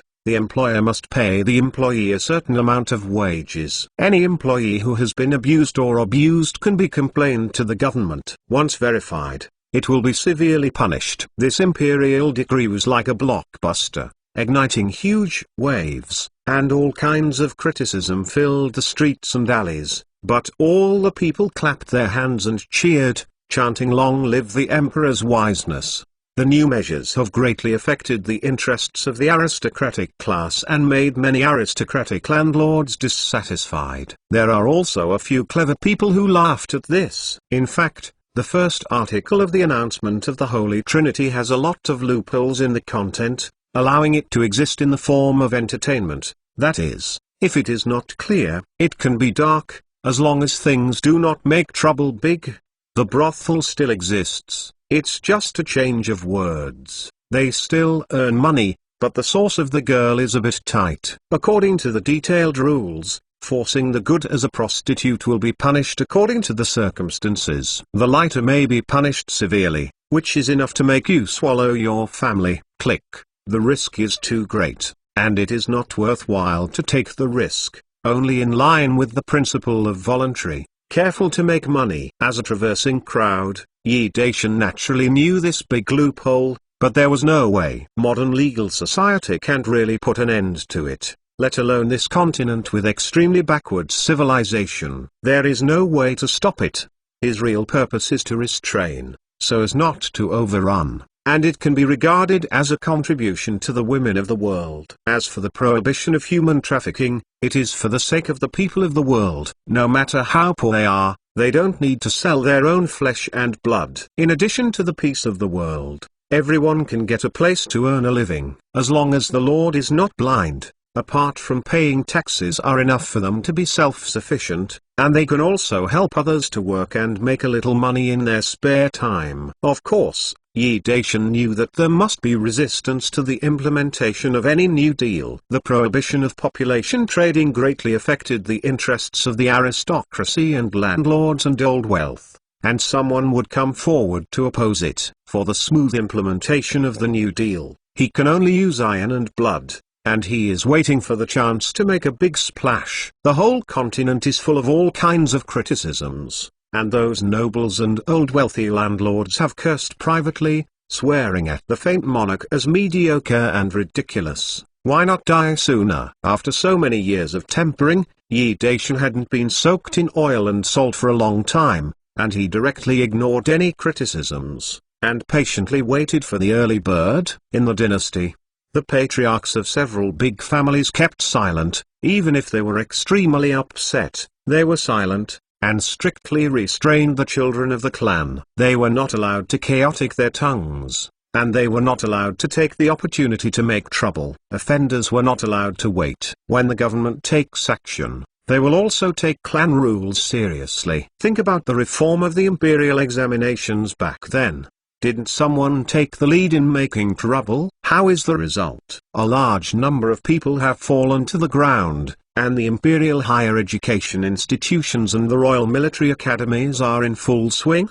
Didn't the patriarchs of the major clans desperately stuff the young and promising disciples in the clans? To understand the emperor's habit and property, we know the emperor's power and arbitrariness. Therefore, the most sensible way is silence and obedience when the storm is surging. Otherwise, I don't know whether we can still see the sun tomorrow. Some scheming patriarchs wisely kept silent and restrained the children of the clan. Many aristocratic families visited the mansion frequently and wrote joint petitions in tandem with the intention of blatantly opposing the appeal. The joint appeal is not guilty, and this is within the scope of the imperial law, but it is not allowed to gather people to make trouble. Otherwise, the quality of sex will be different. In Jiangsu County, Pingjiang Prefecture, there was a joint appeal led by the Guan clan, local tycoons and rural landlords Lao Ki.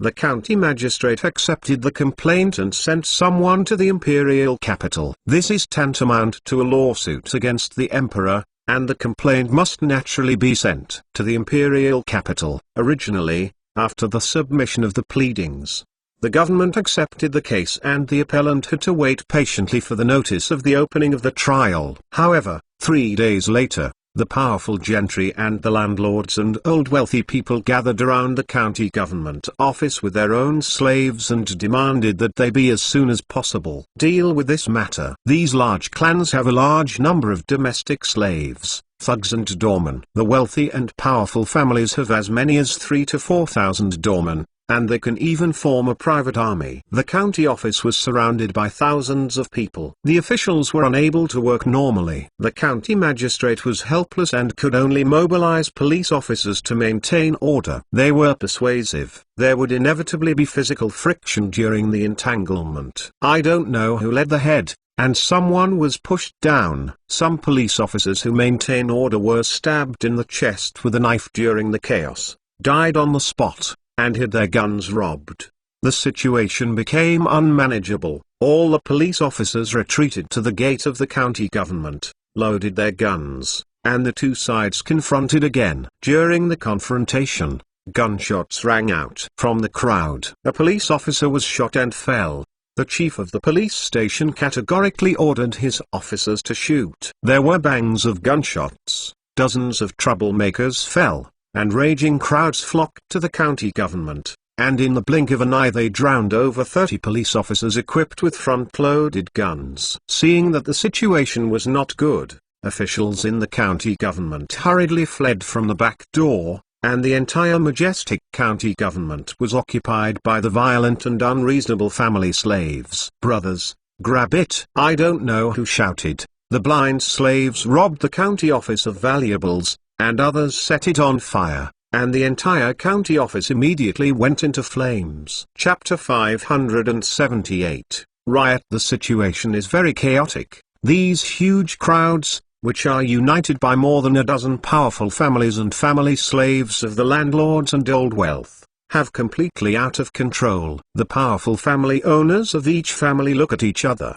They just want to use this to protest the new policy of the emperor. I don't want to evolve into a riot. With headaches and panic, a team of officers and soldiers with live ammunition poured in from the 4 city gates and soon came to the vicinity of the county government, which was still burning. The officers leading the team couldn't help but said that they ordered a shoot, and they all received an emergency order. A riot broke out in Jiangsu County, and they immediately rushed to suppress and protect the people in the city. Under the rain of bullets, fragments of domestic slaves screamed and fell down, and some boldly held up the front-loaded rifle seized from the police officers' hands to resist. However, this thing fired within the short range and was reloaded. It takes a certain amount of time to peel ammunition, and it is the first time to touch the gun. It took a long time to fire one ammunition. When the ammunition pill was loaded, the military had erected the 3 on the roof. The machine gun was shot and killed at the same time. The still burning county yeomen were piled with corpses, and the wounded but still struggling, crying and howling piercingly. "Soldier, don't shoot, M. Esquire." The dozens of powerful family owners and rural landlords who shrank in the corner shouted tremblingly, indicating that they had been scared to death by the cold-blooded slaughter of officers and soldiers.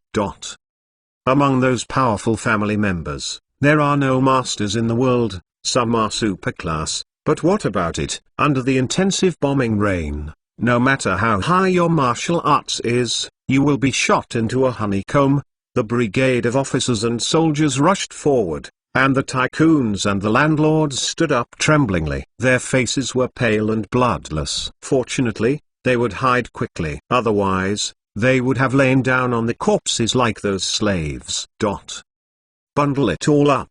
The officer gave an order, and the soldiers immediately tied the people. When struggling, they were immediately knocked to the ground by a rifle butt, crying in pain, and then tied up by the soldiers with thick ropes. Military master, we are all honest country squires. Ouch. The powerful and the landlords wailed miserably. Some soldiers slapped the face unceremoniously, slapped people into pig-headed faces, and loosened their front teeth. These talents sagged their heads one by one and became honest. The soldiers were clearing the scene. Those who were wounded by the bullet and were still struggling to call out were all stabbed by the soldiers. They soon disappeared, making the tied-up gang of powerful families and landlords frightened. I regretted it in my heart, and I was even more scared to pee my pants. Under the protection of a team of officers and soldiers, the magistrate who had escaped without a trace just now appeared proudly. "Major Zhao, please explain to the army men that we are really squires who are safe and secure." "Yes, Magistrate Zhao, help. I will thank you again in the future." Country Order Zhao. These country squires immediately became excited when they saw the appearance of County Order Zhao, as if they had seen a savior, and they all showed their favor. The county magistrate Zhao sank his face and sternly shouted, "Safeguard. You are all mobs. This riot is all your orders. Come and copy their homes." This group of squires was so frightened that they collapsed on the ground and put on a violent hat. They regarded it as complicit in rebellion, ransacking the family and exterminating the family. This time, it's over. Early the next morning, The county magistrate Zhao held a citywide public trial meeting in the open space outside the city. The tyrant and powerful family owners and the old wealthy landlords were all accused of conspiring to rebel against the riots, and their families were detained. Execution on the spot and confiscated family property. Almost in Ningxian, Huixian and other places, similar situations also occurred. The local garrisons used iron and blood to suppress the troublemakers. After that, Hai Yui took over and filed a case for investigation.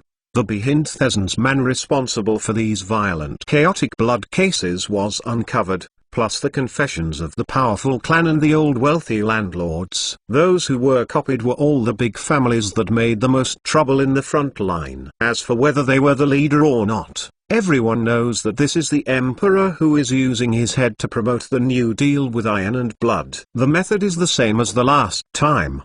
The new measures for imperial examinations are the same. It's just that this time the noise was a bit bigger. Police officers in several counties suffered varying degrees of casualties. All police officers in Jiangsu County were killed and martyrs. Of course, many people died under the iron blood suppression. In Jiangsu County alone, there were more than 1,300 rioters shot and killed by the officers and soldiers, plus those who beheaded after being arrested. Nearly at the 2,000 mark, a few counties add up to more than 10,000 people. Under the iron and blood method, everyone with a guilty conscience is in danger. They are not afraid of the military, but afraid of the Black Guard. This kind of thing can be big or small. Now, after the Black Guard takes over, it expands the matter. Now, the group that was ransacked was the one who made the most trouble in the front line. But they had no contact with the tycoons of a few troubled counties, and they hadn't even seen it in person,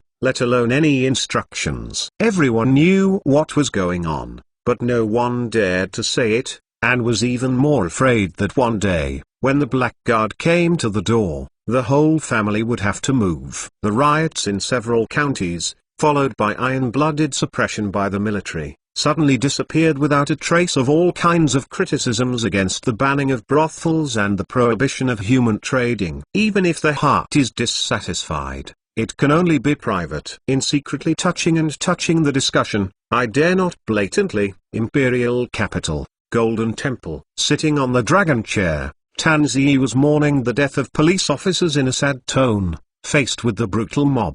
They are loyal to their duties and have not retreated. They are the heroes of the empire. They are worthy of everyone's study. I decided, he provoked their family members heavily. The incidents of Sao and chaos in several county towns were mixed with black-clothed guards and spies to stir up trouble. The nearby garrison took advantage of the momentum to suppress with iron and blood, and black-clothed guards intervened with false confessions. Several of the most violent family members in the imperial capital were killed. In principle, the sacrifice of a small number of individual police officers is expected, but no one thought that the situation in Jiangsu County was so serious that it could not be controlled, so that all the police officers of the county police station died in the hands of thugs. For the policemen who died in the line, the Emperor Yi Daishan would naturally provoke their family members. Notify the counties and towns of the prefectures and counties. I don't want similar things to happen again. Yi Daishan's face suddenly sank. Otherwise,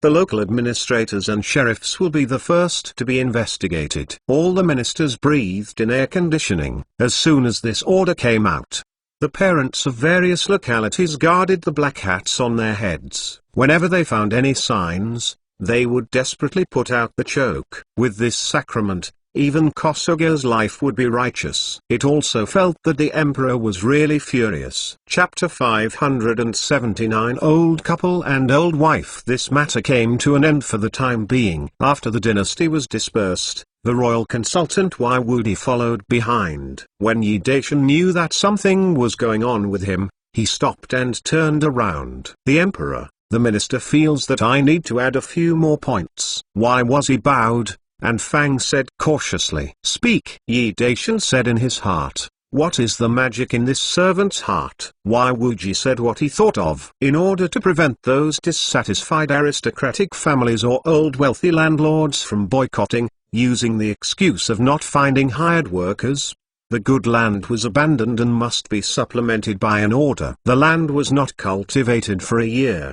The family can be confiscated or levied several times more taxes. In addition, in order to prevent them from using excessive costs as an excuse to drive up food prices, they have to decree to keep food prices within a certain range. Very good. Yi Daishan nodded his head in satisfaction. He didn't expect this. However, if the fertile fields were left unused, only a few large families or rich people with strong wealth dared to resist this way, and their income was reduced, and they were the ones who lost. However, there are really some guys who would rather lose. What they have a lot of wealth is that they can withstand this loss, and no one dares to do so after the imperial decree. As for food prices, they really need to be controlled to avoid reduced or no harvests due to various reasons such as nature. Those black-hearted food merchants take the opportunity to raise food prices and make a fortune in the country. After discussing with Wai Wuji, the final price increases 3% to 5% of the current food price. If it is due to wartime or natural disasters, the increase will be up to 8%. If this price is exceeded, it will deliberately drive up prices and destroy it. The imperial economic system is criminalized, and the most serious ones are ransacked and destroyed. After the negotiation, Wai Wuji bowed and retired, and Yi Daishanzi got up and drove to the palace of the King dynasty. The little eunuch followed behind with the zizi submitted by the ministers. Now, the Emperor Yi Daishan reviewed the memorials and handled state affairs. Most of the time, he was in Queen Jin's palace of the King dynasty. He was too lazy to let the concubine read the memorials. He dictated the decision, and Empress Jin reviewed it with a pen. Today, Yan Yu happened to come over to see Queen Jin when something happened. Seeing the emperor approaching, she hurriedly got up and saluted. "Don't go. Accompany me to review the memorial together." Yi Daishanzi smiled and held Yan Yu's hand, pulling her to sit on the luxurious bed that she usually likes to lie on. There is a large desk beside her bed on which are placed the 4 treasures of the study and other utensils. Empress Jin's inner room has become Yi Daishanzi's office. In accordance with the usual rules, Queen Jin sat on a chair by the desk, holding a pen to read the memorials. Sci-Fi or other concubines read the memorials, and Feng Nishang or other concubines served next to Yi Daishan. Of course, before the formal work, there is one more thing to do. This is also the emperor's habit. Empress Jin has long been used to seeing him, and when she sees him holding Yan Yu's hand, all of them pursed their lips and smiled. AI concubine is getting more and more beautiful. Ha ha. Yi Daishanzi held Yan Yu's hand and stayed in the palace for many years. Today, Yan Yu is a little more charming and rich, and even more mature. Touching charm. Princess of the Emperor in front of the public, face so intimate. So Yan Yu GF month turn red. The whole harem. It was only she did not participate in the evil emperor ridiculous group activities. Yi Daishan knew her face was poor, her heart was indifferent, and she didn't induce or force her to participate. This is a rare opportunity, so he naturally refused to miss it. "I love my concubine, my shoulder hurts a bit unexpectedly." It may be the reason of all sorts of things. Yi Daishanzi's left hand pressed his right shoulder, and an uncomfortable expression appeared on his face. Need shoulder massage is usually done by Feng Nishang. Her massage technique is the best among the concubines, and the mastery of strength is very satisfying to Yi Daishan. When the emperor said that her shoulders were sore, Feng Nishang wanted to step forward, but when she saw the emperor's eyes, she took her feet back and lowered her head to sneer. The emperor has a sore shoulder, but instead used this excuse to keep Empress Yan and take the opportunity to molest her. This is already a habit. Didn't you see Empress Jin and concubines are lowering their heads and laughing? As for everything that happens every day, it's even more nonsense. All the big and small things are thrown at Tan Jiangmin, the Prime Minister's cabinet chief for national affairs. Nowadays, Danji's old age is high and his energy is not as good as before. The Emperor Yi Daishan is already considering the future candidates for the cabinet's first assistant, so as to replace Dan Jiangmin at any time. Yan Yu had no choice but to take off her shoes, climbed onto the bed, knelt down beside Yi Daishanzi, and kneaded his shoulders for him. Her smooth jade cheeks were full of red clouds. Although she is an old husband and wife, she is just a shameless face. When she is in bed, she has to turn off all the palace lanterns. The only time a mandarin duck playing in the water was when Yi Daishan used a sneak attack, and the attack succeeded. Yi Daishanzi lay down on the soft bed, enjoying Yan Ayu's kneading massage comfortably, humming in his mouth. My beloved concubine, you and I have lived together for so many years, and are considered old couples and old wives, right? Yan Ayu didn't make a sound. She had already acquiesced in her heart, but her cheeks were a bit hot. How could this private conversation between husband and wife be spoken in front of the concubines? This made her feel embarrassed. Am an old husband and wife, and why are you shy? Don't you all live together, right? Yi Daishanzi tried hard to enlighten, a wolf's paw squirming, slowly hitting Yan Ayu's thigh. With a slap, the stubborn wolf paw was ruthlessly slapped. Yi Daishanzi sighed helplessly. If it was another concubine, it was just a symbol of sex resistance, and then half pushed halfway, it would be left to him. But this fairy empress has this habit of sex, unless the two are alone, she is not defended. Feng Nishang and Xia couldn't help hiding their mouths and snickering. Empress Jin stared at each other one after another. They looked at each other and spit out their pink tongues, narrowed their smiles, and lowered their heads to look at the toes of their shoes. Queen Jin gave a light cough and motioned Xia to pick up a booklet and read it. It was also a reminder to Yi Daishanzi that it was time to start work on state affairs. Yi Daishanzi, who was lying prone on his bed, made a gesture that he could start work. Xia opened the memorial, cleared her throat, and read it as she wanted to read it, and Xiao Liu's feminine and harsh voice came from outside. Your Majesty, the envoy of the British Empire in the Western continent has arrived. Fork, such a coincidence? Feeling that Yan Ayu has withdrawn her hand, Yi Daishan was helpless to get up from the bed. Some time ago, Zheng Zixia, who guarded the western regions, had sent someone to report, and the envoy of the British Empire was sent to the empire by the order of Queen Victoria. A cavalry escort has been sent to Beijing, but it happened that the time has come. Disappointing. Empress Jin got up, took the outer robe from Feng Nishang, and put it on herself for Yi Daishanzi. It was early winter. Although the snow had not yet fallen, it felt bitterly chilling. Of course, Yi Daishan understands what she means, and national affairs are important, so you shouldn't be fascinated by wine and lust all day long. Chapter 580. God and God. Yi Daishanzi received Lord West, the special envoy of Queen Victoria from the British Empire in the Western continent, in the Imperial Study Room. The purpose of Lord West's mission this time is to negotiate with the Chinese Empire in the Eastern continent about business exchanges between the two countries' merchants. The Eastern continent's fine tea, fine silk fabrics, ceramics and other high-end items are loved by the domestic aristocracy. Not only the meaning of Queen Victoria, but also the meaning of all the elders of the parliament. Another important mission is to ask His Majesty the Great Emperor of the Chinese Empire to allow and protect their missionaries to preach in the Eastern continent, promote the spirit of God, and spread the civilization of the Western continent. In the meaning of Queen Victoria, this is called mutual enhancing understanding and exchanges between Eastern and Western Empire civilizations. The Emperor Yi Daishan readily agreed that the two sides signed an agreement on business exchanges and missions on the same day. Subsequently, Lord West was accompanied by a minister who was specially received to visit the historical sites of the imperial capital. Business exchanges between the empires were normal. The ministers of the DPRK and China had no objections. However, most of the missionaries in the Western continent were opposed to the fact that the missionaries in the empire were preaching. They were hardcore supporters, such as Zai Fut and Jiang Min. Opposed. In fact, the reason why Yi Daishanzi readily agrees is not that he has not thought about the problems. Among these missionaries, some of them are genuinely preaching, and most of them come with various purposes. They can be said to be friendly.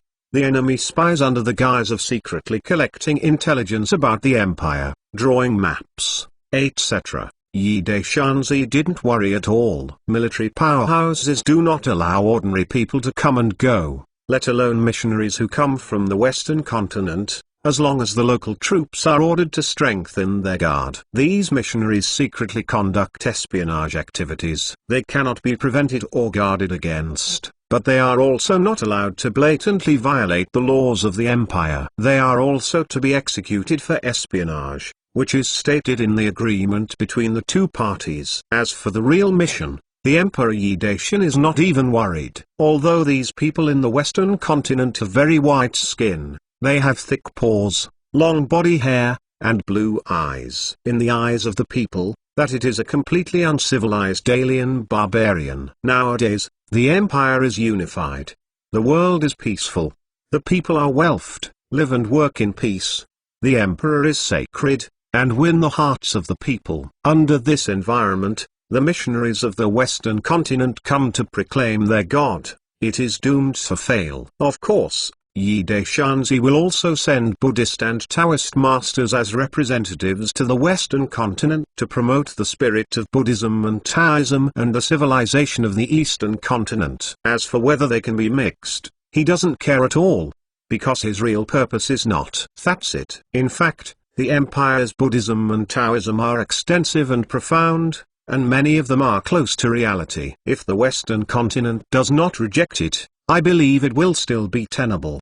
The Chinese Empire has a history of civilization development for thousands of years. Many people of insight in the Western continent have begun to be interested in understanding and studying. The Duke of Minas is like that. He has devoted all his energy to studying and understanding, and while writing, I just don't know when he will be able to finish his great work. After listening to the Emperor's explanation, and seeing the Emperor's confident look, the ministers who dissent from the central government stop talking. In order to prevent the local people from being rude to these missionaries and triggering diplomatic incidents, Yi Daishanzi still made an order to inform the whole country that they said their God, "We believe in our God, and the water does not offend the river. As for you, believe in God or believe in it, God. Whatever you want." Yi Daishanzi also knew that in order to convince the local people that their God was omnipotent, these missionaries might use some chemical principles to pretend to be gods and ghosts, so he ordered the Black Guard to pay attention. In later generations, Yi Daishanzi's chemistry scores are still passed. The various chemical elements, reaction formulas, etc. that he still remembers in his mind have been written out, published in books, sold in major bookstores, and compiled into teaching materials. The imperial high schools set up chemistry subjects. The emergence of chemistry books and courses has allowed people to understand the mystery of the chemical world, and unraveled various mystery legends in the folk. This new field has aroused the interest of many people. Many alchemists are more interested in understanding and the study. Imperial Academy has also added new physics subjects, which are also from the hand of the emperor. The new knowledge field gives students all over the world a sense of sudden enlightenment, and also allows the people of the world to learn a lot of knowledge and things. And various inventions are emerging one after another. It can be said to be thriving and change with each passing day. The Imperial Research Agency is now full of talents and has successfully developed the first steam engine. At present, the scientific research elites are still stepping up the development. The steam power theory proposed by Yi Daishanzi is like a beacon, guiding the scientific elites in the direction ahead. I believe that in the near future, steam-powered firepower ships will surely appear, and the armored battleships required by Yi Daishanzi will also appear. Mechanical clocks that require extremely high mechanical precision have also been developed. However, this gadget is still too big to be hung in the home or office. Watches worn on the wrist are still being developed. In the hearts of the people in the world, the Emperor Yi Da was sent by the gods to save them. God, omniscient and omnipotent, could not be compared with any great emperor in mainland history. In the minds of the concubines, they also have such a feeling, God, it is such a perfection. Of course, God also has very few shortcomings, that is, in a certain way, it is too ridiculous, too evil, and 2 nonsense. However, in each covered by a dazzling chaotic halo and advantages, this little shortcoming can be completely ignored. So the Emperor Yi Da is perfect in the hearts of all the concubines. To be honest, the slightest shortcoming of the Emperor is actually a big advantage in the hearts of the concubines. The Emperor's super combat power makes the concubines satisfied. No one is dissatisfied, and the harem miraculously did not appear to be jealous. In other words, it is River Crab. The harem, the Hall of Ecstasy. Yi Daishanzi lazily rested on Feng Niteng's lap, watching the concubines happily playing tractors. The poker game has spread to every corner of the mainland. The dazzling chaotic gameplay has become an entertainment for the people of the empire. One of the main tools of the poker, it is said that there is also a noble who is obsessed with poker and established the Poker Association. There are many members who participate in it. A poker contest is held every few days, and the winner gets a bonus. Of course, Yi Daishan knows the tricks in it. It is changed gambling. Although the empire prohibits open gambling, there are too many gambling under various names secretly, and he did not interfere. Moreover, he himself is also gamble on special gambling.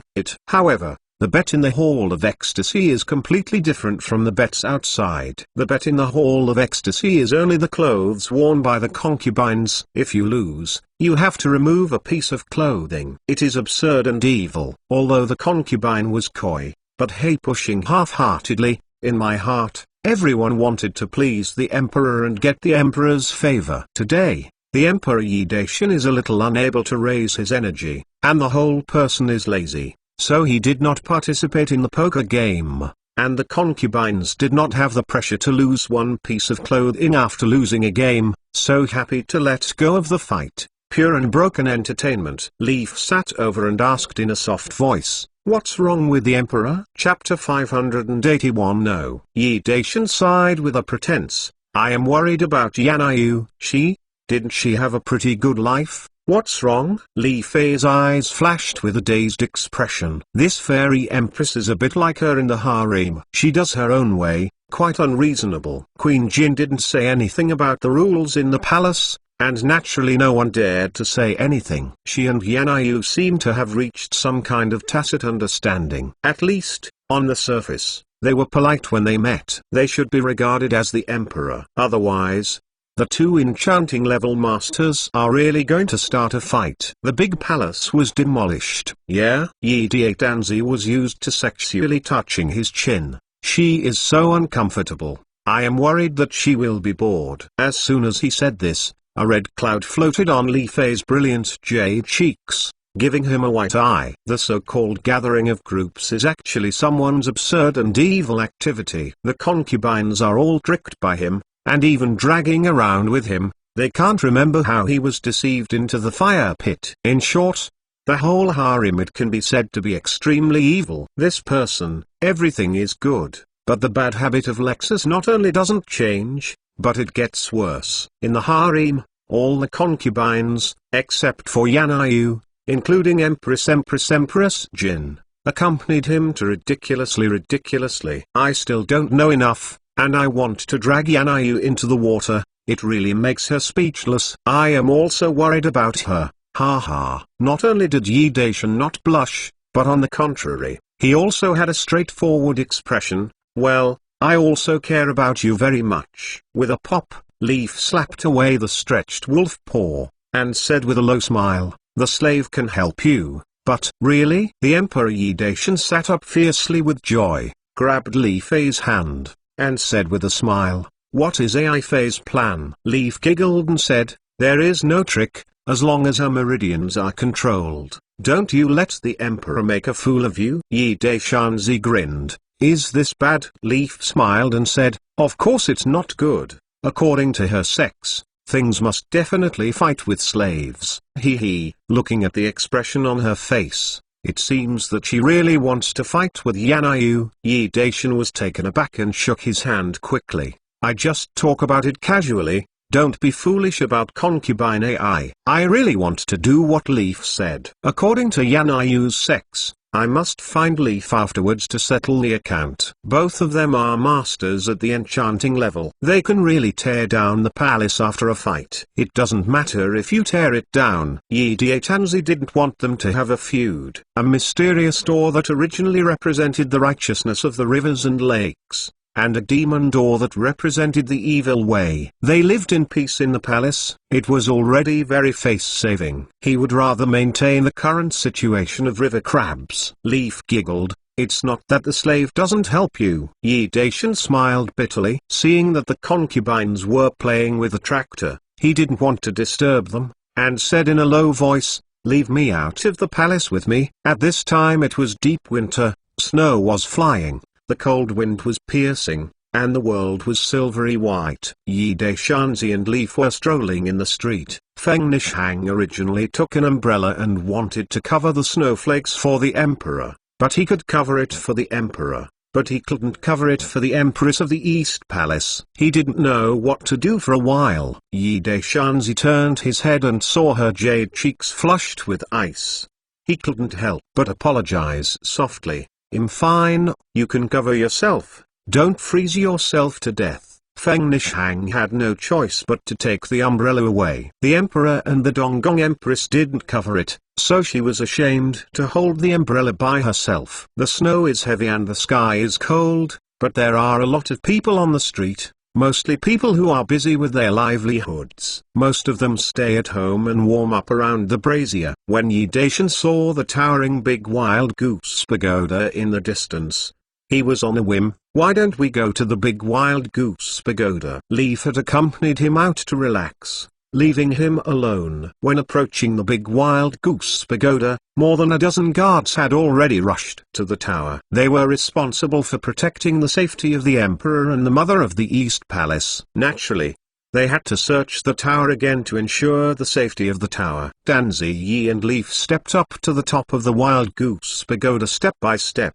The big wild goose pagoda is the tallest tower in the city. Standing on the top of the tower and overlooking the city, the feeling of climbing up and looking into the distance is refreshing. The little 5, the little 6, and the guards all stayed in the tower witty, and didn't disturb the emperor's yaxing. Yi Daishanzi held Feng Niking's slender waist in one hand, and Li Fei's gentle hand in the other. He looked down on the city with beautiful snowflakes, and the cold wind blew his face. All kinds of feelings made him unavoidable for a moment. "Who? Come out!" Leaf suddenly yelled, pulling Yi Daishanzi and Feng Nishang back into the tower.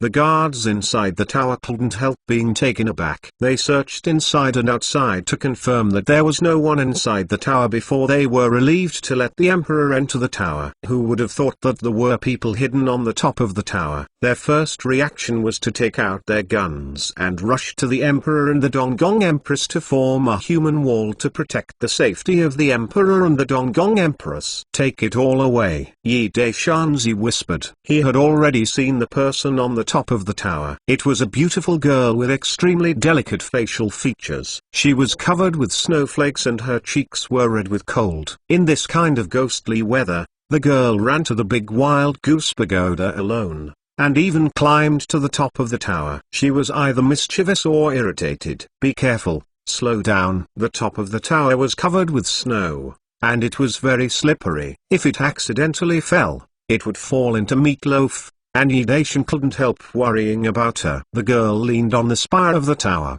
looking at Yi Daishanzi and the others curiously. "Hey, this child." Leaf smiled bitterly and shook her head. With her cultivation base, she stood for a while and realized that there was someone on the spire of the tower, half because the north wind of the call sign covered the girl's breath, and half because she was distracted. However, a bit ashamed to say it, she walked out of the tower. Her right hand swayed, and the 10 feet in her sleeves flew out softly. The girl only felt that the red light flashed in front of her eyes, and the person had not yet reacted. She suddenly felt that her waist was tight, followed by a powerful force. An irresistible pulling force surged, and she flew off the spire. "What a brilliant skill, big sister. Can you teach me?" The girl blinked her big smart eyes with an expression of expectation on her face. "Look at you, it's all frozen out, right?" Leaf kneaded her little head. patted the snowflakes on her head and body,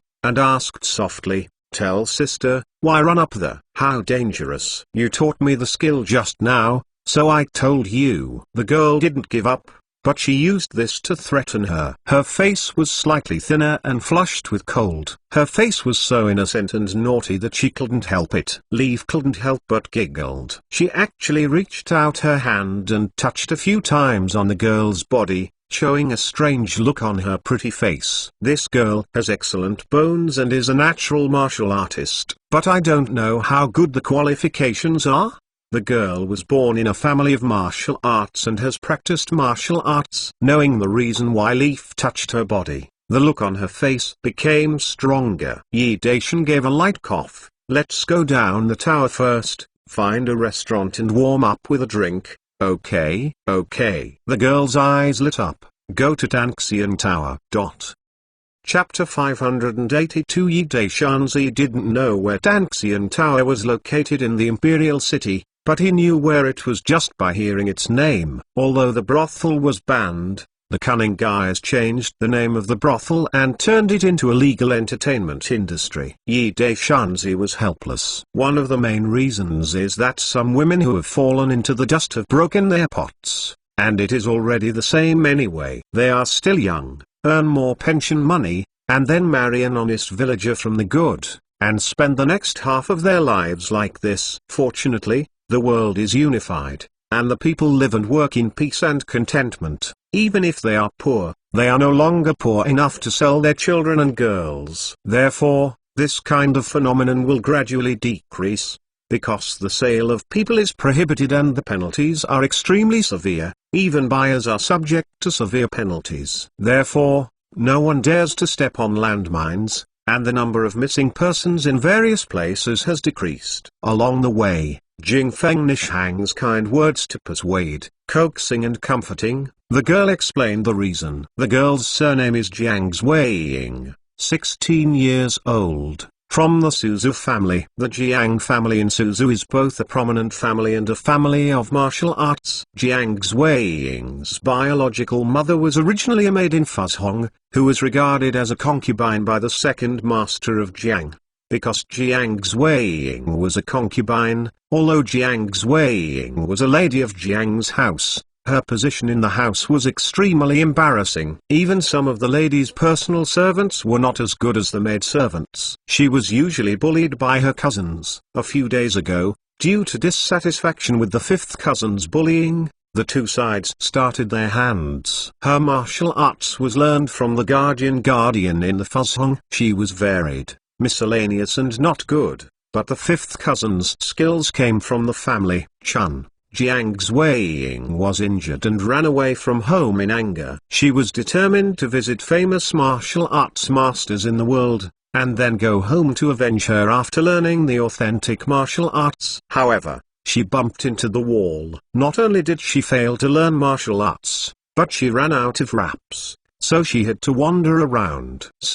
Fortunately there are good-hearted people everywhere, and her innocence are quite likable, and she has not fallen into the tragic situation of begging along the street. She wandered to the imperial capital, disguised as a man, and worked as a patron in the tea house. Because she missed her mother at home, she ran to the top of the big wild goose pagoda because she missed her mother. Hearing what happened to her, Yi Daishan couldn't help scratching his head. In fact, Xiao Nizai was smart, innocent and naughty, like Dan Junki when she was young. If she is here now, she will definitely like Jiang Zuiying and try her best to help her get ahead in Jiang Mansion. Yi Daishan brought Jiang Zuiying into the Wangjiang Tower and ordered a table of dishes. Jiang Zuiying was half-hearted and gobbled it up. Her status in Jiang's mansion was extremely low. The monthly payment was pitiful, not to mention the food. The maids of the young masters and young ladies who served in the direct line are inferior. Facing the delicacies of the mountains and the sea, they naturally enjoy it. Yi Daishanzi and Leaf smiled bitterly at each other, while Feng Nishang remembered what happened to him before, and felt pity for Jiang Zuiying from time to time, and softly persuaded her to eat slowly, and choked. Seeing Feng Nishang's eyes, Yi Daishan nodded. He understood the look in Feng Nishang's eyes, that he asked himself to stand up for Jiang Zuiying. In fact, with her current status, if she wants to lead Jiang Zuiying, Jiang Mansion will worship Jiang Zuiying as a princess. However, Feng Nishang is docile and well-behaved. No matter what, she always asks for her own opinions. This is also Yi Daishan's favorite.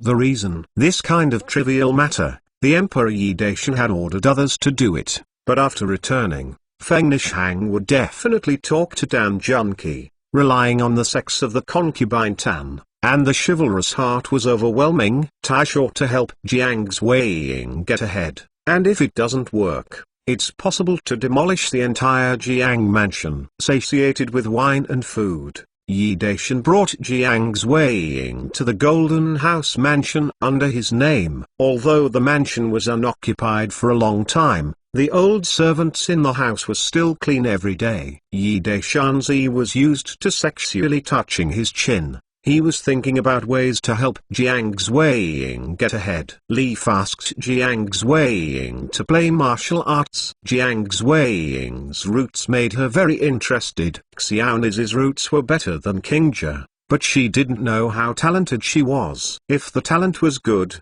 she wouldn't mind accepting Jiang Zuiying as a disciple. The apprentice chooses the master, so why not choose the apprentice? Good apprentices with excellent roots and talents are also hard to find. Leaf wants to see how qualified Jiang Zuiying is now. Jiang Zuiying played a few fist styles according to her words, but she was also stern. Although she had learned several martial arts, she could see that she had done hard work and had a solid foundation. However, those martial arts were the basic skills of the sect. Those ones. The bodyguard nurse didn't teach her real kung fu at all, and many punches were interrupted. But Xiaonis just made it coherent and natural. Although there were many flaws, it was quite rare. Afterwards, Jiang Zuiying practiced sword moves again. In order to learn martial arts from Leaf, she practiced very hard. When Leaf saw her using the swordsmanship of the Plum Blossom Gate, Dan's red lips showed an appreciative smile. She has visited famous martial arts masters in the world, and has some understanding of martial arts in various schools. The Plum Blossom Gate is just an inconspicuous little sect, but the Plum Blossom swordsmanship also has its own unique features. In the move, first pull up 3 sword flowers and then attack the opponent. The sword move is pretty good, but it is not practical. Xiaonizai changed this move and attacked directly. Although the move is ugly, it is much more practical. At this age, he has been able to draw inferences from one another and find out that there are deficiencies in the swordsmanship handed down by the predecessors and correct them. If there is no excellent talent, how can he do it? She accepted this apprentice. Leaf was in a good mood, and she practiced in front of Jiang Zuiying. Her most proud of the magic martial arts is the Heavenly Demon Dance, and the inner strength cultivation has reached the realm of evildoers. Even Yanai, who has cultivated to the realm of Daking, is 7 points jealous of her. Under the urging of 70% magic power, 10 feet of soft red fluttered like flying, whipping up the falling snow from the sky and the snow on the ground, forming a huge snowball outside her in front of her, and the center of the snowball loomed Hongmen. Yi Daishanzi and Feng Nishang knew that she was great for a long time, and they were used to seeing her.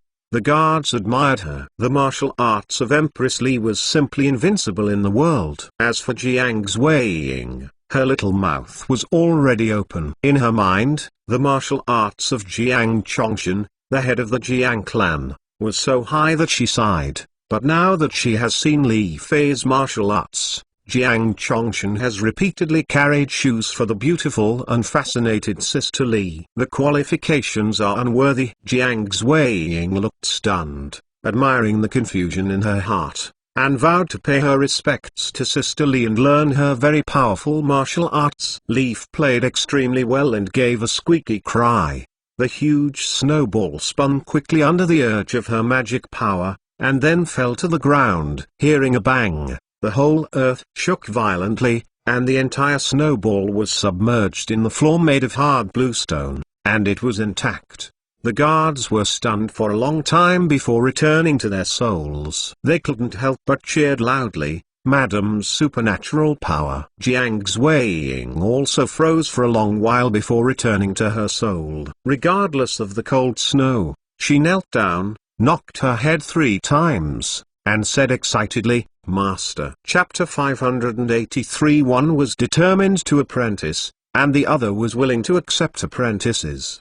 The matter of apprenticeship was settled. The Emperor Yi Da naturally became Jiang Xueying's master, but Feng Nishang accepted her as a goddaughter. This generation is chaotic. It was a mess, but fortunately Yi Daishan didn't pay much attention to this aspect. As Jiang Xueying entered the magic door, Leaf naturally refused to let her go to work, and arranged for her to live in a golden house and concentrate on practicing magic. With Jiang Xueying's talent, it took only an hour and a half to memorize the inner strength of the magic door and start to concentrate on training. The guards and servants in the house all respect Jiang Xueying. The righteous daughter of Empress Feng Xiaofei is naturally a princess with a delicate body, and she is also the proud disciple of Empress Li, concubine of the East Palace. How dare they have the slightest bit disrespectful? While Leaf was teaching Jiang Xueying's magic skills, the Emperor Yi Daishan was thinking about how to stand up for Jiang Xueying. The so-called surging wisdom. Yi Daishan's brain flashed, and a triumphant smile appeared on his face. In later generations, who like to read martial arts novels, who knows the fame of the hero Jin Yongjin? There is such a plot in the legend of Condor Heroes. Go Xiangguo's second sister Go had her birthday, and Yang Go presented her with several great gifts that shocked the world's heroes, and made Miss Go beautifully refreshed. Yi Daishanzi intends to use this method to stand up for Jiang Xueying. However,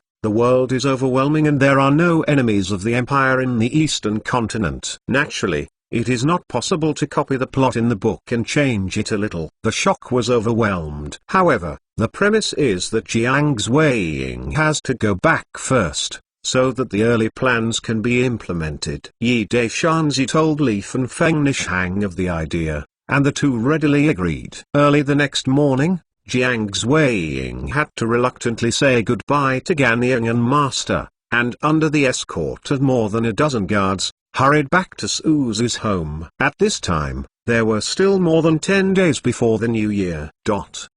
More than a dozen guards escorted Jiang Xueying to the city of Suzu, and according to Yi Daishan's order, let her go home on her own, and they swaggered straight into the Suzu Sishi mansion. As soon as Jiang Xueying entered the house, she was taken down by the housekeeper and taken to the house owner Jiang Chongshan. Not listening to discipline and running away from home without authorization, all of these violated the clan rules, and Jiang Xueying had to be punished according to the clan rules. Fortunately, the punishment's hometown Dingnian Jiang Xueying is just a teenage girl, the mother and daughter are pitiful, and the attack is extremely light. Otherwise, if you get down for 50 lashes, you will have to stop if you die. Jiang Xueying's back was drawn to bloody blood, but she gritted her teeth and did not utter a scream. The reason for this half was the mercy of the punishing family member Ding, and the other was the magical power of the demon door's body protection. The method of magical exercises is often biased, and it is quick. Jiang Xueying is not only extremely talented, but also works harder. On the way home, she has been practicing assiduously. In addition, the night before she left, Leaf was very profound. The internal strength of the test opened up the 8 channels of the odd meridian for her. Even if her internal strength cultivation has not yet started, it is almost the same. When Jiang Xueying's biological mother saw that her daughter had suffered this serious crime, she fainted several times after crying. After waking up, she cried and cleaned her daughter's wounds, and then went to save her husband and asked for some medicine to heal her injuries. At this time, outside the gate of Jiang Mansion, an old Taoist man with a thin face and a Taoist robe, who was quite immortal, came out. The guardian guarding the gate was shocked when he heard that the old Taoist priest claimed to be a submissive master. This Zixu Taoist leader is a famous master in Jiangnan, especially above Jiang Chongshan. Regarding generations, Jiang Chongshan has to hold the gift of the younger generation when he sees others. The several nursing homes all looked respectful and wanted to report to the patriarch.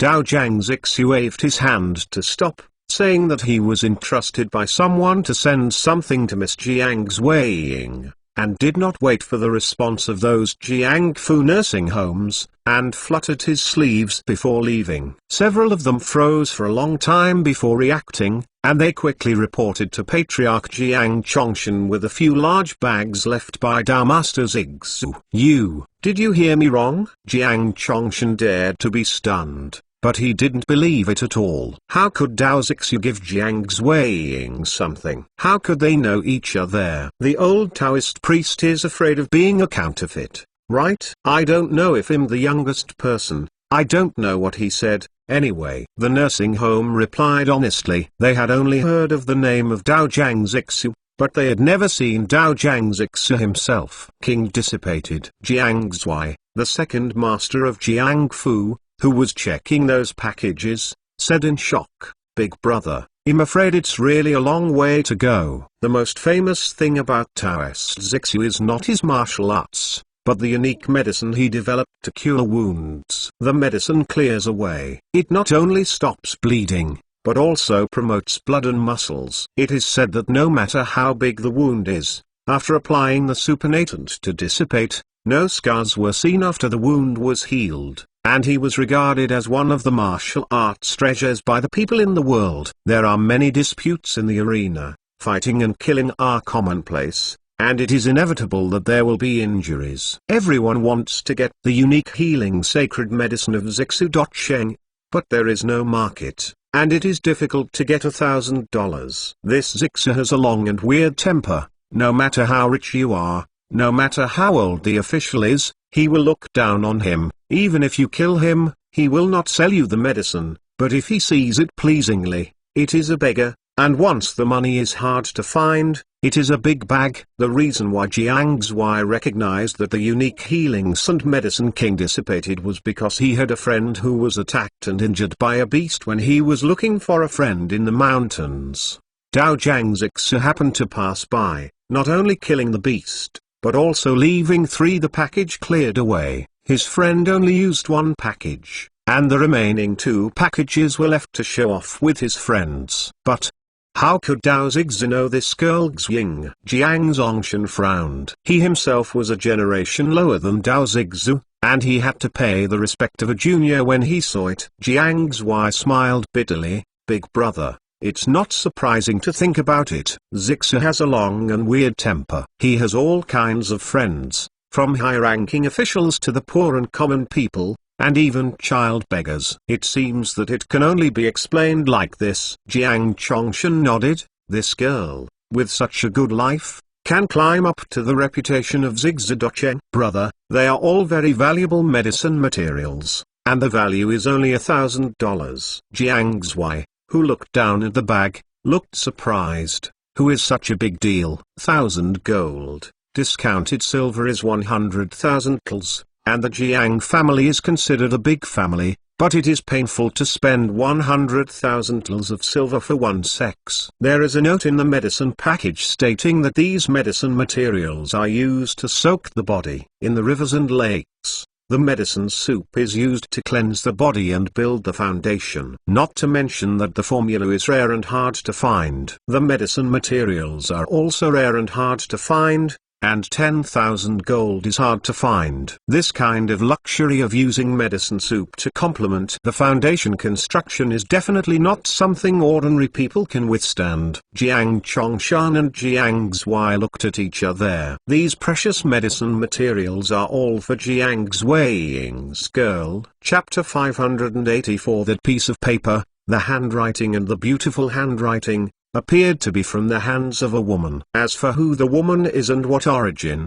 the Jiang brothers don't know at all. The only thing that can be determined is that she is generous and scary, and must have a strong family background. During the days when Jiang Zuiying ran out, no one knew what adventure she had, how to catch such a strange woman. The Jiang brothers were very curious, but because of face issues, they were inconvenienced to ask, so they could only feel bored. Brother, Thesi Medicine, Jiang Zui asked. It would be a waste to take such a valuable medicine material to Jiang Zuiying's wild girl. It can really cultivate a generation of outstanding people. Let someone send it over. Jiang Zongshan sighed in his heart. He was thinking like his second brother Jiang Zui, but if someone asks in the future, Jiang's face will be lost. Okay. Jiang Zui let out a cry of regret, and sent someone to deliver all the medicine materials to Jiang Zuiying. When Jiang Zuiying looked at the handwriting on the note,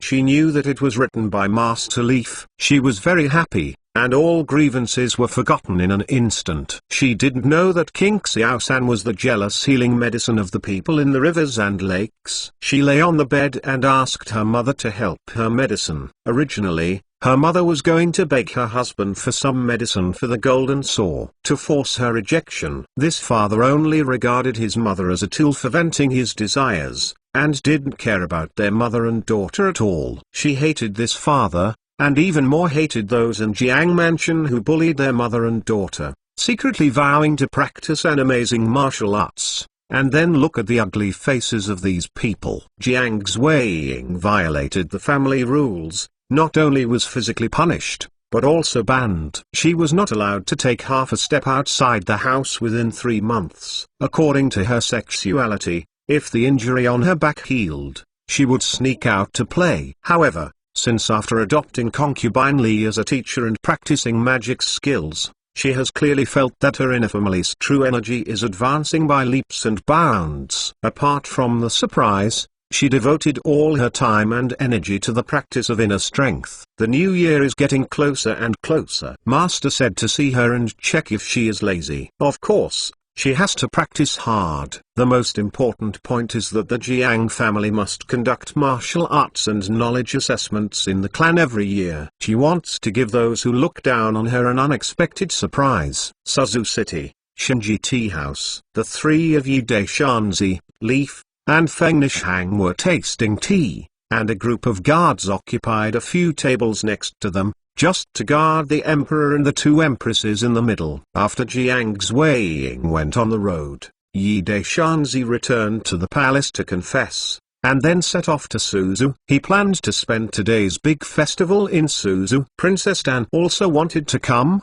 but when she was pregnant, Queen Jin did not allow her to run around and stayed in the palace to raise her baby, making her so bored that her pretty face was wrinkled like a bitter gourd. On the way to Suzhou, Emperor Yi Dia had ordered several guards to act with the token of the Jiangnan League leader. The new year is getting closer, and all kinds of preparations must be made in advance. After pouring a cup of tea for Yi Daishanzi, Feng Nishang whispered, "Master, are you pampering Zuiying too much?" Leaf also nodded in agreement. Those valuable medicine materials were sent to Jiang's mansion by Zigzadocheng, in order to lay a better foundation for Jiang Zuiying. Back then, the master used it when she was very young. She has already used various precious medicinal materials to soak and build her foundation. Jiang Zuiying is already a teenager and started too late. But she believes that with Jiang Zuiying's talent and hard work, she should be able to achieve something. King Jia was older than Jiang Zuiying, and even a monk halfway through her career. She was not as capable as Jiang Zuiying. She has achieved small achievements now. If Jiang Zuiying cannot surpass the current King Jia within 5 years, it would be unbearable. However, the emperor also spoiled Jiang Zuiying too much. She was a little worried. People are in adversity, on the contrary, they can inspire self-motivated. After living in a comfortable life, she becomes lazy and can no longer keep practicing hard. "What are you talking about?" Yi Daishan said confidently. "Nishang, if you recognize her as a goddaughter, you are naturally also my goddaughter, a dignified princess. How can you be shabby?" Feng Nishang was very grateful, but Leaf could only sigh helplessly. to see if Jiang Zuiying had that consciousness and perseverance. Outside the gate of Jiang Mansion, there was a luxurious carriage and a carriage full of silk cloth. The people in the luxury carriage did not show up, but the people who accompanied them came forward to deal with the people in Jiangfu. The intention was the same as that of Taoist Zixu. He gave Jiang Zuiying something, and then left without saying a word. He didn't even enter the door, and the patriarch didn't pay him a visit. It was mysterious and made some guards guarding the gate in Jiang Mansion look like the consternation. Just look at the stuff in the bullock cart. They are all fine fabrics, two of which are very valuable fox fur coats. The fox fur coats can be worn by ordinary large households, but this pure white color, fur, and hair are not what ordinary large families can afford to wear. The first one is worth more than 5,000 taels of silver. The female family members of Jiangfu can't afford to wear such luxurious coats. This whole car owner east, a rough estimate, less than 20,000 taels of silver. Although the bodyguards and nurses were extremely curious in their hearts, they did not dare to delay any time. They rushed to report to the owner, and by the way, they pulled the bullock cart full of silk cloth into the house through the side door. Jiang Chongshan and Jiang Zui looked at each other. Strange things happened every year, and this year seemed to be a lot more special, and it happened in their Jiang Mansion. The two brothers looked at each other and smiled bitterly, with dazed and curious expressions on their faces. Who did Jiang Zuiying make out with? Go, call San back. Jiang Chongshan ordered his servants. The third master is his third brother Jiang Bofu and Jiang Zuiying's biological father. He is responsible for the family's farm affairs outside the city. Jiang Zongshan was very curious, but couldn't save the face to ask a concubine junior, so he only called his third brother back and asked him to come forward and ask. The bullock cart full of fine silk and silk cloth was pulled directly into the small courtyard where Jiang Zuiying's mother and daughter lived, and the people in the mansion were impatient and curious. They asked about what happened. Upon inquiring, everyone in the house opened their eyes wide and their mouths widened. In the past, few people knew about the medicine materials that were worth tens of thousands of dollars because the owner of the family refused to make a public announcement. But the bullock cart full of fine silk cloth was pulled in like this, and naturally many people saw it. At the beginning, the ladies in each room thought that the family had made a lot of money recently, and the owner was in a good mood, buying so many fine fabrics for them to make new clothes for the holidays. Seeing those two pure white color fox fur coats, the ladies in a few rooms have red eyes. This fox fur coat is a luxury item. There are only a few in the entire Suzhou city. The scenery. But in the end, they watched the bullock cart being pulled into the small courtyard where Jiang Zuiying's mother and daughter lived, their eyes falling out. Chapter 585 My favorite hero saves the beauty Yingzhe. This.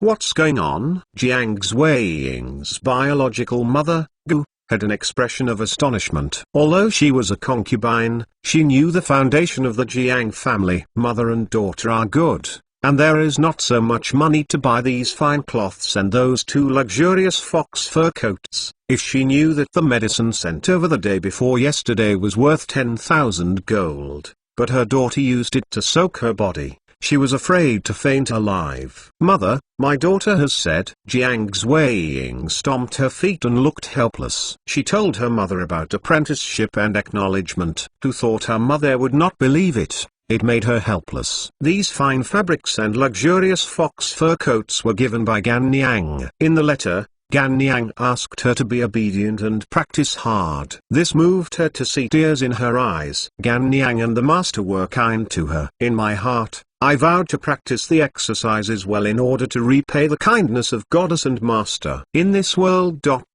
Really.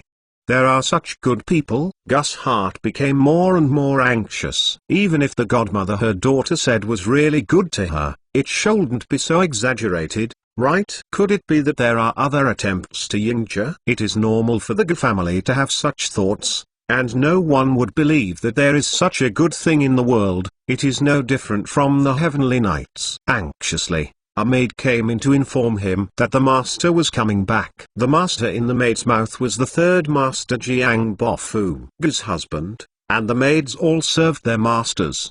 They called the third master externally, and naturally omitted the three characters internally. Ge hurriedly ordered her daughter to stay in the house, and then slightly modified, and then went out with the maid to see her husband. Jiang Bofu is usually responsible for the affairs of the farm outside the city. He has not returned home in the past 2 days. He didn't know what happened in the house. He hurried back when he received the notification from his eldest brother. I heard the elder brother said. He was also very puzzled, and hurried back to the room. Let the maid summon a little concubine Ge to ask. Ge said everything his daughter had said to her, and then stood anxiously at the side, looking nervously at the husband whose brows were frowning and bowing his head in thought. Jiang Bofu thought for a long time, but couldn't think of any results, so he had to report back to his eldest brother.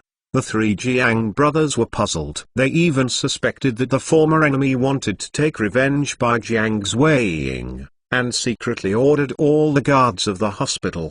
Beware. Suzhou South City, Nanshan, Yuqingguan. Yuqing Temple is quite famous in Suzhou. The incense is very strong. There are many people who believe in Buddhism and religion, and the Emperor Yi Daishan is very famous for going up the mountain. However, it is not time to see the beautiful scenery of Nanshan, and there is a lot of white everywhere. In the cold and freezing weather, there are still many devout pilgrims going up the mountain to burn incense to ask for visas. Although it does not snow, the road is slippery and it is easy to fall if accidentally. Both Leaf and Feng Nishang stayed in the inn. Yi Daishanzi was a person who could not sit still. He ran out alone and walked slowly up the mountain surrounded by the little six and a group of guards. Supported by the maid, a glamorous girl slowly walked up the mountain. Passing by Yi Daishanzi, she couldn't help but glance at him. The Emperor Yi Da, who was wearing a fur coat, was already handsome and romantic. Now it is in the golden age of men. The mature and steady charm is even more magical, which has caused some old ladies and ladies to secretly look at him. He also turned his head, and met the eyes of the beautiful young women. The corners of his lips curled up, and a faint smile appeared. In the eyes of the beautiful young women, the smile was extremely free and easy, making her cheeks red, and her heart pounding wildly. He panicked. His footsteps inevitably became chaotic. One foot stepped on the wrong stone steps, and the ground was slippery. His center of gravity suddenly lost, only time to let out an exclamation. The whole person fell backward. Madam, be careful. Yi Daishan's current cultivation base is also close to the enchanting level, and his reaction is naturally quick. He stretched out his hand in time to hold the beautiful young woman's waist. Madam is okay. Yi Daishanzi put his right hand on the waist of the beautiful young woman, looking down at the frightened young women, with a caring expression on his face. There was a faint smile with an inexplicable blush and heartbeat. The hero is most willing to do the good thing about saving the beauty. What's more, the young women in his arms are also very beautiful and moving. If it were before, he would be very likely to get the beauties into the harem. Now, there are too many beauties in the harem at the level of ruining the country and the people, and the young women have not yet reached that level. However, having said that, if the great beauty is grateful, he would not mind picking wildflowers secretly. In his words, this is an affair, and occasionally a romantic encounter will not hurt. Thank you. Mayan young woman's pale and pretty face was covered with a shameful red cloud, and her heart jumped wildly. Maybe it was because she was hugged by others. Maybe it was because of the touch on her face. The faint smile of Moming's wonderful blush and heartbeat may be due to the gentle and affectionate, but highly aggressive sexual gaze of others. Maybe. Well, it's fine. If something goes wrong, it will be ordered. Yi Daishan said softly. That voice and expression seemed to be whispering to his lover. However, he didn't mean to let go, and even a little harder with his arm, so that the tender body of the beautiful young woman was close to him. Sir. Mayan young woman's jade cheeks became more and more blushing. Sir, please let go. Concubine body ...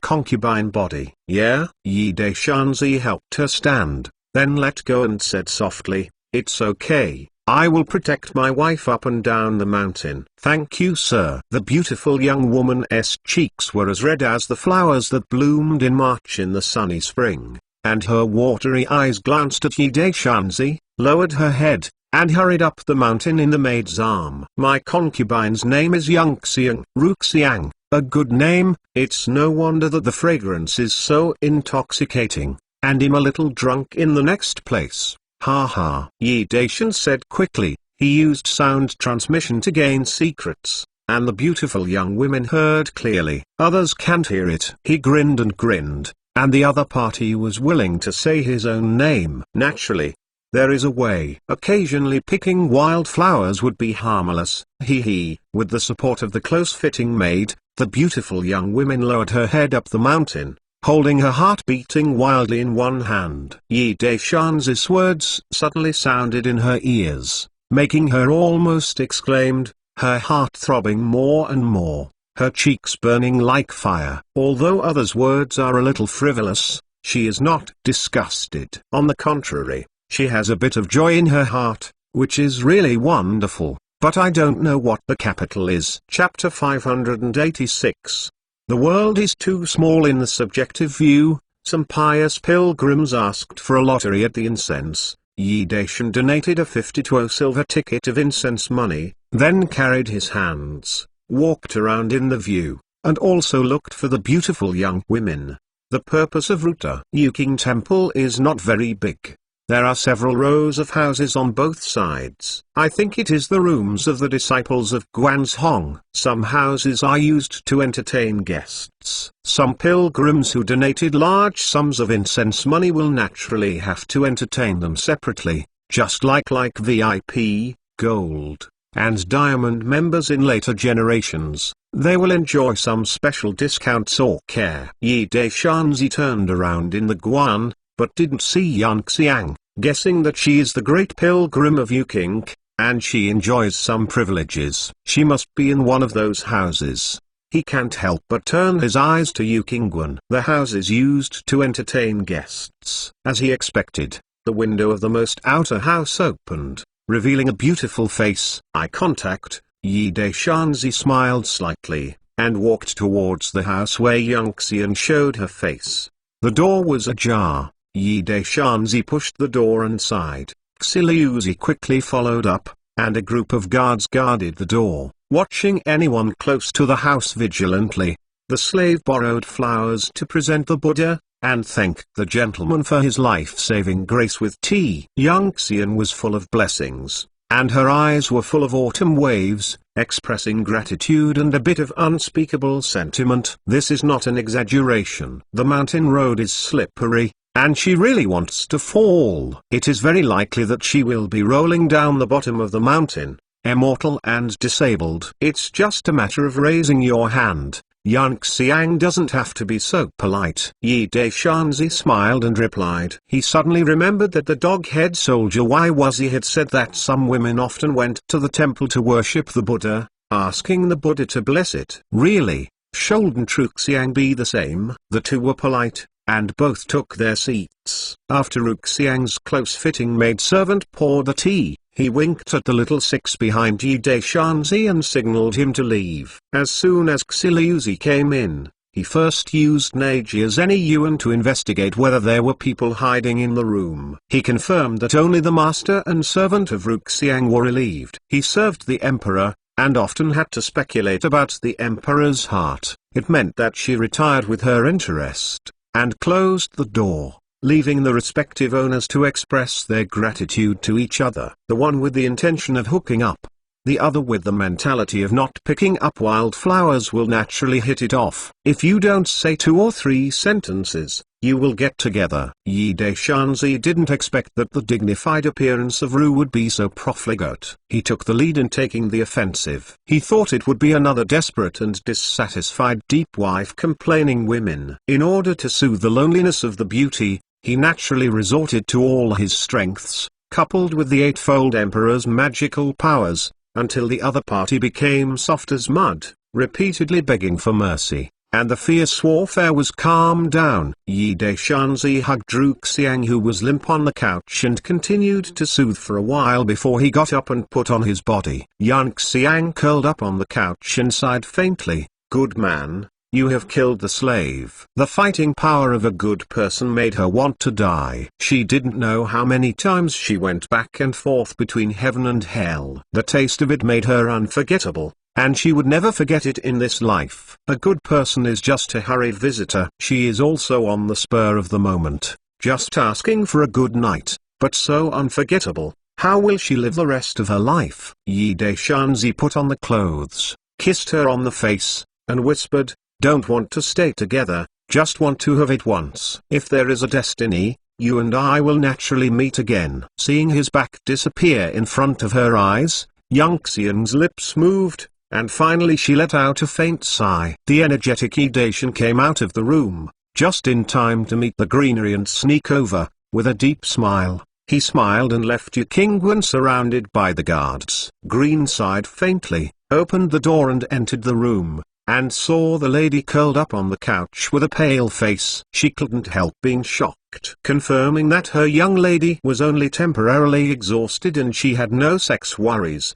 She breathed a sigh of relief. Seeing the mess on the bed and the miserable young lady, she couldn't help hissing and inhaling air conditioning. The young lady's savior didn't seem to be very strong, but her fighting power was terrifying, and she had tossed for more than an hour. When she came out, she didn't have the slightest fatigue on her face. On the contrary, she was still fierce, and she was simply not human. Yang Xiang lay down for a full hour and a half, and Fang walked down the mountain step by step, supported by the green. Jiading at the foot of the mountain had been waiting anxiously for a long time, and he was relieved to see that his wife came back safe and sound. After Yi Daishanzi returned to Suzhou City, he did not return to the inn. Instead, he went to the Suzhou provincial governor's mansion. All the shops were closed for the new year. The whole family happily got together to celebrate the new year. Yi Daishan didn't want to be wronged by Leaf and Feng Nishang, so he had to move into the Sishi mansion. Yi Daishanzi didn't use his waist card to break into the mansion. He only said that it was an old friend of the Jingxi who was visiting and told the guards who guarded the gate. Seeing that they were well dressed and extraordinary, the guards didn't dare to neglect, so he went in to report. Master Su's Governor Feng Yuan came in and was shocked when he saw that he was the emperor. Xiao Luzi blinked his eyes again and again, motioning not to speak. Feng Yuanjin respectfully invited Yi Daishanzi into the mansion. He was shocked and delighted when he learned that the emperor and the two empresses were going to spend the festival in Suzhou. Clean up the wing, let the servants in the palace wait there, and dispatch soldiers to guard them to ensure the safety of the emperor. Afterwards, the guard went to the inn and took Leaf and Feng Nishang into the mansion. Feng Yuanjin hosted a banquet in the mansion and let his favorite concubine come out to accompany him. Seeing a beautiful lady coming out from the willows in the inner hall, Yi Daishan couldn't help touching his chin and smiled bitterly. This world is really too small. Feng Yuanking's favorite concubine turned out to have just indulged in Yu Qingwen with him. This is a bit embarrassing for the dangling Yang Xiang. Feng Yuanjin tried desperately to please himself, but he gave him a big green hat, which was really embarrassing. Yang Xiang was ordered by Feng Yuanjin, and there was a big man who could not offend him anyway. She must be a good waiter. She didn't expect this big man to meet on Nanshan Mountain Road, save her life, and have a tryst in Yu Qingwen. The ecstasy made her lament the enemy who lived the rest of her life. Suddenly meeting again frightened her to death, but fortunately she did not react slowly, and quickly recovered her calm under consternation, panic and shame, and respectfully salutes her. My concubine Yang Xiang has seen Mr. Yi. The two ladies. Madame Su is polite. Yi Daishanzi clasped his fists and made a polite return, while Leaf and Feng Nishang leaned slightly in return. Feng Yuanjin was sincere and frightened, for fear that the hospitality would be inadequate and annoyed the emperor, and the black hat on his head would not be guaranteed. Ruxiang's demeanor is very natural, pouring wine for the guests diligently, speaking with Leaf and Feng Nishang, and behaving very decently. When she learned that Mr. Yi was going to celebrate the festival in Suzhou, she couldn't help showing a strange look on her face. Leaf looked in her eyes, looked at Yunxian, then looked at Yi Daishanzi. Her eyes flashed with a thoughtful expression. Chapter 587. The only chance for women. Leaf and Feng Nishang didn't like this kind of occasion. After a little bit of food, they got up and went back to their respective rooms, where Feng Yuanjin sent the maidservant women to wait on them. Before these people entered the room, the little five had carefully searched their bodies and confirmed that they had no weapons hidden in their bodies before letting them go. The safety of the emperor was not only important, but the safety of the two empresses was the same. How could the little five dare to be sloppy? Feng Yuanjin and his favorite concubine Yunxian accompany Yi Daishanzi to continue drinking. After drinking for 3 rounds, Feng Yuanjin excuses that there is still official business to deal with, so he respectfully retires and leaves his favorite concubine Yunxian to continue to accompany him. As soon as Feng Yuanjin left, Yi Daishanzi and Yunxian didn't speak, but silently took the food to eat. The atmosphere in the hall immediately became a little depressed, and there was an indescribable ambiguity. Yunxian, are the family okay? After all, to break this uncomfortable depression, the Emperor Yi Dao took the lead in speaking out, and there was nothing to talk about. It's okay. Yunxiang replied softly,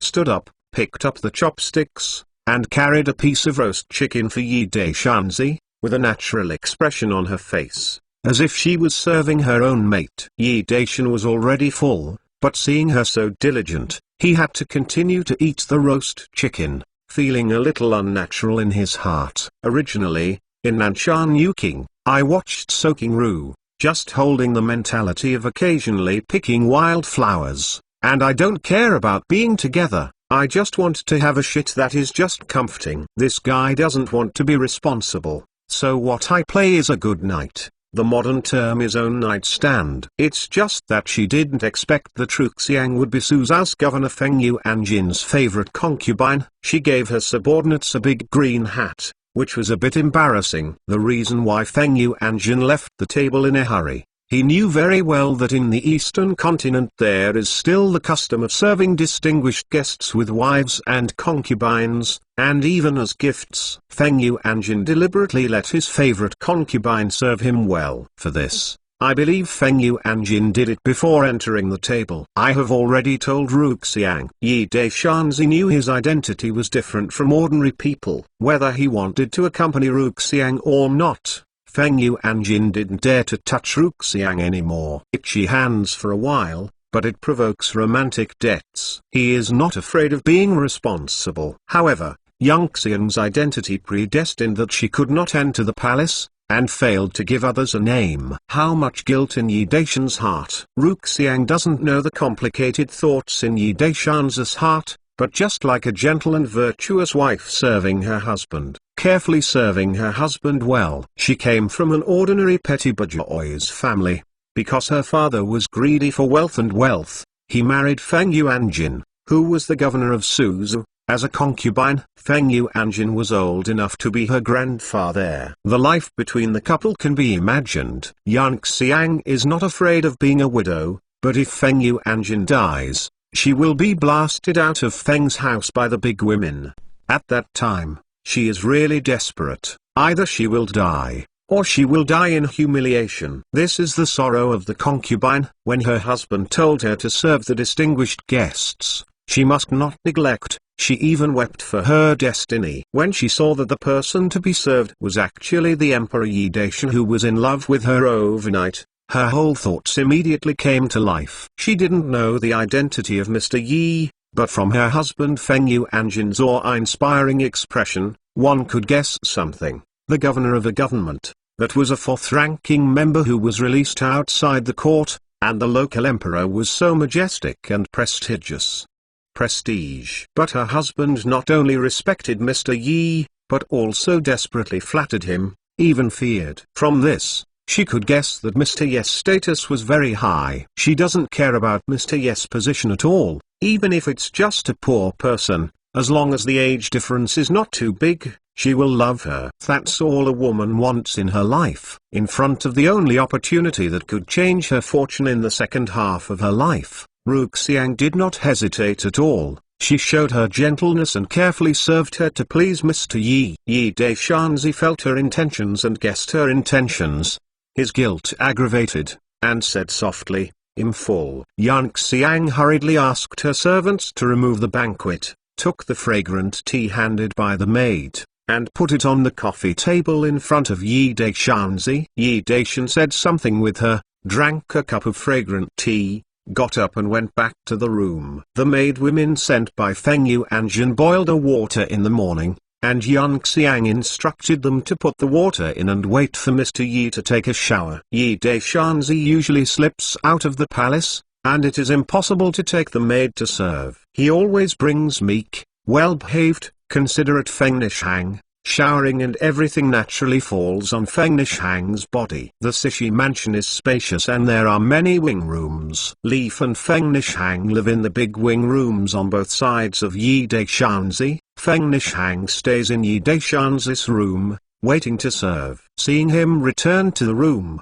she got up and wanted to serve. "Neon, you go down and rest." Yi Deishan stopped her, hugged her for a while before letting go. Feng Nishang never asked why. What the emperor said, she did what she did. She left the wing and saw Yang Xiang and two waiters outside Qiaolis' room, and she knew the reason. All the maid servants and women let Yang Xiang drive out. She only dressed Yi Deishanzi in the shower in a pink color veil that was as thin as a cicada's wings.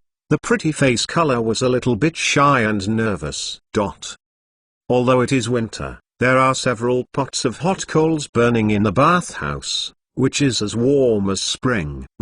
Have you been to the emperor? Yi Deishan soaked in the warm water, closed his eyes, and enjoyed the service of Ru comfortably. No. Ruxiang responded low. She let Mr. Yi carry it into the big bucket earlier, and the light gauze that was as thin as a cicada's wings was soaked in water and pressed close to her skin. The graceful curve was exposed, and it was fascinating. In normal times, Yi Deishan would have long been playing with mandarin ducks, but in this kind of weather, he would catch a cold if he was not careful. So he tried his best to restrain the evil thoughts in his heart. Yang Xiang's cheeks are blushing with spring, her eyes are silky, her nose is snorting, and she can't stop her breath. How can she not feel the changes in Mr. Yi's place? But thinking of its fierce and unusual combat power makes her love and fear.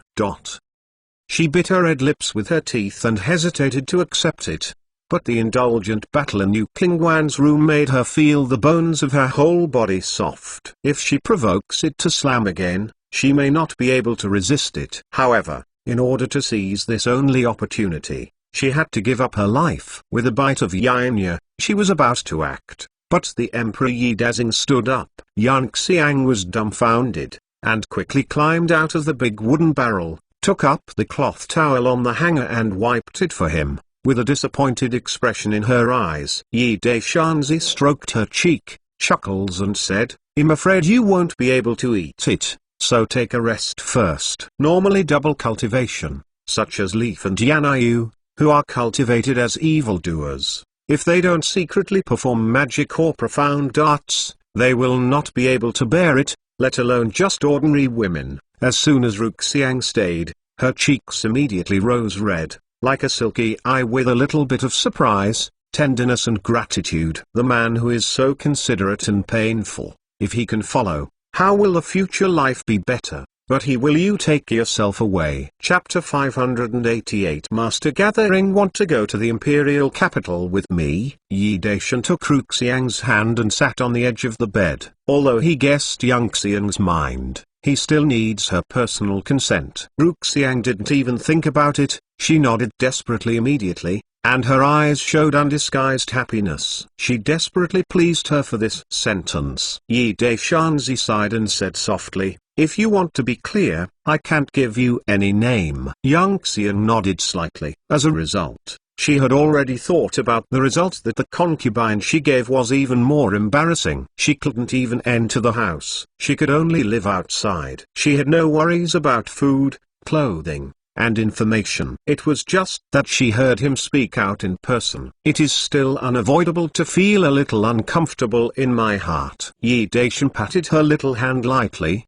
and comforted, but don't worry, it'll be nice to you. Yang Xiang nodded desperately, tears flashed in her eyes, and his words were enough. At least, she was right. Yi Daishanzi lay down on his back and said softly, "It's getting late in the sky, it's time to rest." "Yes, sir." Ruxiang responded low, her cheeks were full of shame and red clouds, and she was also a little bit afraid. The master's fighting power was too fierce to bear. The battle in Nanshan New Qingguan during the day still made her feel that the bones of the whole center were loose. "This will come again. I'm afraid I won't be able to get up tomorrow." Knowing her misunderstanding, Yi Daishanzi smiled and said, "What do you think?" Ruxiang was embarrassed. She curled up in Yi Daishan's warm arms, her heart throbbing. She was so embarrassed that she had misunderstood the meaning of the master, but her heart was sweet again, as if she had drunk honey. But with a bit of guilt and anxiety, the master is still optimistic, indicating that he has not yet enjoyed himself. As a concubine, he cannot serve the master well. This is a serious dereliction of duty. Yi Daishan put his arms around Ruxiang and whispered softly, "Go to sleep, you are also sleepy." I have been a faint monarch for n years, serving by beauties of all sizes and all over the country, and I have become accustomed to putting my arms around the beauties in order to fall asleep. "What's the matter?" Feeling Ruxiang squirming in his arms, he asked softly, but did not open his eyes. Yi Daishan took a hissing breath. He could feel that Ruxiang had shrunk to the end of the bed, and he knew what she was doing. He wanted to dissuade him. However, the feeling was so good that the words came to his lips but turned into a refreshing moan. In this way, Ruxiang stayed with Yi Daishanzi to serve, and her maidservant returned to the room with greenery, brought her own lady and her clothes and other things over and put them outside. After the festival, he and the young lady have to follow the master to the imperial capital, where they will settle down, and the things they have moved are packed up, and they can move out at any time. Knowing that her status is embarrassing, Yang Xiang serves Yi Daishanzi at the same time. She also serves Leaf and Feng Nishang, desperately to please the two wives. Leaf knew that she was desperately trying to please herself. If she did not let her do it, she would be nervous and uneasy, so she would follow her. Feng Nishang was sex docile, talking and chatting with Yang Xiang, which relieved her inattention.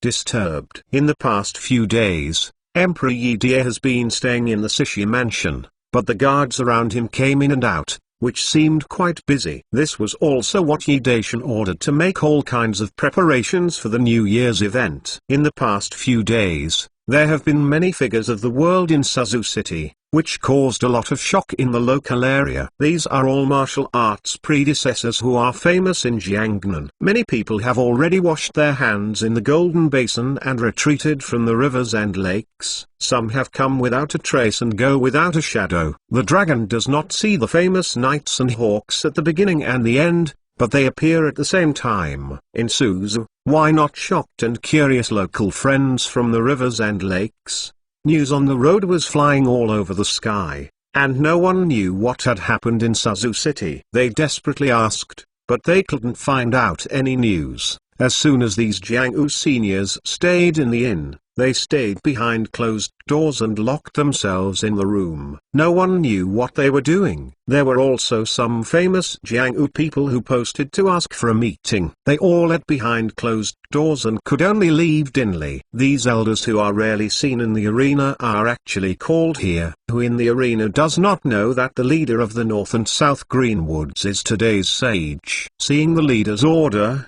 like seeing the imperial edict, who would dare not obey it? Many gang sects are also proud of acting under the order of the Alliance. Unfortunately, not everyone is so honored to be called by His Majesty the Lord to act according to the order. Jiang Mansion has not been calm at all these days. The whole mansion has been talking about each other, inquiring about each other, and even some servants and servants waited to touch the small courtyard where Jiang Xueying's mother and daughter lived. but couldn't hear any news. Jiang Zuiying is working hard every day to practice magic skills. With her aptitude to understand her nature and diligence, she has made great progress in magic skills. Amazing progress. Gus is very busy every day. She has to accompany the ladies who come to the house to chat and talk or something.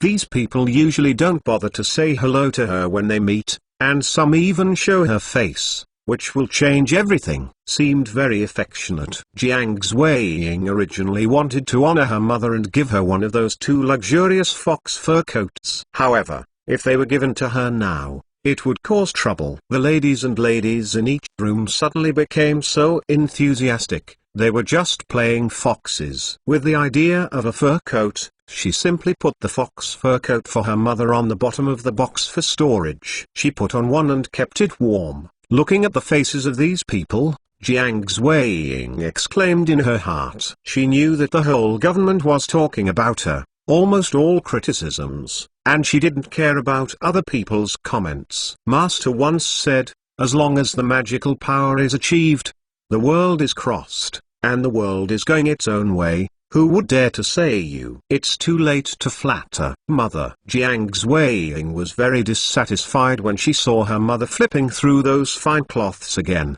and her mother was using these fine cloths to show favor. Gus sighed, daughter, it's all a family anyway. If you look up and see when you look down, you can forget about the past. Don't you just have a piece of cloth? Mother is also thinking about your future.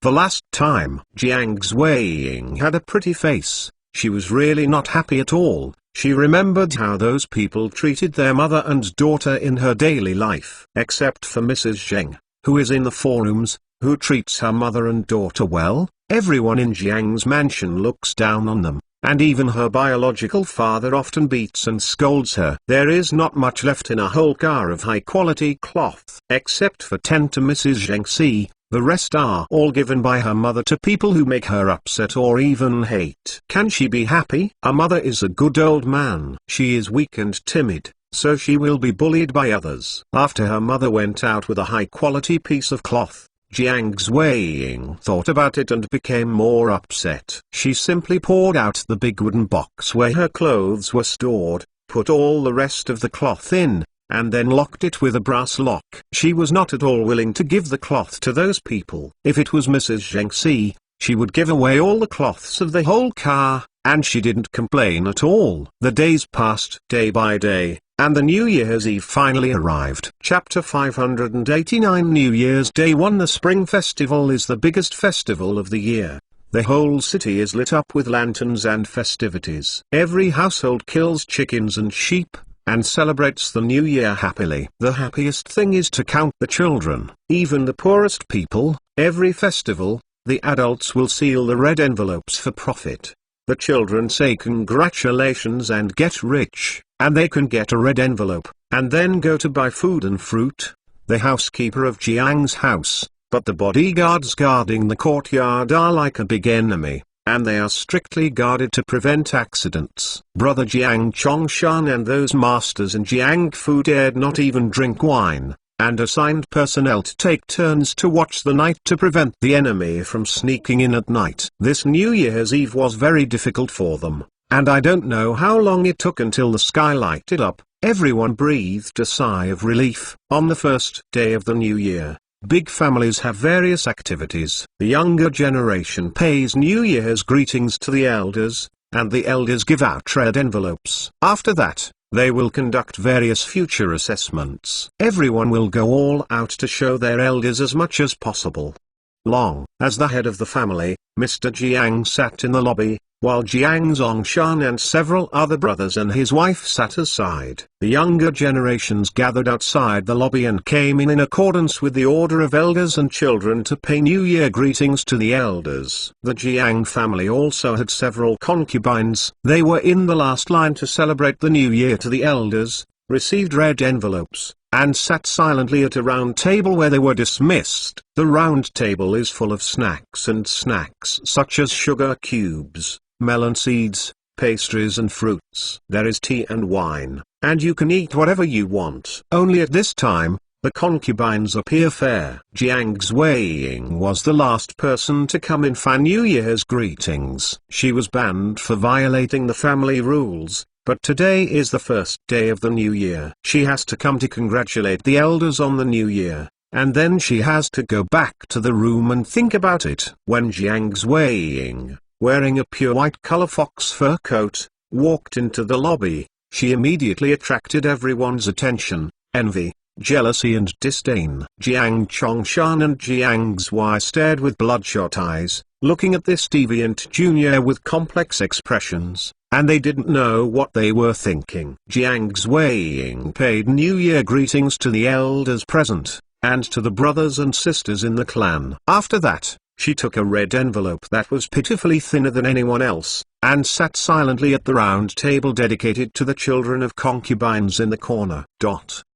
Nowadays, banknotes have replaced copper coins and silver ingots. Therefore, unlike before, you can know how much profit there is with a pinch of your hand. Jiang Zuiying took the red envelope and stuffed it into her arms. You don't need to look at it to know that her own red envelope is better than everything else.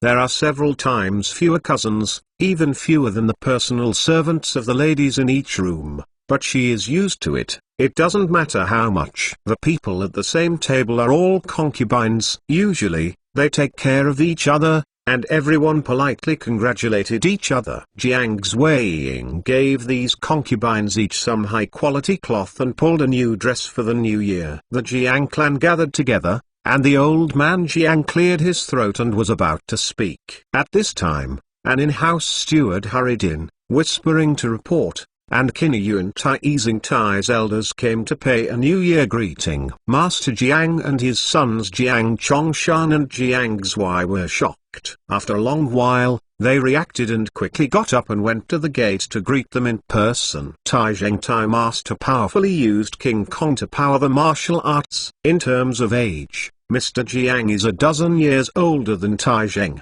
but when it comes to the generations of the rivers and lakes, Mr. Jiang has to respectfully pay the respect of the younger generation. The arrival of the old Iron Man made the old man Jiang and the others wonder. It was the third day of the new year to visit relatives and friends to congratulate him. This old Iron Man came here a bit abruptly, but his reputation and seniority are placed there. It's a great face to come to your house on New Year's Day to pay you a New Year greeting. Brother Jiang, Tai has paid you a New Year's greetings. It's abrupt, don't you blame it? Taizing Tai's old man with leopard eyes and whiskers, looks mighty, and is a cheerful person. When he meets, he immediately clasps his fists in congratulations. Where? Brother Tai came here, and it was brilliant. Jiang Mu was too happy to be too late. Master Jiang hurriedly returned the gift. Taizing regarded himself as a peer, but gave him enough face. I don't know how happy he was. When Jiang Chongshan faced this old man, he had to obey the salute of the younger generation, and they respectfully saluted Taizing. After some courtesy, Mr. Jiang warmly took Taizeng's hand back to the hall, and Taizeng's disciples followed behind with gifts. As soon as they entered the hall, the younger generations of the Jiang family in the hall had to stand up and give salutes. The old man Taizing Tai greatly stabbed to accept the congratulations from the younger generations of the Jiang family, and at the same time distributed red envelopes. Jiang Zuiying was still the last one to come up to congratulate Taizing. Junior Jiang Zuiying, I wish Elder Tai all the best. Taizing laughed and said, okay, thanks to my niece, I have time to go to Kinyu to play. My niece is about your age and naughty. You are going. She must be happy, haha. His red envelopes are all treated the same, no more, no less, all 5 piles of silver notes. But he also gifted Jiang Zuiying an exquisite long brocade box. This was different. Not only did everyone in the hall stare, but Jiang Zuiying herself was stunned. She had heard the elders of the family talk about the name of Dali Jinggang Taizing, but she didn't know anyone at all. The old man Tai not only extended an invitation to her, but also gave her a special brocade box. Thank you, old man. Xueying will definitely go to Kiniyuan to harass your old man if you have the opportunity. Jiang Xueying didn't respond slowly. Although it was only the first time I saw this old man of Zenwei Jiang'u, it was old man Tai's heart. Only when he took the brocade box, bowed his body and thanked him. Everyone was wondering, old Tai actually recognized her. Moreover, it seems to be quite familiar, otherwise, Senior Tai would not invite her to be a guest at home, and even gave an extra brocade box gift. The brocade box is exquisitely crafted and is inlaid with a gold-rimmed silver ribbon. The value is at least about 100 taels of silver. A box is worth hundreds of taels of silver. Wouldn't it be more expensive? Tai Zheng laughed and said, the sage niece doesn't need to be polite, it's just a long white snow ginseng king. Ha ha. As soon as this remark came out, the audience was moved. Everyone knows the efficacy of snow ginseng. Its alias is snow ginseng and jade ginseng, because it is produced in the snowy plateau. It is not easy to take, and the price is quite high. Snow ginseng, the king of ginseng, grows for at least 50 years and absorbs the sun and the moon. The essence is formed. The legend can cure all diseases, solve all kinds of poisons, prolong life, youth will last forever, and money is hard to find. Elder Tai actually gave Jiang Xueying a snow ginseng king who was hard to find. Isn't this a fantasy? For a while, Jiang Xueying became the focus of all eyes, and there was some envy and jealousy. Jiang Xueying herself was also taken aback. She yelled nervously, old man junior. Old Tai waved his hand, grinning and said, if my niece is too young, there are still a few in my uncle's house. Uncle rushes Mingja to send it over. Jiang Xueying was so frightened that she shook her hand quickly. This gift was too expensive, and she almost couldn't breathe. Everyone in the hall stared so that their eyes were about to fall off. God, is it possible that old man Tai is hitting evil? At this time, the steward hurriedly came in to report, and Feng Xiaoyan, a lone smoker in Moshania, sent a square brocade box, pointed her surname to Jiang Xueying, and then left. The lonely smoker, the wind whistling to the sky. Old man Jiang's face changed suddenly, and he thought he had heard it wrong. Jiang Chongshan and Jiang Zhai's eyes widened, and it took a long time to swallow droolingly. Chapter 590 New Year's Day 2 Feng Xiaoshan, a lone smoker on the skyscraper, is an old monster from the north and south of the Megatron. He acts only on his own preferences and has been alone. The dragon does not see the end and the end. He became famous earlier than the strong Vajrapalm, and his fame is even higher than that of the Iron Zheng. Loud and scary, Tai Zheng was once defeated under his palm, and it is said that he could not even last 30 rounds. The sudden appearance of such an old monster has scared people to death. He even gave Jiang Xueying a gift. It is normal for Mr. Jiang and others to stare wide-eyed. Jiang's father and son looked at each other. Today is really evil. When did Jiang Xueying make friends with these strangers? The gift that Elder Tai Zheng Tai gave her was the Snow Ginseng King, who is hard to find. I don't know what kind of treasure the lone smoker Feng Xiaoshan gave. They were so curious that they could not open the brocade box to watch for the sake of face,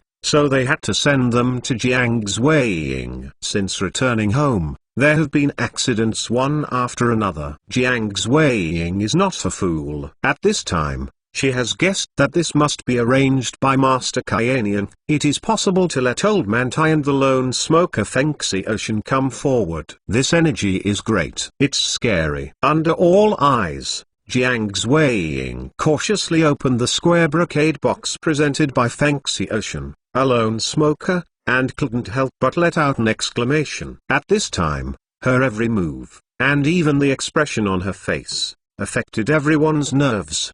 Her exclaim shocked everyone. What happened? The brocade box presented by the lone smoker Feng Xiaoshan contained a martial arts secret book with 5 characters Feian 19 Swords written on the cover. Feian 16 Swords is a unique martial art created by the ancestors of the Jiang family. For various reasons, when it was passed down to this generation, the last swordsmanship had been lost, and the old man Jiang could only use 15 sword styles. Mr. Jiang has always been sorrowful, often complaining about faceless facing the ancestors under Jiuquan. The gift from Fengxi Ocean, a solitary smoker, turned out to be a secret book of unique swordsmanship from the Jiang family, which shocked Jiang Zuiying. Moreover, the ancestral Feian swordsmanship actually has 19 styles, which must be passed on. Surely no one believes it. After a long pause, Jiang Zuiying walked to Elder Jiang with 19 swords of flying clouds under all the gaze of her eyes. Elder Jiang's pupils shrank suddenly. He didn't want to lose his attitude,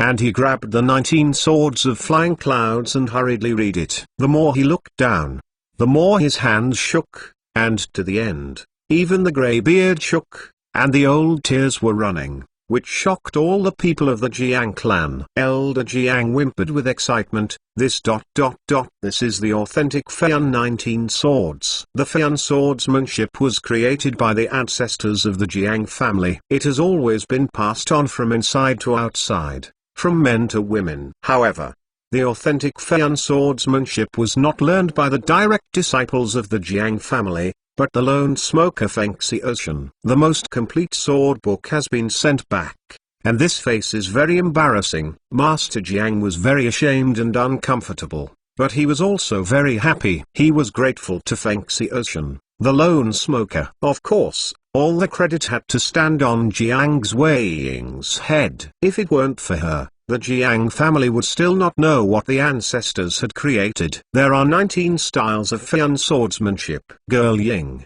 you have done a great job for the Jiang family. Old man Jiang sobbed, and suddenly knelt down with a thump.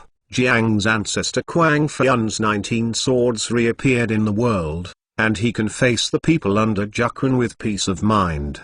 The ancestors have come. The elders kneel to the younger ones, which is not proper and against human relations, but the old man Jiang can take care of this. He is so excited. If the Jiang family can regain their reputation in the future, it will be all the credit of Ying girl. Grandpa Jiang Zuiying was shocked. Although she wasn't very happy with this grandpa, she was her own grandpa after all. The blood was thicker than water. Grandpa actually kneeled in front of everyone in the clan and would break her of life. All the Jiang clan members in the hall were dumbfounded. On the first day of the new year, the head of the dignified family actually kneeled down for a wild girl who was convicted and punished. This is going to be spread out. Where is the face of old man Jiang? Poor Gus' heart is fragile, unable to withstand such a stimulating and frightening scene. Under extreme shock, his eyes suddenly turned white, and he fainted alive. Jiang Bofu hurriedly ordered someone to rescue him and ordered a good student to wait. Who dares to neglect,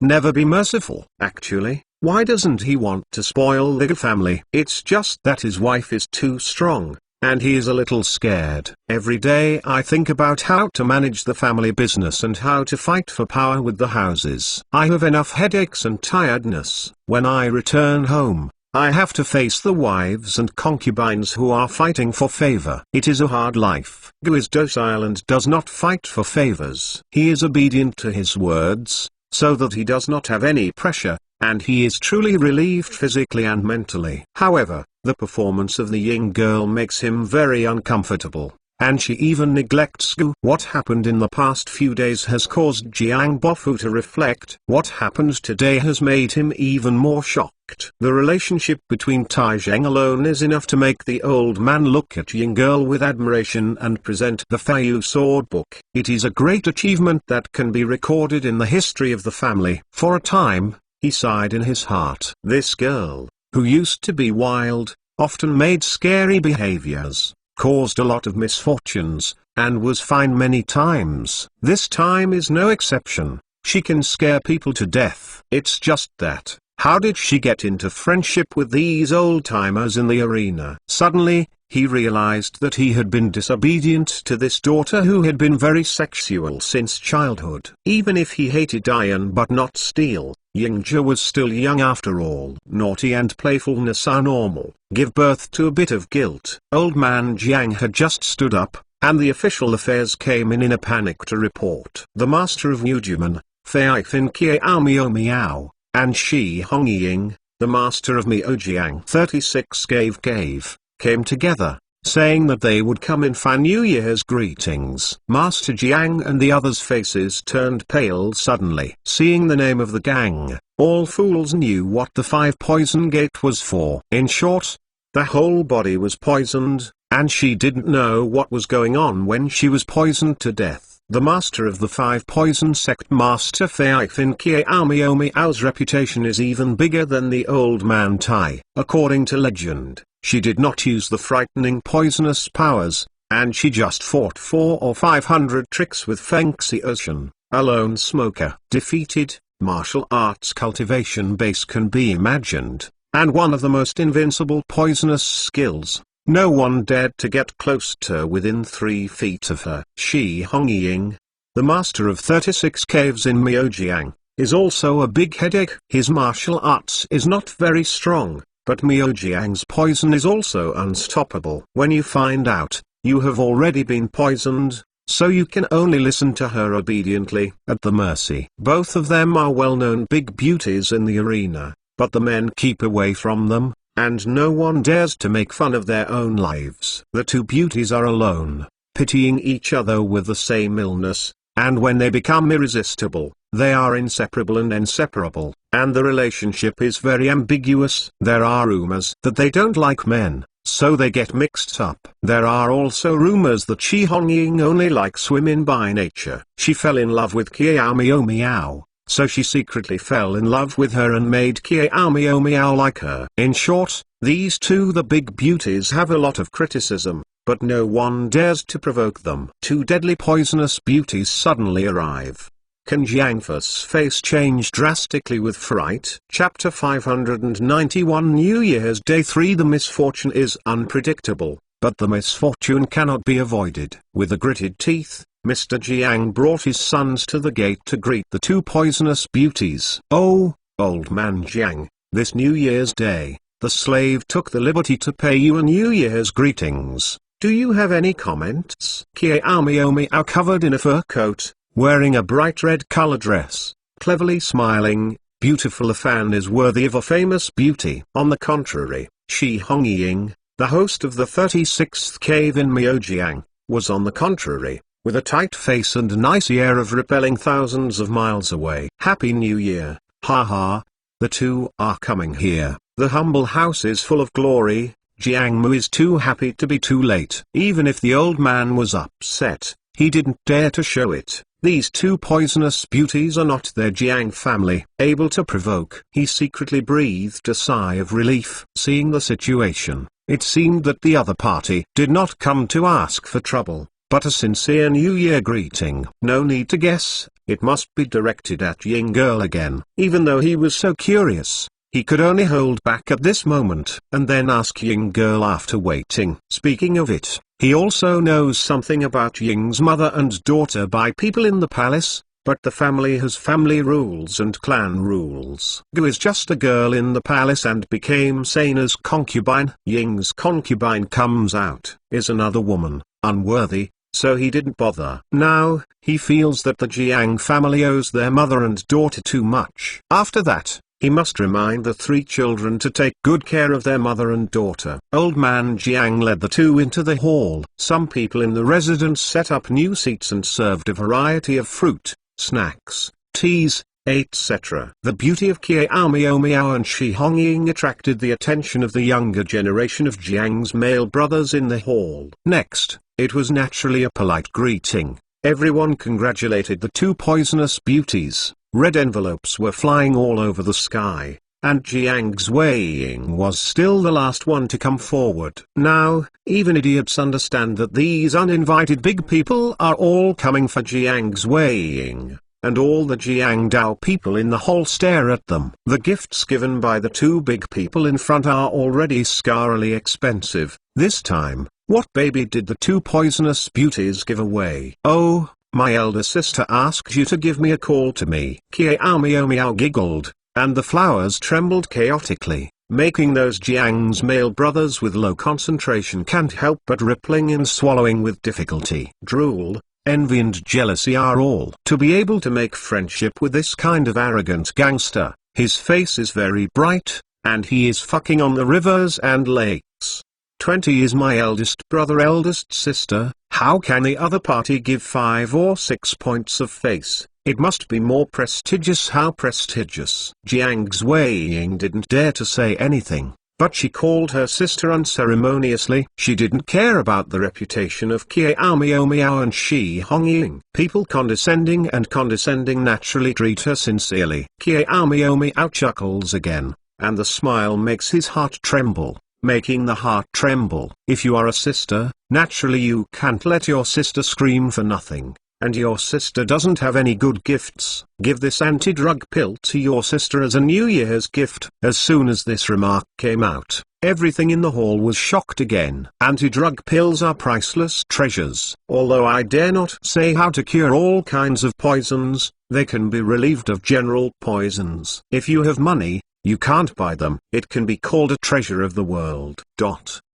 This gift is also so heavy that it is enviable and enviable. It is more irritating than others. Why don't you have such a good life? At this time, everyone looked at Jiang Xueying with very different gazes. No one knows how she developed friendship with these big people. In short, in Jiang's family, even if her status has not changed, no one does dare to treat her as before. Shi Hongying, the master of 36 caves in Miaojiang, gave 2 pills that can increase his skill for 20 years. They are also martial arts treasures, worth 10,000 gold. Next, a few big figures who moved the rivers and lakes came again. These seniors in the rivers and lakes have either already washed their hands in the golden basin and retired to the rivers and lakes, but have come without a trace and go without a trace. The dragon does not see the end and the end. The gifts given to Jiang Xueying are strange, but they are all the same. Some are valuable,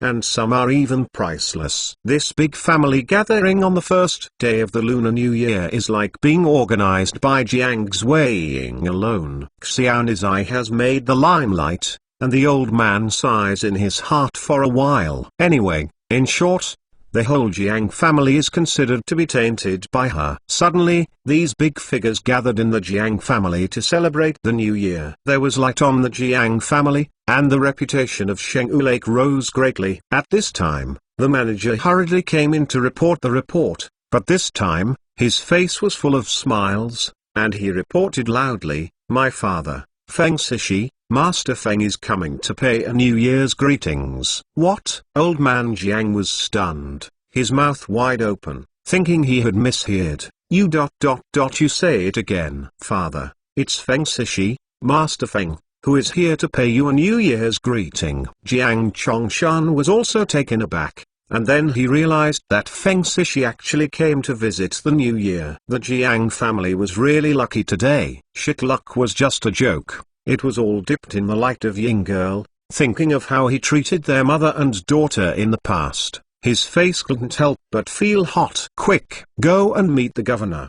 The old man Jiang danced happily, and rushed out excitedly regardless of his gaffe. The Jiang family was also a prominent family long ago. In these generations, it has been seriously declining, and even the direction of development has gone off the road. After setting foot on the rivers and lakes, it almost became a family of martial arts. Official career is the right way. Old man Jiang is desperately developing in this direction. The talented children of the clan are desperately focused on training. Only by entering the court as an official, rising up step by step, and becoming a member of the 4th rank or above, can the Jiang family develop growth. As for martial arts, that is not the point. Self-defense and self-defense are enough. The Jiang family has been in decline for many years. In Suzu, it is only a 2nd and 3rd-rate family. He can't be ranked at all. He just wants to make friends with those big families and King Liu celebrities. They are not qualified,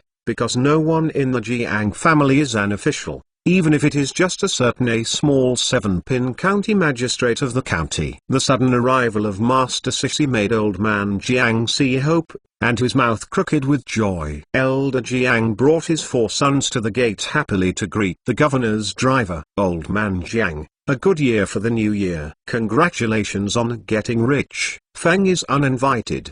Didn't you bother? Feng Sishi's smile on his face seemed very kind, without the kind of lofty manner that looked down on people. My lord, what do you say? The humble person can't invite you? Hee hee. Old man Jiang was a little bit at a loss with excitement. His eyes swept across the faces of the people around Mr. Shishi. Feng Sisi smiled and introduced, "This is Mr. Yi, and they are Mrs. Yi." Old man Jiang hurriedly saluted him respectfully. He was an old fritters. When Feng Sisi introduced the Mr. Yi and his two wives, he was very respectful. With Feng Sisi sage, even so, that Mr. Yi was only afraid of the background. Bigger. Jiang Chongshan and the other four brothers also hurriedly gave salutes, but their eyes couldn't help turning around on Mr. Yi's two wives, and they sighed in their hearts that there is such a beautiful beauty in the world. Chapter 592 New Year's Day for Mr. Yi. It is natural to be the emperor of Yi Da. The two outstanding beauties are Leaf and Feng Nishang. When the two of them walked into the lobby of Jiangfu with Yi Da Emperor, the whole hall was immediately silent, and the small embroidery needles fell out of silence. On the landing, they can be heard clearly. All the young male disciples of the Jiang family opened their mouths. Feng Sishi's favored concubine Yangxian is already the #1 beauty in Suzhou, but she is no better than the two in front of her. At some point, Danzi Country's Luz can hardly describe their unparalleled looks, enchanting, and only the word enchanting. Kiao Miao Miao and Shi Hongying are already recognized as one of the great beauties in martial arts, but they are not better than others. Seeing a gleam in Shi Hongying's eyes, Kiao Miao Miao pinched her secretly and warned in a low voice, "Don't hit other people's ideas, otherwise, you won't know how to die." Shi Hongying smiled softly. "Why, jealous?" Kiao Miao Miao rolled his eyes. "If you don't believe me, just try it, let alone people never remind you." Shi Hongying frowned slightly.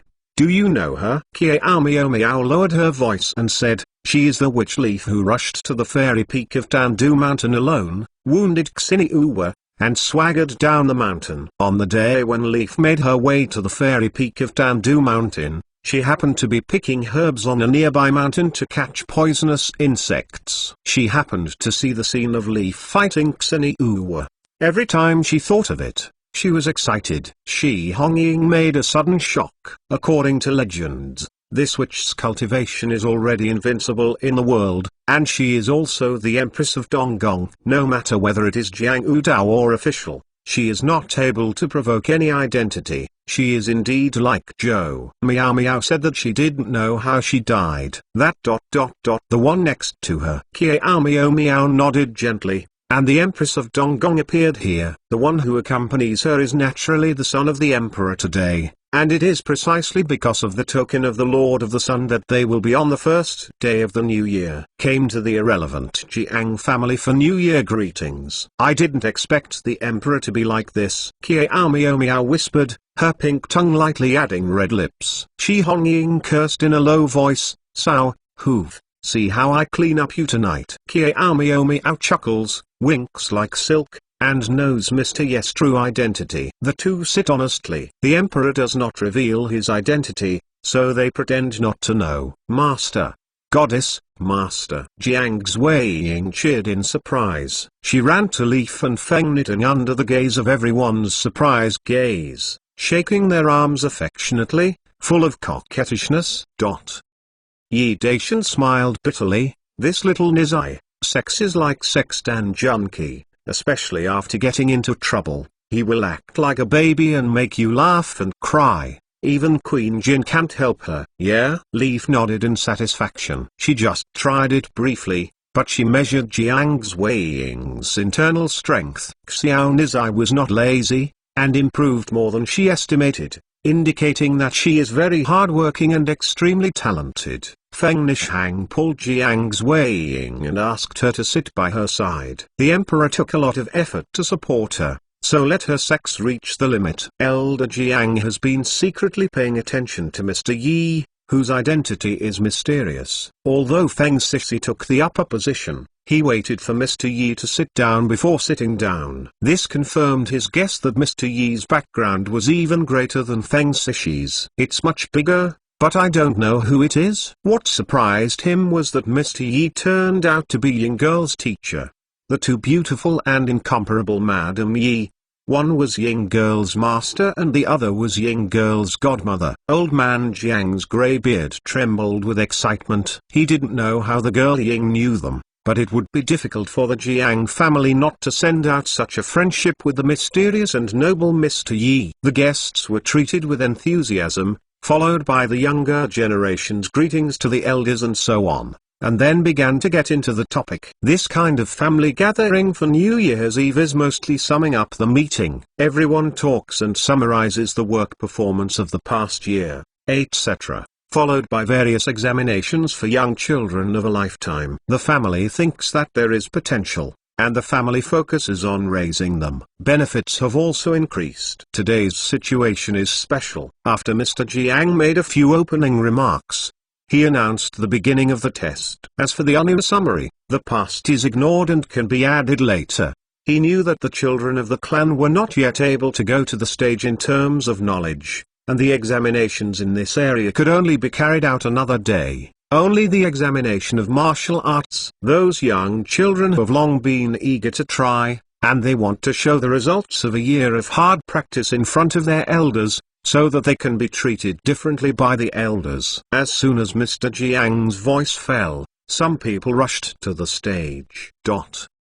The two young children competed in the center of the hall. The ping-pong team played together. This is a test of the future. Therefore, every kid on the field is very serious and goes all out to defeat the opponent and win. In the eyes of Leaf and others, the competition on the court seemed to be two children playing a game, and they wanted to doze off. Jiang Xueying has learned magic skills. Her cultivation base has improved a lot, and she was watching with interest at the beginning, and she also saw that the two players who played against each other had a lot of flaws in their moves. If she was on the court, she could defeat the opponent in 2 or 3 moves. Even the first master of the younger generation of her own family has many flaws in the moves, and she is dull, and the desire to defeat the strongest master of the younger generation of the family has also become less and less. To be honest, she suddenly felt that the Jiang family's proud ancestral martial arts was so bad that she was not on the stage at all. If she played against a real master,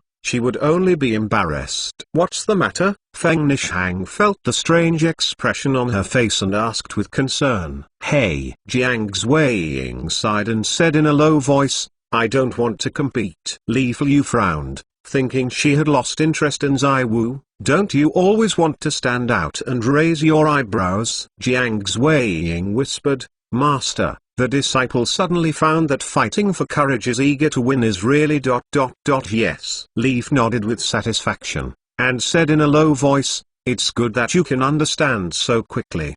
The purpose of martial arts is to protect yourself, to strengthen your body, and to strive for strength. It's just what your husband does. Yes, my disciple understands. Jiang Xueying nodded happily. She suddenly wanted to understand. All the unhappiness and grievances were thrown away, and she immediately felt extremely comfortable in her heart. Yi Daishanzi scratched his head and smiled bitterly. Uncle, I tried to help you support the market, but it took a lot of thought to summon these geniuses to support you. But now I suddenly said that I can't play with it. I took a lot of pains and paid it all. East Flow. The mind of a woman is really confusing. Chapter 593. A game that Yi Daishanzi carefully prepared that made Jiang Xueying show the limelight was finally unstoppable, which made him very puzzled. Since it's not fun, he naturally has no interest in staying any longer. And now he said that he has to visit friends and leave. Both Leaf and Feng Nishang understood his habits and smiled bitterly at each other. The emperor took a lot of thought for this Nizai to be a big show, but at the time of the busiest time, he didn't have to play. Who else was unhappy? Feng Nishang nudged Jiang Xueying and motioned to her to go up and make a payment. Jiang Xueying understood,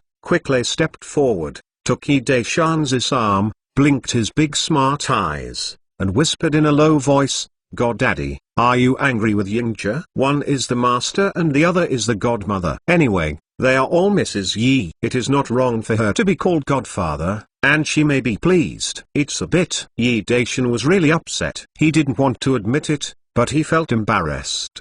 The expressions on his face were all written, so it's better to admit it. "God, it's Yingzha that is not good. Don't you be angry, you have done so much for Yingzha. Yingzha will only have to be a cow and Malay to repay her in her next life." Jiang Xueying shook his arm, full of coquettishness. "No. Godfather just got angry and passed quickly." He. Yi Daishan smiled, and the words "don't wait for the next life, just agree with your body" made him swallow abruptly. Belly. Even the idea of a goddaughter is a beast. Although there are too many things to sell dog meat in this world, he has not yet reached that point.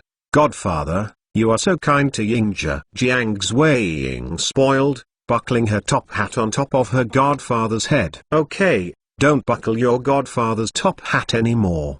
Godfather is not angry anymore." Yi Daishan smiled helplessly. This Nizai is simply a copy of Tan Junki when she was a girl, innocent and naughty, and lovable. The emperor got up. Feng Yuanjin naturally sent it off. As soon as Yi Daishan was gone, Kiao Miao, Shi Hongying and other masters of the world also took the opportunity to get up and say goodbye. Who doesn't want to stay at home and be happy with his family during the Chinese New Year? Chinese New Year. On the second day of the Lunar New Year, I was going back to my family's house. At this time, it was impossible to rush back to the imperial city. Yi Diatanzi thought for a while and decided to go to Yang Xiang's house for the festival. Really?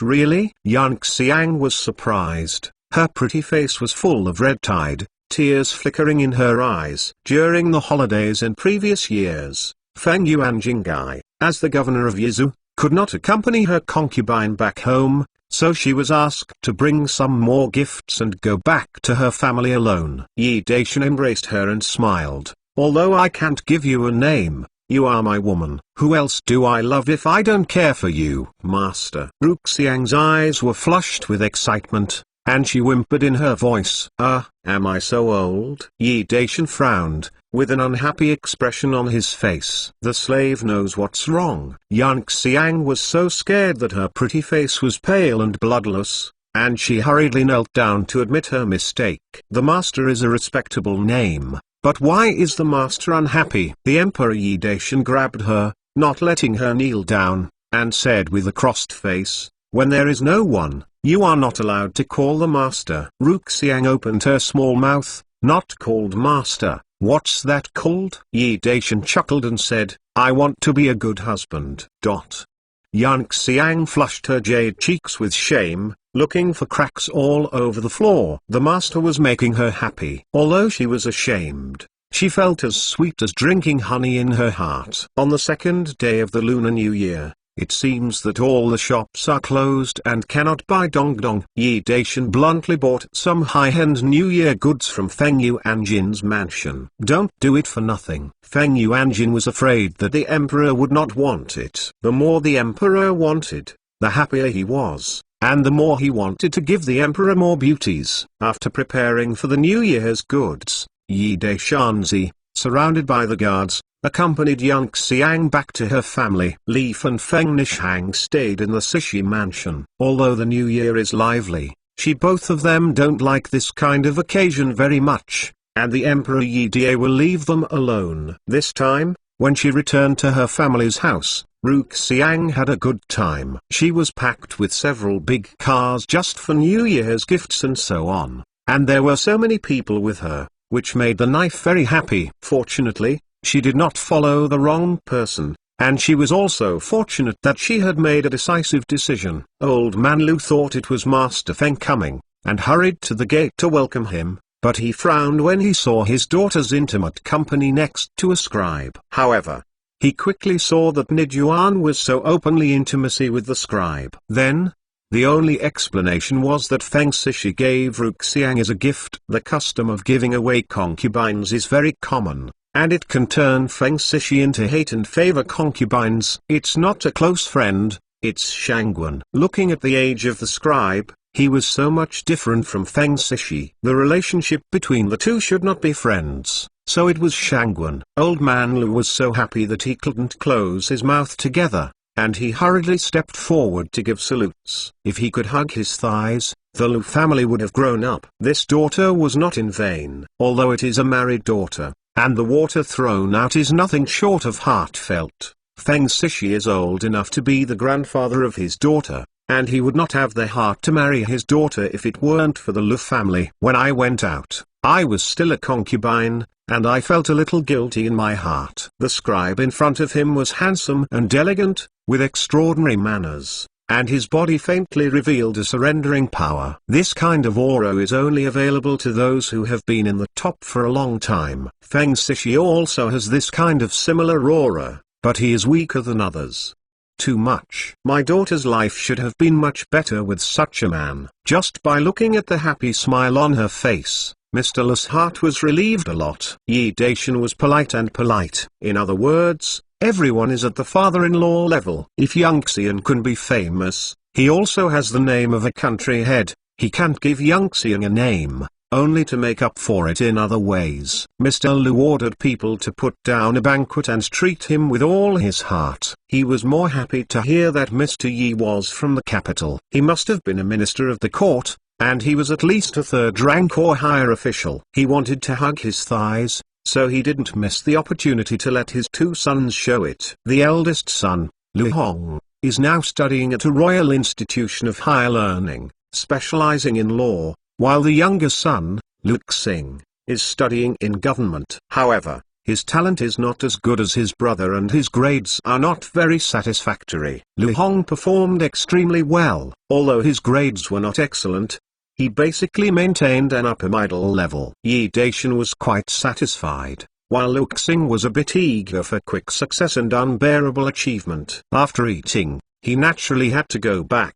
When he started, the Emperor Yi Daishan saw Lu Hong call Yang Xiang aside. Whispering, he pricked his ears and listened. "Yu Xiang, are you having a good time? Brother wants to listen to you to tell the truth." Lu Hong looked concerned. His son's lifelong event was decided by the elders, and his younger sister was married to Feng Sixi. He was helpless even if he disagreed. "Brother, Yang Xiang is really happy." "Really? She has never been so happy." Lu Yangxian met her elder brother's scrutiny gaze. From small to big, her eldest brother has always cared about her and treated her well, so she didn't need to hide it. Lu Hong sighed and said softly, "Just be happy." After school starts, my brother will visit you. Mr. Yi should be a good person. Serve others well. Don't make a little sexual. With Yi Daishan's current cultivation base, he naturally overheard what the brother and sister said clearly. He could see that Lu Hong was very concerned about the happiness of this sister, and only this brother and sister relationship made him look at him differently. Yi Daishan took a look at Xiao Luzi, and said calmly, "Make a note of Lu Hong's name." Chapter 594 Excuses for War on the official road. There is a group of people marching alone, and occasionally they can run into a few pedestrians on horseback. Today is the third day of the Lunar New Year, visiting relatives and friends, and it is normal that there are few pedestrians on the road. In the carriage, Yi Daishan lay comfortably on Li Fei's lap. Feng Nishang knelt down and kneaded for him. "You don't blame me, right?" Yi Daishanzi was a little bit sad. On the third day of the new year, he was not in the palace for a good holiday, but he was on his way. Li Jiao said, "How can the concubine blame me?" "If you want to blame, you can only blame the concubine." Indeed, when she accepted Jiang Xueying as a disciple, she understood what happened to the disciple at home, and her heart was somewhat upset, so she had the idea of standing up for the disciple. In the final analysis, it was because they were a drag on the emperor. However, the emperor, those guards, they didn't complain. But those inner palace guards followed them to Suzhou and couldn't spend the big festival with their families. There must be complaints in their hearts, and they must be comforted. Yi Daishan nodded, "Yeah." In the carriage of the other carriage, there were Yang Xiang, her maid servant, and Jiang Xueying. On the day of the departure, Xiaonizai suddenly ran over to go to the imperial capital with her master. This time, she did not move her home, but got the consent of Elder Jiang. Leaf just passed on the inner martial arts of the Magic Gate to Jiang's Weiying. The Magic Gate martial arts hadn't had time to teach,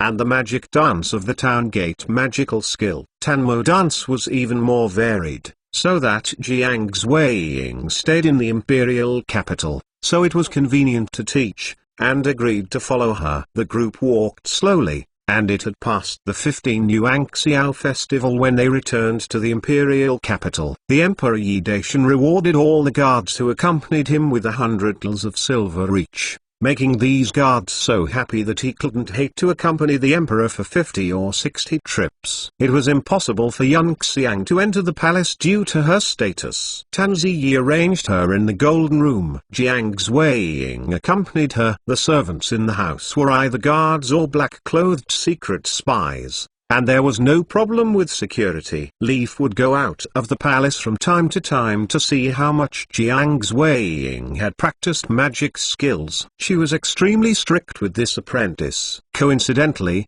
Yanyu also took in a female disciple named Wang Xiaoyu on the way back to Tandu Mountain to celebrate the festival. Wang Xiaoyu was only 10 years old and temporarily lived in the home of a female disciple of the emperor's profound sect. Yanyu also went out of the palace from time to supervise Wang Xiaoyu, practice Xuan Gong. Empress Zhengong Niang Jin knows that these two have special identities. They don't pay much attention to some rules in the palace, and she can only let them open one eye and close one eye, as long as they are not excessive. Hearing that the two were secretly competing against their apprentices, Yi Daishan had only a wry smile, and Xuan Motion was really a natural enemy. During this period, the Emperor Yi Daishan went out of the palace from time to time and went to the Golden House to accompany Ruxiang to prevent her from getting bored. After the Spring Festival, the Royal College of Higher Education opened. After Lu Hong returned to school, he often came to see his sister and saw that she had no worries about food and clothing. I am also happy and feel relieved in my heart. During the period of the Empire's recuperation, there were continuous incidents of people driving out missionaries from the Western continent in some places. Some missionaries were selling dog meat. Apparently they were preaching, but secretly doing some shameful deeds to fool the ignorant people. One was named Ronya. The missionaries of the maidens worsened the festival and aroused the anger of the people. They tore down the church and wounded the missionaries. The missionaries of Ronya were imprisoned by the government, waiting for interrogation. Concerning diplomatic issues, the local government did not dare to take the initiative to take the criminal Ronya and the collected evidence to the imperial capital, to await the ruling of the saint, and the missionaries were put under house arrest to avoid being killed by the angry people, beheaded in public. Yi Daishan had read the memorial, but he didn't even think about it. With a stroke of his pen, he decided Ronya's life and death. According to the intelligence reported by the Black Guards, Ronya not only maliciously criticized the Empire, spread horrors, but also engaged in espionage activities, collected some intelligence on the local garrison, and drew quite accurate maps. These are all in the dark. The close watch of Yaiwei's spy. Ronya was beheaded for spying and other charges. A dozen missionaries who participated were warned and expelled from the country. The Emperor Yi Daishan informed the Queen Victoria of the British Empire in the Western continent with official documents. This move made people happy, the people cheered, and it greatly deterred those missionaries who were engaged in illegal activities, enemy spies, whether they were in the Eastern or Western continent. They were all hated, and they would be executed if caught. No one said anything. Here, the chief minister of the cabinet, Dan Jiangmin, and other veteran ministers died of illness. Tai Chengyan, a scholar of the university, took over the position of Zaifu Tanjielao. He was also highly recommended before the death of Danj. He was extremely talented and was appreciated by the Emperor Yi Daishan. Ruxiang's eldest brother, Lu Hong, graduated with excellent grades from the Royal Institution of Higher Education, and was assigned to the Yongning County Police Station as the deputy captain of the police force. Because of his talent and meritorious service, he was quickly promoted to the chief of the police station. In the 20th year of the Chinese Empire, at the beginning of March, there was Master Yunzhen, an eminent monk of Huayan Temple, who came to Beijing together to see the emperor, and wished to preach to the Western continent and promote the spirit of Buddhism and Taoism. Yi Deishanzi met him personally and arranged for them to stay in the palace temporarily. In the Yushu, the commanders of the four main armies of the empire, Mu Chunfeng, Zheng Zixia, Gong Tangfeng, and Chang Peng were all present. They were all instructed by the Emperor Yi to enter Beijing in secret. The emperor: "The two masters are going to the Western continent. Maybe it's an opportunity." Wei Wuji, the royal consultant and deputy chief of the imperial military staff, said with a smile. The emperor's thoughts: he knew best. After several years of recuperation, the empire not only fully recovered its vitality, but its national strength doubled, and the emperor became restless again. Just looking at the great manpower, material and financial resources that the emperor has successively invested in the area from the western regions to the desert Euro, we know that the conquest of the western continent is imperative and the time is ripe. What is lacking is just an excuse for sending troops. This isn't it? Danzi was used to sexually touching his chin.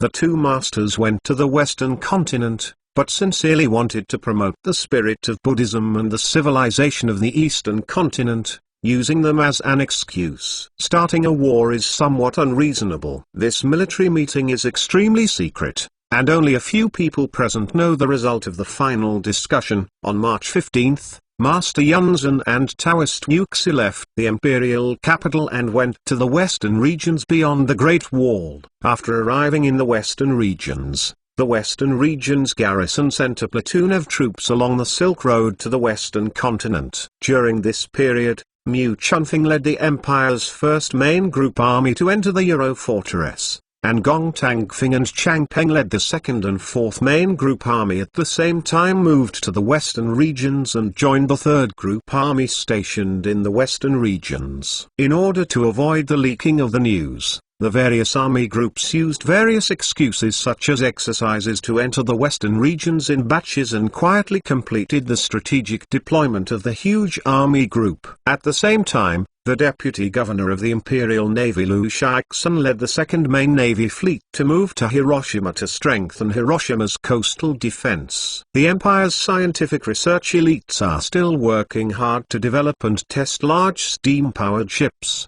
But Yi Deishanzi no longer has the patience to wait. Chapter 595 Golden Buddha. When Yi Deishanzi came to the western regions, Master Yunzhen and Dao Wu had already embarked on the road to the western continent under the escort of a border defense platoon. When Yi Deishanzi came to the western regions this time, only a few people knew about it, and he claimed to be patrolling on an order. Today, the Imperial Army is generally equipped with semi-automatic rifles, machine guns, and howitzers, and machine guns are even equipped to the squad. Each company has at least one machine gun squad, which has guaranteed firepower. Because the large E-caliber howitzers were too bulky and inconvenient to transport, the Imperial Armory was ordered to produce some small-caliber howitzers to reduce the weight as much as possible, facilitate transportation, and is also convenient to push and pull during war. This small-caliber howitzer is equipped to the battalion, regiment and division-level. Troops are equipped with large E-caliber,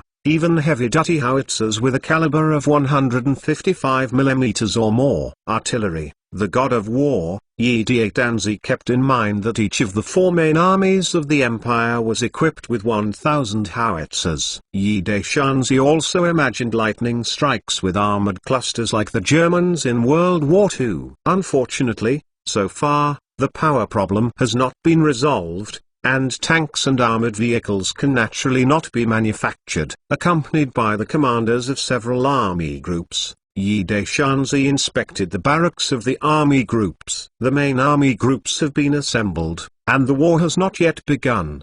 The army groups have not slackened because of this. The soldiers are still practicing earnestly. The four main armies have participated in many battles. After being tempered by blood and fire, They are all elites of the empire. At this moment, they have high morale and morale. The performance of the soldiers made Yi Daishan very satisfied. 3 days later, he set off for the fortress of Hyero, and Fox Xion accompanied him with 20,000 tigers and leopards. The Tiger and Leopardian Cavalry has been officially renamed the Royal Guard Cavalry Division, and Fox Xion is the commander. The knights' bows have been replaced by muskets. After years of hard training, the knights fired their rifles when they charged the horses. The accuracy and sex have been greatly improved, using a revolver to shoot at close range, and using a saber for close combat. The tank has not yet appeared, and the cavalry still has the necessity of existence. Moreover,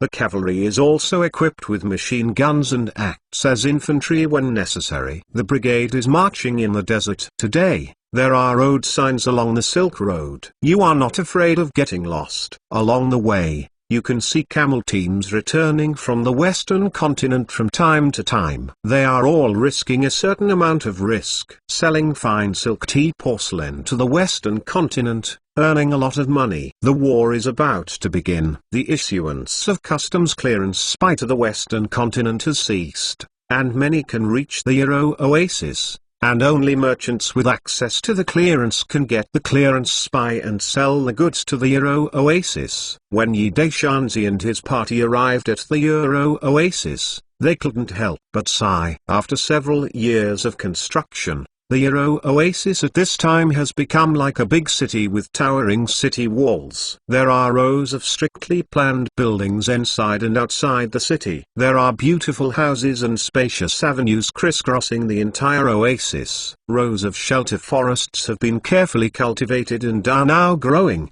and they are gradually expanding into the desert. To encourage local residents to plant forests, Yi Daishan took a lot of thought. All those who moved to live in the city, everyone must plant 10 trees and they must survive. Soldiers stationed in the fortress must plant 1 tree every 3 months, because of the lack of water resources, in order to prevent desert invasions.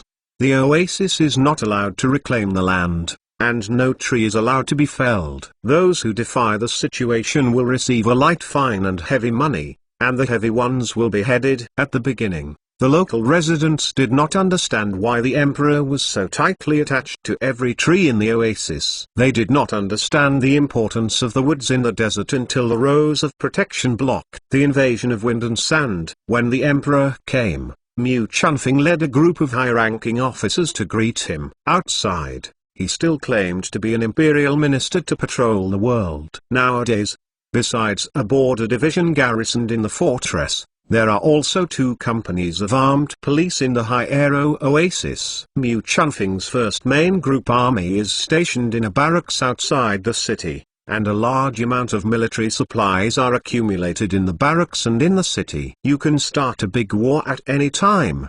During the period of recuperation, the Empire's war machine never stopped, but they were quietly storing food, weapons and ammunition, etc. Not many people knew it. The general mansion of the Hyero fortress became the temporary residence of Emperor Yi Da, as well as the general headquarters of Mu Chunfeng. The officers of the war staff have been studying various battle plans. Not only are there a map of the entire western continent hung on the wall, there is also a large sand table on the long table with mountains, rivers, cities, etc., which is a complete reduced map of the Principality of Slok. The conquest of the Western continent is bound to be a long war. The Empire's army expedition, the logistics and transportation routes are not only long, but also extremely inconvenient for transportation. Therefore, it is necessary to find a foothold. The Principality of Slok is on the edge of the Silk Road and is also the first priority of the Empire. The first target to capture. A large number of reconnaissance troops have been dispatched, going deep into the desert, and even approaching the reconnaissance intelligence of the Principality of Slok. These reconnaissance troops have undergone cruel and intensive special training in accordance with the requirements of the Emperor Yi Da, well equipped. And in fact they are special forces of later generations. Once war begins, these reconnaissance forces will be dispersed, infiltrated, and penetrate into the enemy's territory to carry out assassinations, sabotage, and other activities to cooperate with the army's offensive. Now that the Imperial Army has completed its strategic deployment, all that is missing is an excuse to start a war. Any war needs an excuse. This is what makes the division famous. The excuse for conquering Throk Principality fell on Master Yunzan and Yuxu Docheng. At this time, Master Yunzan and Taoist Wuxu were escorted by a platoon of Imperial border guards and were marching in the desert. It took up to 3 days to reach the Principality of Slok. Principality of Slok, Queen City. The city is as lively as ever, the poor are working hard, and the nobles participate in various entertainment activities. In the Meidalan Tavern, there are many people of different looks who are drinking. Some of these people are poor, some are wandering warriors. There are also many knights with simple clothes and sabers hanging on their waists, and many tall and fierce-looking people. Mercenaries, they are all poor people living in the lower classes. Now, people in the entire tavern are discussing one thing. It is said that a few days later, a monk and Taoist from the Eastern continent will arrive in the city to preach the Buddhism and morality of the Eastern continent. For these, the people of Slok Principality are not interested at all. They believe in God, and God is an omnipotent God. As for other Taoisms, they are all different kinds of heresies in their hearts. They are interested in gold, and they don't know who the news came from. The monk from the East continent carried a Buddha statue made of gold, weighing more than 10 kilograms, and protected by the armed forces of nearly 30 people. A dozen catties of gold, for the poor, is an unimaginable amount of wealth. Who wouldn't be tempted? Chapter 596 Declaration of War in the Governor's Mansion. Governor Connor also heard such rumors, but he looked disapproving. People in the Eastern continent were completely uncivilized barbarians, heretics, and the Almighty God is the true God. Your Excellency, there is an official note from His Majesty the Great Emperor of the Eastern Continent Empire. I think you'd better inform General Thomas and let him send an army to escort him. Deputy Tangruni reminded softly. Taroni's left sleeve is empty. His entire left arm was made during the first expedition to the Eastern Continent by the Allied forces of the Empire. The strength of the Imperial Army in the Eastern Continent. He has a deep understanding of the Second Eastern Expedition of the Allied forces. It was so miserable that the entire army was wiped out. If the East Continent came to cause an accident in the Empire, it would inevitably lead to diplomatic disputes. If it was just a diplomatic war of words, if the Emperor of the Eastern Continent Empire made a ruthless attack, the Empire would be in danger. Governor Connor thought for a while, and he reluctantly sent someone to inform General Thomas that he would send an army to guard the crossing of the Eastern Continent. General Thomas is the highest military officer in Queen City. He has never been in agreement with Governor Connor, the chief executive. Naturally, he would not fully cooperate with his request. After a day, it was not until noon the next day that a team of cavalry was lazy out of town. At this time, Master Yunzan and Yuxu Docheng and his party had already entered the territory of the Duchy of Slok, but they were still surrounded by deserts, and some villages in Duchy of Slok were occasionally seen along the way. There is the Dolani Gorge ahead. Passing through this Dolani Gorge, and then more than 50 miles ahead, you will arrive at Queen County, and further ahead is Queen City. A platoon of border guards escorted Master Yunzan and Yuxu Docheng into the Dolani Grand Canyon. Halfway through the journey, there was a rumbling iron hoof in front of them, and the sky was covered with dust and smoke. Unarmed cavalry rushed in. Their faces were covered with black scarves and only showing blue eyes. When these people rushed in, they immediately shot and shot. Yes. Master Yunzan and the others fired shooting. The frontier guard platoon in charge of guarding had been secretly guarded when it heard the rumble of iron hoofs. When it saw that the situation was not good, it immediately retracted behind the rocks in the canyon and fired back with a gun. The shoot between the two sides ping-pong-pong. Both sides had casualties, and they were glued for a while, but there was a rumble of iron hoofs behind. and even Master Yunzhen also looked nervous. The first class is behind the palace to cover, the second class and the third class rush out with me. The leading lieutenant commanded decisively, and he was blocked in the canyon. There was only a dead end, and only desperately rushing out, or a ray of life. 20 guards between Master Yunzhen and Taoist Yuxu urged their mounts to rush back and forth. Amidst the ping-pong gunshots, soldiers were shot and fallen from horses. The opponent was crowded with fierce firepower. After the charge officer shot a masked man, he suddenly felt a shock in his chest. Drown him. On the yellow sand, there were dozens of human corpses and horse corpses. None of the imperial soldiers surrendered and all died in battle. Master Yunzhen and Taoist Wuxu were also shot dead in the melee. The masked men picked up the packages of Master Yunzhen and Yuxu Docheng and the guns and ammunition on the ground. They even tied the bodies of their companions to the war horse, and then whizzed away, leaving only billowing dust and smoke. When General Thomas' subordinates led an army arrived, they only saw the corpses all over the floor, and they were stunned for a while. When the news came back to Qin City, Governor Connor felt a little uneasy, but General Thomas disagreed.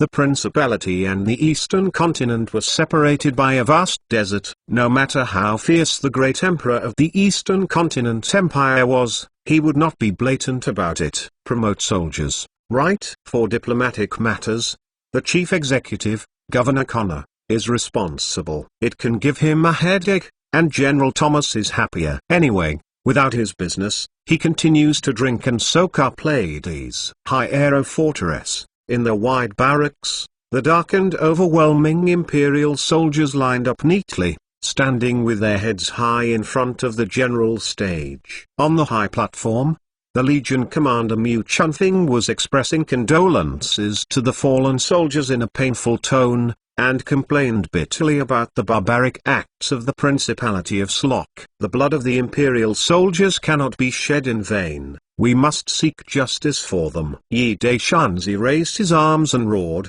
and the voice of the implied 50% of the Emperor's magical skills resounded through the sky. Revenge! Revenge! All the soldiers were very sad and angry. They raised their arms and shouted, thousands of voices gathered, and the sky broke through the sky, and morale was unprecedentedly high. The effect of the pre-war mobilization was very good, and Yi Daishan was very satisfied. He waited for this moment for too long, and then it was time for the army commander Mu Chunfing to issue an army order. As military orders were issued one after another, teams were deployed one after another, and the logistics transport team followed a huge artillery force and advanced into the depths of the desert. At the same time, the 2nd and 4th Main Force regiments that had moved to the western regions also received orders. In the desert, the mission sent by Governor Connor was intercepted by a reconnaissance company. The second lieutenant who led the team had seen the apology letter written by Governor Connor and annotated with Chinese characters. He sneered and sent a squad to the mission. Escort to High Aero Oasis. The envoy saw a group of soldiers from the eastern continent marching towards the Empire,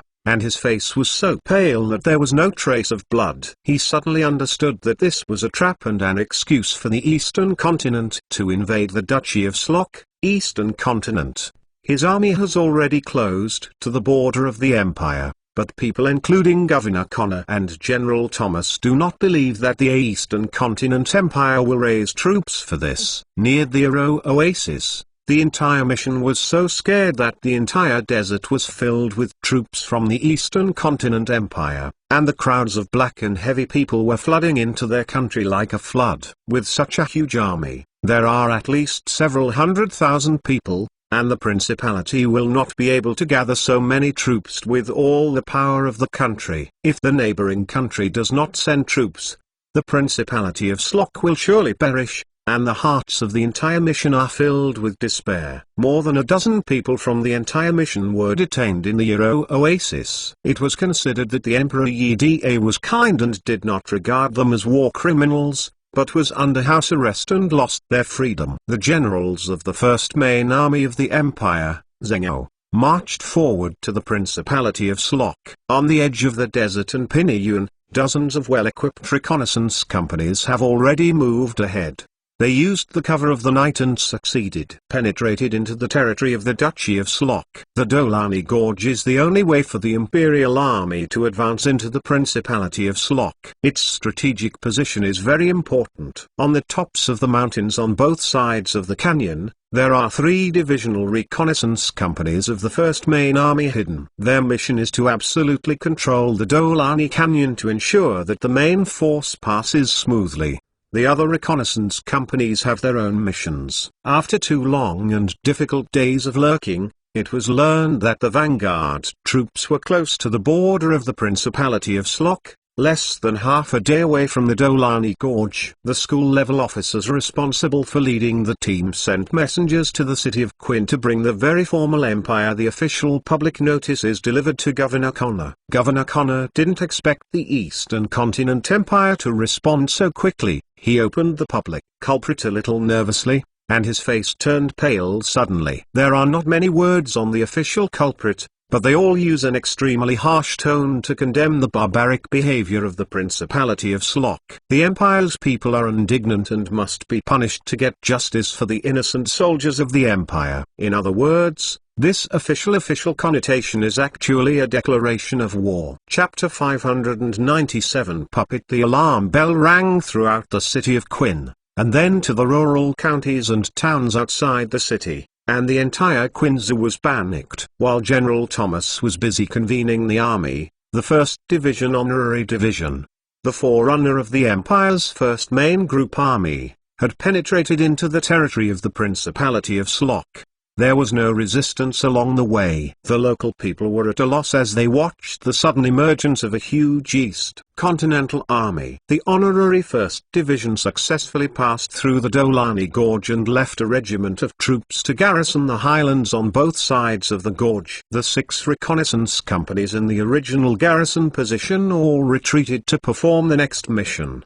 The huge army of the Eastern Continent Empire suddenly crushed the territory, and the entire Quinn city was chaotic. General Thomas desperately summoned the army, urgently recruited young men, issued weapons, and formed a new army. All kinds of unfavorable news kept coming, causing Governor Connor and General Thomas to be overwhelmed. According to reliable information, the Eastern Continent Empire Army has quickly advanced to Lanning County, only half a day away from Quinn City, and various places near Quinn City. The counties and towns were all found to have small groups of enemy troops active. Soluo County, which had a large amount of food, and Banda County, which had a military ammunition depot, had fallen. There were only 2 regiments in the city of Quinn, and General Thomas did not dare to divide the troops for rescue, so he reluctantly ordered the strengthening of the defense, and at the same time sent people to seek help from the neighboring Zhu County. The Honorary 1st Division of the Empire's 1st Main Army Group advanced to the city of Quinn in the evening,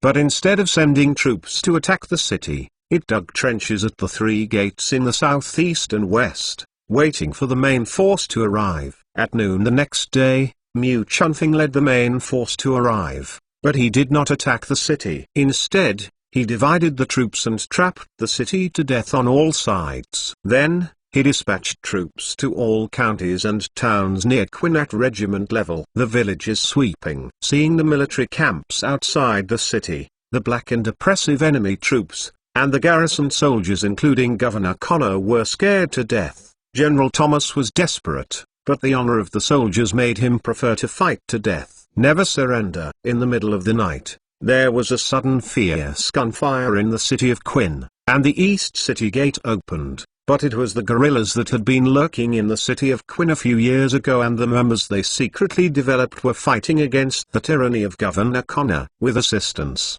he launched an attack on the officers and soldiers in the city and opened the east gate smoothly. Mu Chunfing did not hesitate, and swung his army into the city. Nearly dawn, the gunfire in the city stopped. The 2 city defense regiments in Quinn City were mostly annihilated, and all the rest surrendered. General Thomas died in chaos. In the army, the guerrillas broke through the governor's mansion. Governor Connor and his family were hanged for rebellion and hanged on the spot. Many officials and nobles were hanged together until the imperial military intervened. Many nobles were spared. Climbed out under the escort of the Royal Guard Cavalry Division, Yi Daishanzi entered the city at dawn. Except for Mu Chunfeng, no one knew that the emperor was on the front line. The first main group army only rested for one day, and then continued to advance deep into the Principality of Connor. Before the 175mm caliber howitzer and heavy artillery arrived,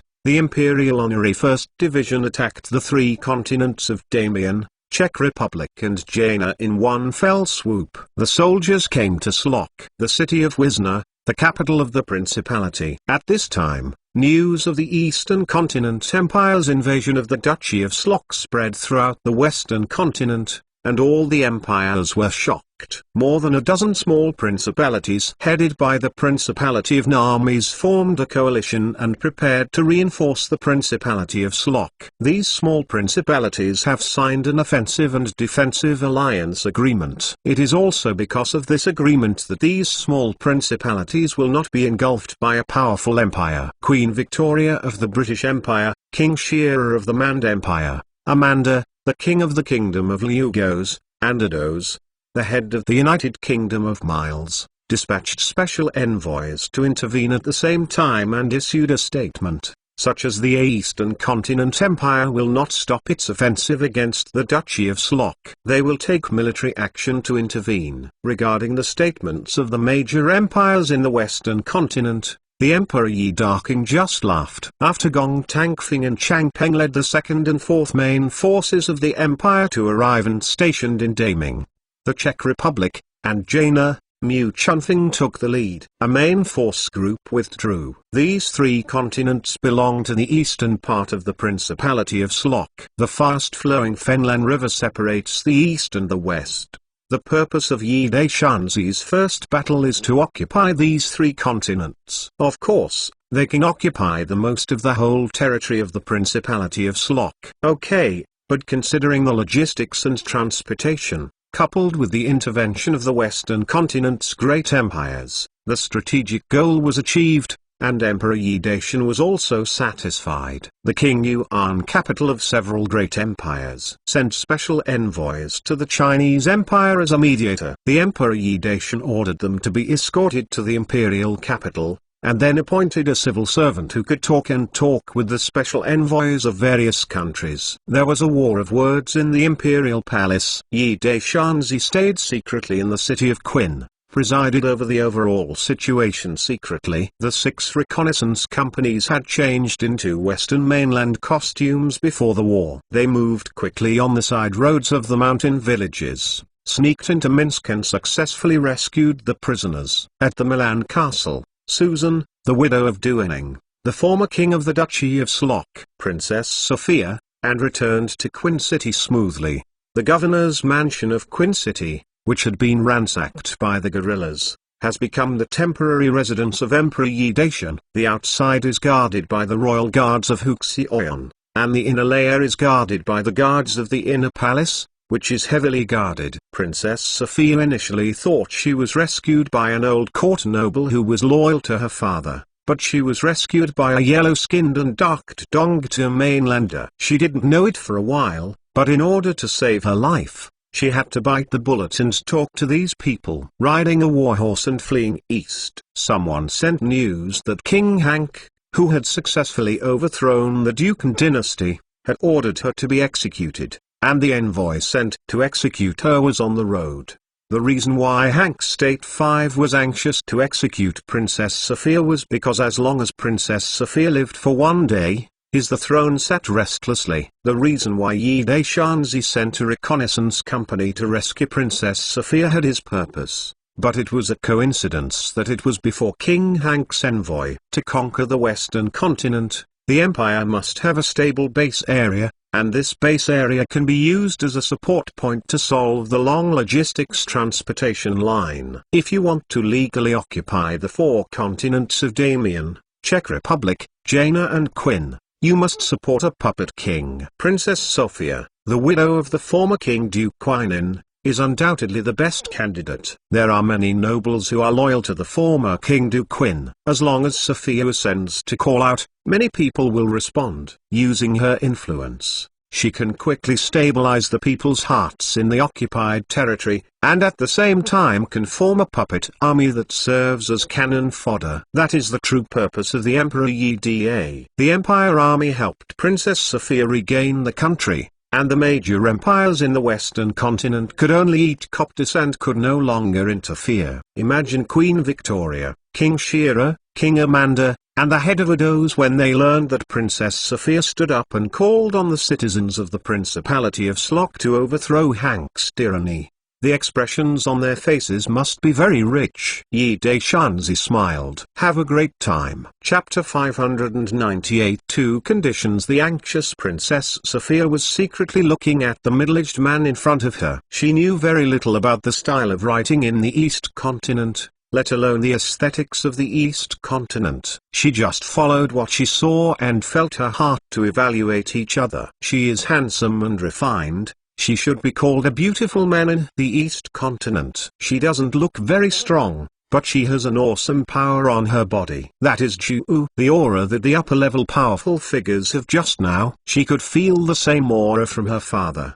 but the aura of the middle-aged man in front of her was even stronger than that of her father, making her unable to be sure. In short, it was very powerful. The other party just stood so casually, but like a giant that scorns the world. Princess Sofia didn't know how the other party would treat herself, so she could only wait anxiously. She was covered in dust, her head was messy, and her clothes were torn by branches, making her look very embarrassed. The situation was critical at the time. After the soldiers from the Eastern continent rescued her from the Milan castle, they ran non-stop. In order to distract the chasing soldiers, at least dozens of soldiers volunteered to act as bait. Yi Daishanzi is also looking at Princess Sofia. He has read Princess Sofia's information. He just turned 20 this year. His fiancée died in the riots that Hank usurped. All members of the royal family of Duke Yuan were hanged. Only Princess Sofia was hanged, survived and was imprisoned in the Milan castle in Minsk. Hank didn't kill her because of her beauty, right? To be honest, although the Princess Sofia in front of her is extremely embarrassed, she can hardly hide her natural beauty. She is definitely the top beauty of the Western continent. Moreover, her figure is very hot, and only Josephine and Catherine can compare with her. Regarding the degree of stature, women in the Eastern continent cannot be compared with the Western continent, but each has its own advantages. The females in the Eastern continent are well proportioned and beautiful, and the proportions are good. The Western continent is mostly choppy and suffocating. Why is my brother crooked? Yi Daishan gave a light cough and a friendly smile appeared on his face. Dear Princess Sofia, you are safe for the time being, so don't worry. The interpreter beside Shili translated the original words. Princess Sofia breathed a sigh of relief, but then frowned. For the time being? What do you mean? The Emperor Yi told the 2 Slok girls to take Princess Sofia to shower and change clothes. These 2 Slok girls were maids offered by Slok nobles who were willing to loyal to the empire. Their appearance and body were also first class. Soon, Princess Sofia came out with the help of the maid, which made Yi Daishan's eyes brighten. After the bath, Princess Sofia wore a brand new noble lady dress. Beautiful, charming, dignified and noble, beautiful and moving. A banquet table has already been set up in the hall, and the bursts of tantalizing appetite make Princess Sofia swallow. During her imprisonment, her prisoner food is only a little better than ordinary prisoners. On the way, she desperately got rid of the pursuit. My stomach was groaning with hunger. Yi Daishanzi stretched out his hand and made an inviting gesture. Princess Sofia sat down unceremoniously, picked up the knife and fork, and enjoyed the food in front of her beautifully. Even if she was hanged, she had to eat before she was hungry. Regardless of impoliteness, Princess Sophia gobbled it up. Feng Zhengkanyang quickly wiped out half of the food on the table. The maid took off the banquet and held up the fragrant tea made by Feng Nishang. After a sip, Princess Sophia couldn't help but praised it again and again. This was the best East Continent fragrant tea she had ever drunk, and it stayed for a long time. Yi Daishanzi smiled. The royal tribute tea is naturally the best in the world. Although the tea that the imperial merchants traffic to the western continent is top grade, it is far different from the tribute. Moreover, the tea brewing tea sets, etc. They are all very particular about it. Feng Nishang is also a middle-class player. How can people from the western mainland make good tea with just one brew? Okay, now, let's talk about terms. Yi Daishanzi talked to Sophia in half-baked English. If the other party doesn't understand, he will have his own interpreter. Yi Daishan stretched out two fingers. Honorable Princess Sophia, you have two choices. He was too lazy to grind his lips, and the intelligence collected from the black escort lurking in the Principality of Slok, and his observations. Princess Sophia has never participated in political affairs, has been fascinated with painting, and is quite popular in Slok's painting circles. Fame. Perhaps because she never participated in political affairs, coupled with her beauty, the new King Hank did not order her to be hanged at the time, until some eager nobles wanted to use Princess Sophia's royal identity to plot a crime. Hank felt a crisis, and had to order her to be executed. Princess Sophia's uneasy expression was clearly written on her face. There is no free lunch in the world. Sure enough, it is impossible for these people from the East Continent to sacrifice the soldiers' lives to save her. What conditions will the other party offer? I don't know if I can accept it. Yi Daishanzi smiled and said,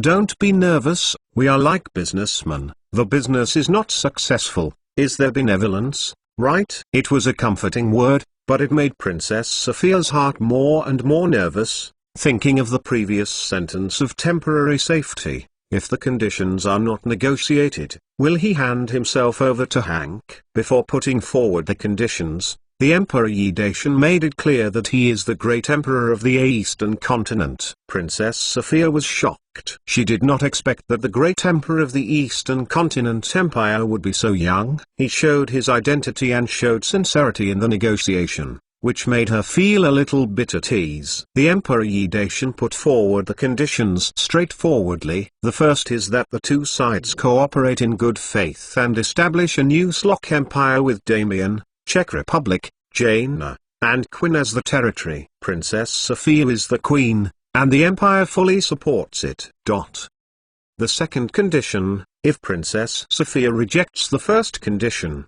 he can only give her to King Hank in exchange for the legal right to occupy the 4 continents. Princess Sophia couldn't help being silent. Although she was not involved in political affairs, it did not mean that she knew nothing. The first condition looked very attractive. In fact, she was just a puppet queen who was fucked by the other party, but if you accept it, you can keep your life rich, and at least there will be no worries about sex and life. The second condition, she didn't even think about it. Hank never gave up on those who opposed him.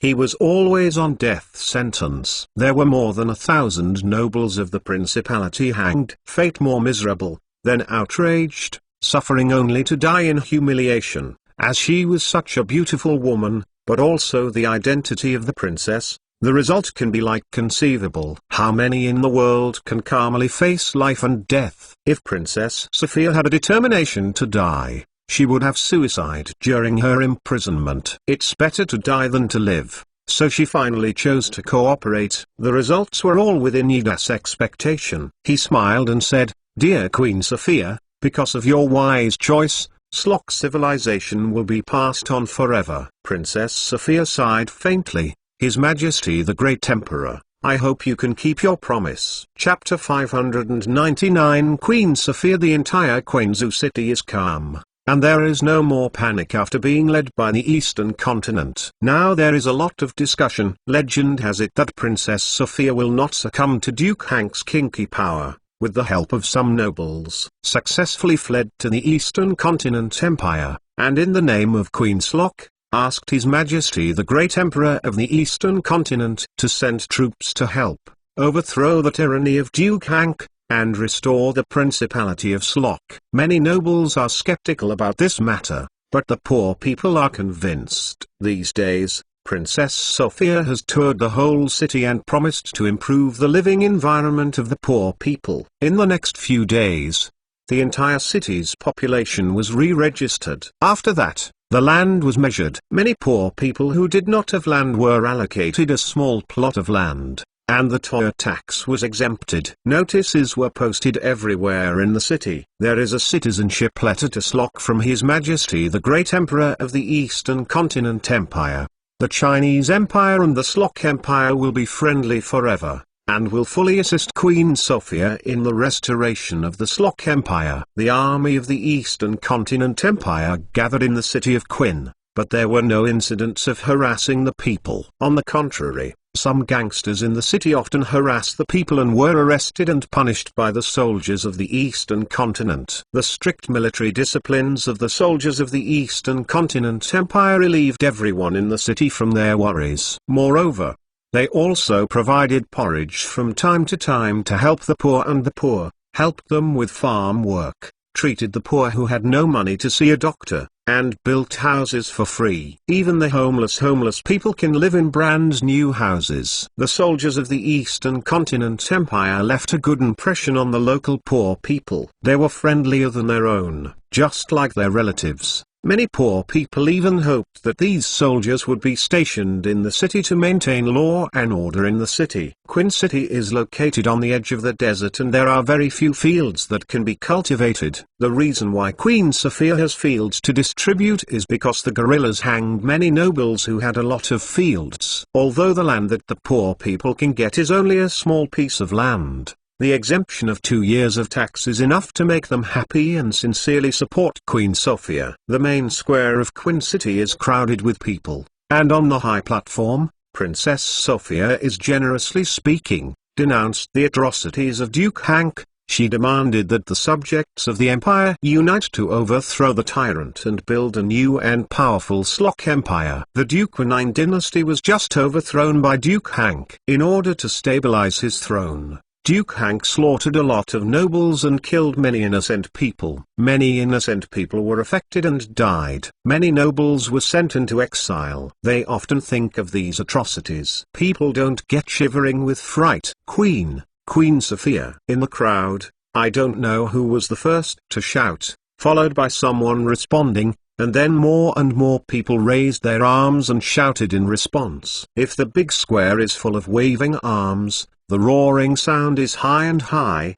resounding across the sky. At this time, even if someone opposed it, there was no alternative. The facts had caused Princess Sophia to ascend the Queen's throne as the only legal heir to the royal family. When the goal was achieved, the Emperor Yi Daishan smiled happily. Next, it was time to select the royal guard for Queen Sophia. Tanzi selected some clever people from the guards of the inner palace, and drew some veterans from the army, and ordered them to step up their learning of English, and then selected some from the Yannikans who had been converted, as well as the Slok people who had been converted. A few were selected to form a 500-man royal guard, formerly George from Yaniga. Johnny serves as the captain of the bodyguard. There are many nobles who are loyal to the Duquesne royal family. These people have stood up and expressed their full support for Queen Sophia. The small court of the Slok Empire is composed of these nobles and members of the original Yannika nobles. The Duke of Minas serves as the prime minister and fully assists Sophia. The queen is in power. Yi Daishanzi has also inserted a large number of manpower in the police station and the security regiment, and has also appointed a lot of submissive Sloks. In short, the situation is completely in control. Queen Sophia announced the establishment of the Eastern Slok Empire, and denounced Duke Hank for being ungrateful and usurping the throne. After she was not to legal empire, she sent envoys to England, Manda, Lugos, and Mijinli according to the intention of the emperor. Empire ask for their support. This dramatic sex change caused headaches for the kings and queens of the major empires in the Western continent. Previously, In addition to the statement issued by the United Empire of the United Kingdom, which recognized the legal city of King Hank, the British and other empires did not recognize it. He even threatened to send troops to intervene, but, before the empires assembled their troops, the mutiny had ended, and Duke Hank was in full control of the situation. Now, Princess Sophia suddenly stood up and established a new Slock Empire, and declared that she begged His Majesty the Great Emperor of the Eastern Continent Empire to send troops to assist. At this time, they could not accuse the Eastern Continent Empire of invading the Principality of Slock and lost their morality. Threat of sending troops. The biggest headache for the kings of the major empires now is to recognize the legitimacy of Queen Sophia. Or do you recognize the legal sex of King Hank? Of course, these veteran empires are more inclined to Queen Sophia. Duke Hank is just a usurper. Recognizing his legal sex is tantamount to setting a precedent for the Western continent, and some people will follow suit and seek their throne in the future. If the huge army of the Eastern Continent Empire retreats after helping Queen Sophia to regain the country, they have no problem. They are afraid that the army of the Eastern Continent Empire will rely on it and use the Throck Empire as its base. This will be a big trouble. Yi Deshanzi smiled very happily. In short, the great empires in the Western continent were Dumsuet co-opted as Chinensis, and there was hardship to tell. When the kings of the great empires had headaches, the empire's huge transport team continued to transport all kinds of materials to the city of Quinn. The large amount of food shipped greatly eased the pressure on food supply, and the empire has nearly 1 million troops. Entering the Duchy of Slock, the daily consumption is very scary. There is an arsenal in the city of Quinn, which has several complete sets of guns and ammunition production equipment, but it is slightly behind the empire's equipment. For this reason, Yi Deshanzi transferred a large number of craftsmen from China to refit the production equipment of weapons and ammunition into domestic standard production machines, and then mass-produced guns and ammunition. The start of the arsenal requires a large number of workers. The production of firearms requires a large amount of iron ore. Iron ore needs to be mined and smelted. All of these require a lot of manpower and provide a large number of jobs for the Slocks. There is work,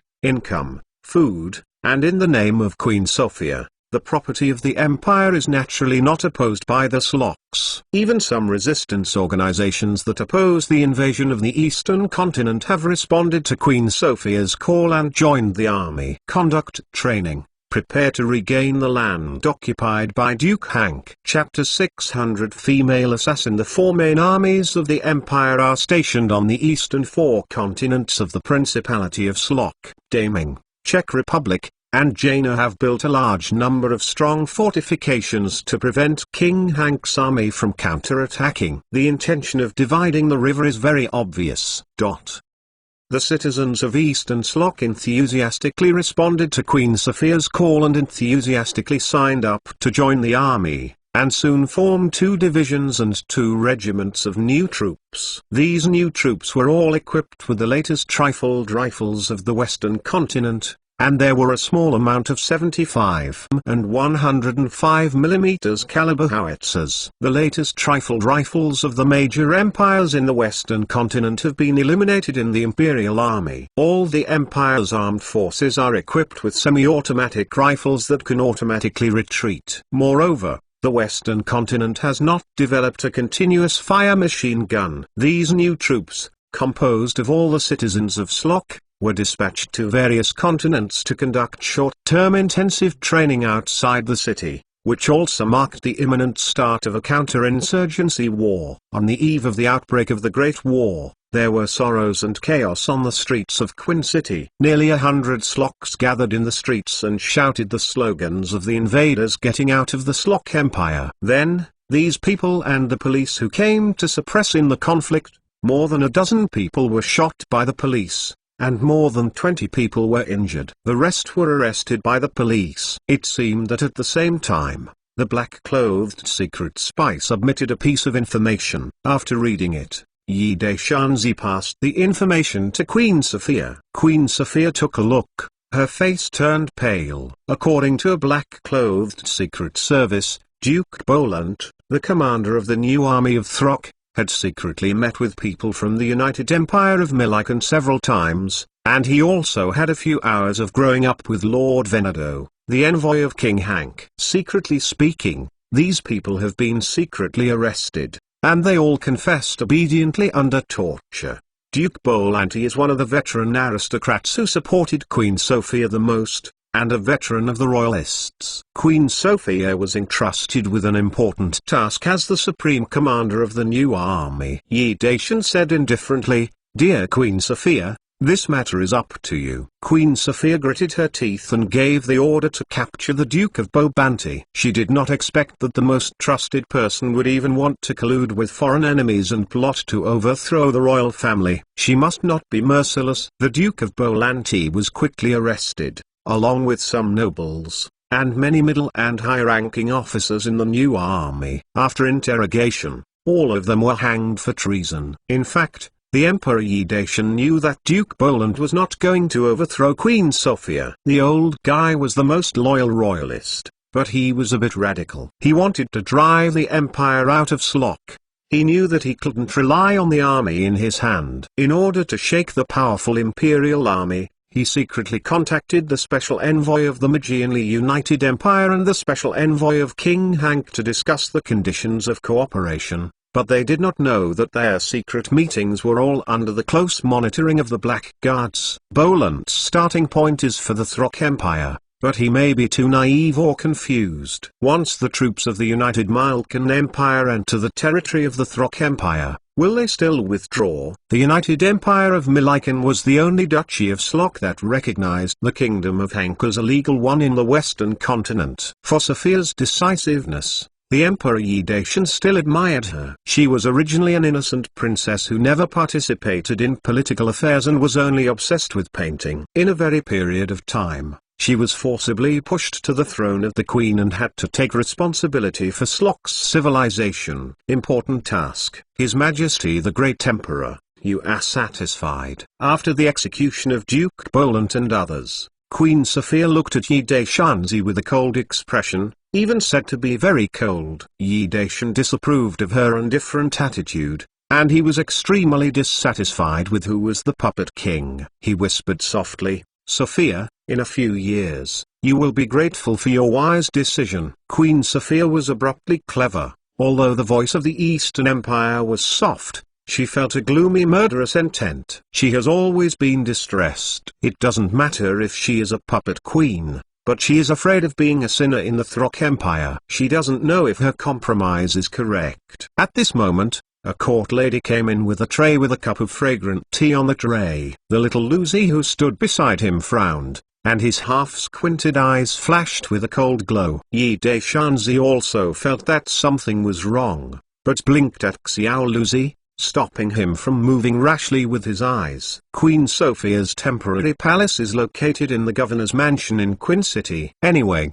the palace is the largest, and the Emperor Yi Da and her share half of each other. Naturally, there must be eunuch ladies serving in the palace. More than a dozen girls from the Slok Empire were selected to serve Queen Sophia. These ladies knew that Queen Sophia was closely related to the envoy of the Great Emperor of the Eastern Continent, and they often talked together. As for whether there is an ambiguous relationship between the two people is not known. The lady who brought tea in revealed a fatal weakness. Queen Sophia and the envoy of the Great Emperor of the Eastern Continent were talking in the hall. How could it be possible to only serve a cup of fragrant tea? This is a serious disrespect, and the maid in the palace definitely will not make such a low-level mistake. That is to say, the maid is posing as an impersonator. Moreover, she was going to assassinate, with murderous intent, and the murderous aura had escaped unknowingly. With Xiao Luzi's cultivation base, even slight changes in his aura could hardly escape his unusually power, let alone his grim and cold murderous aura. The woman was an assassin, but the Emperor stopped her with his eyes. He could only hold back and did not make a move. However, he had pinched a silver needle between his fingers, and he was confident that before the assassin took out the gun, he would kill with one blow. Of course, he was nervous to death. The Emperor was the 9-5 god. Although the Emperor's magical skills were powerful, it was too dangerous to get in touch with the assassins so close, not to mention that it was the age of firearms. Yi Daishan stood with his hands in his hands, and looked at the female assassin who was approaching indifferently. The magical power of body protection has quietly operated and is ready to go.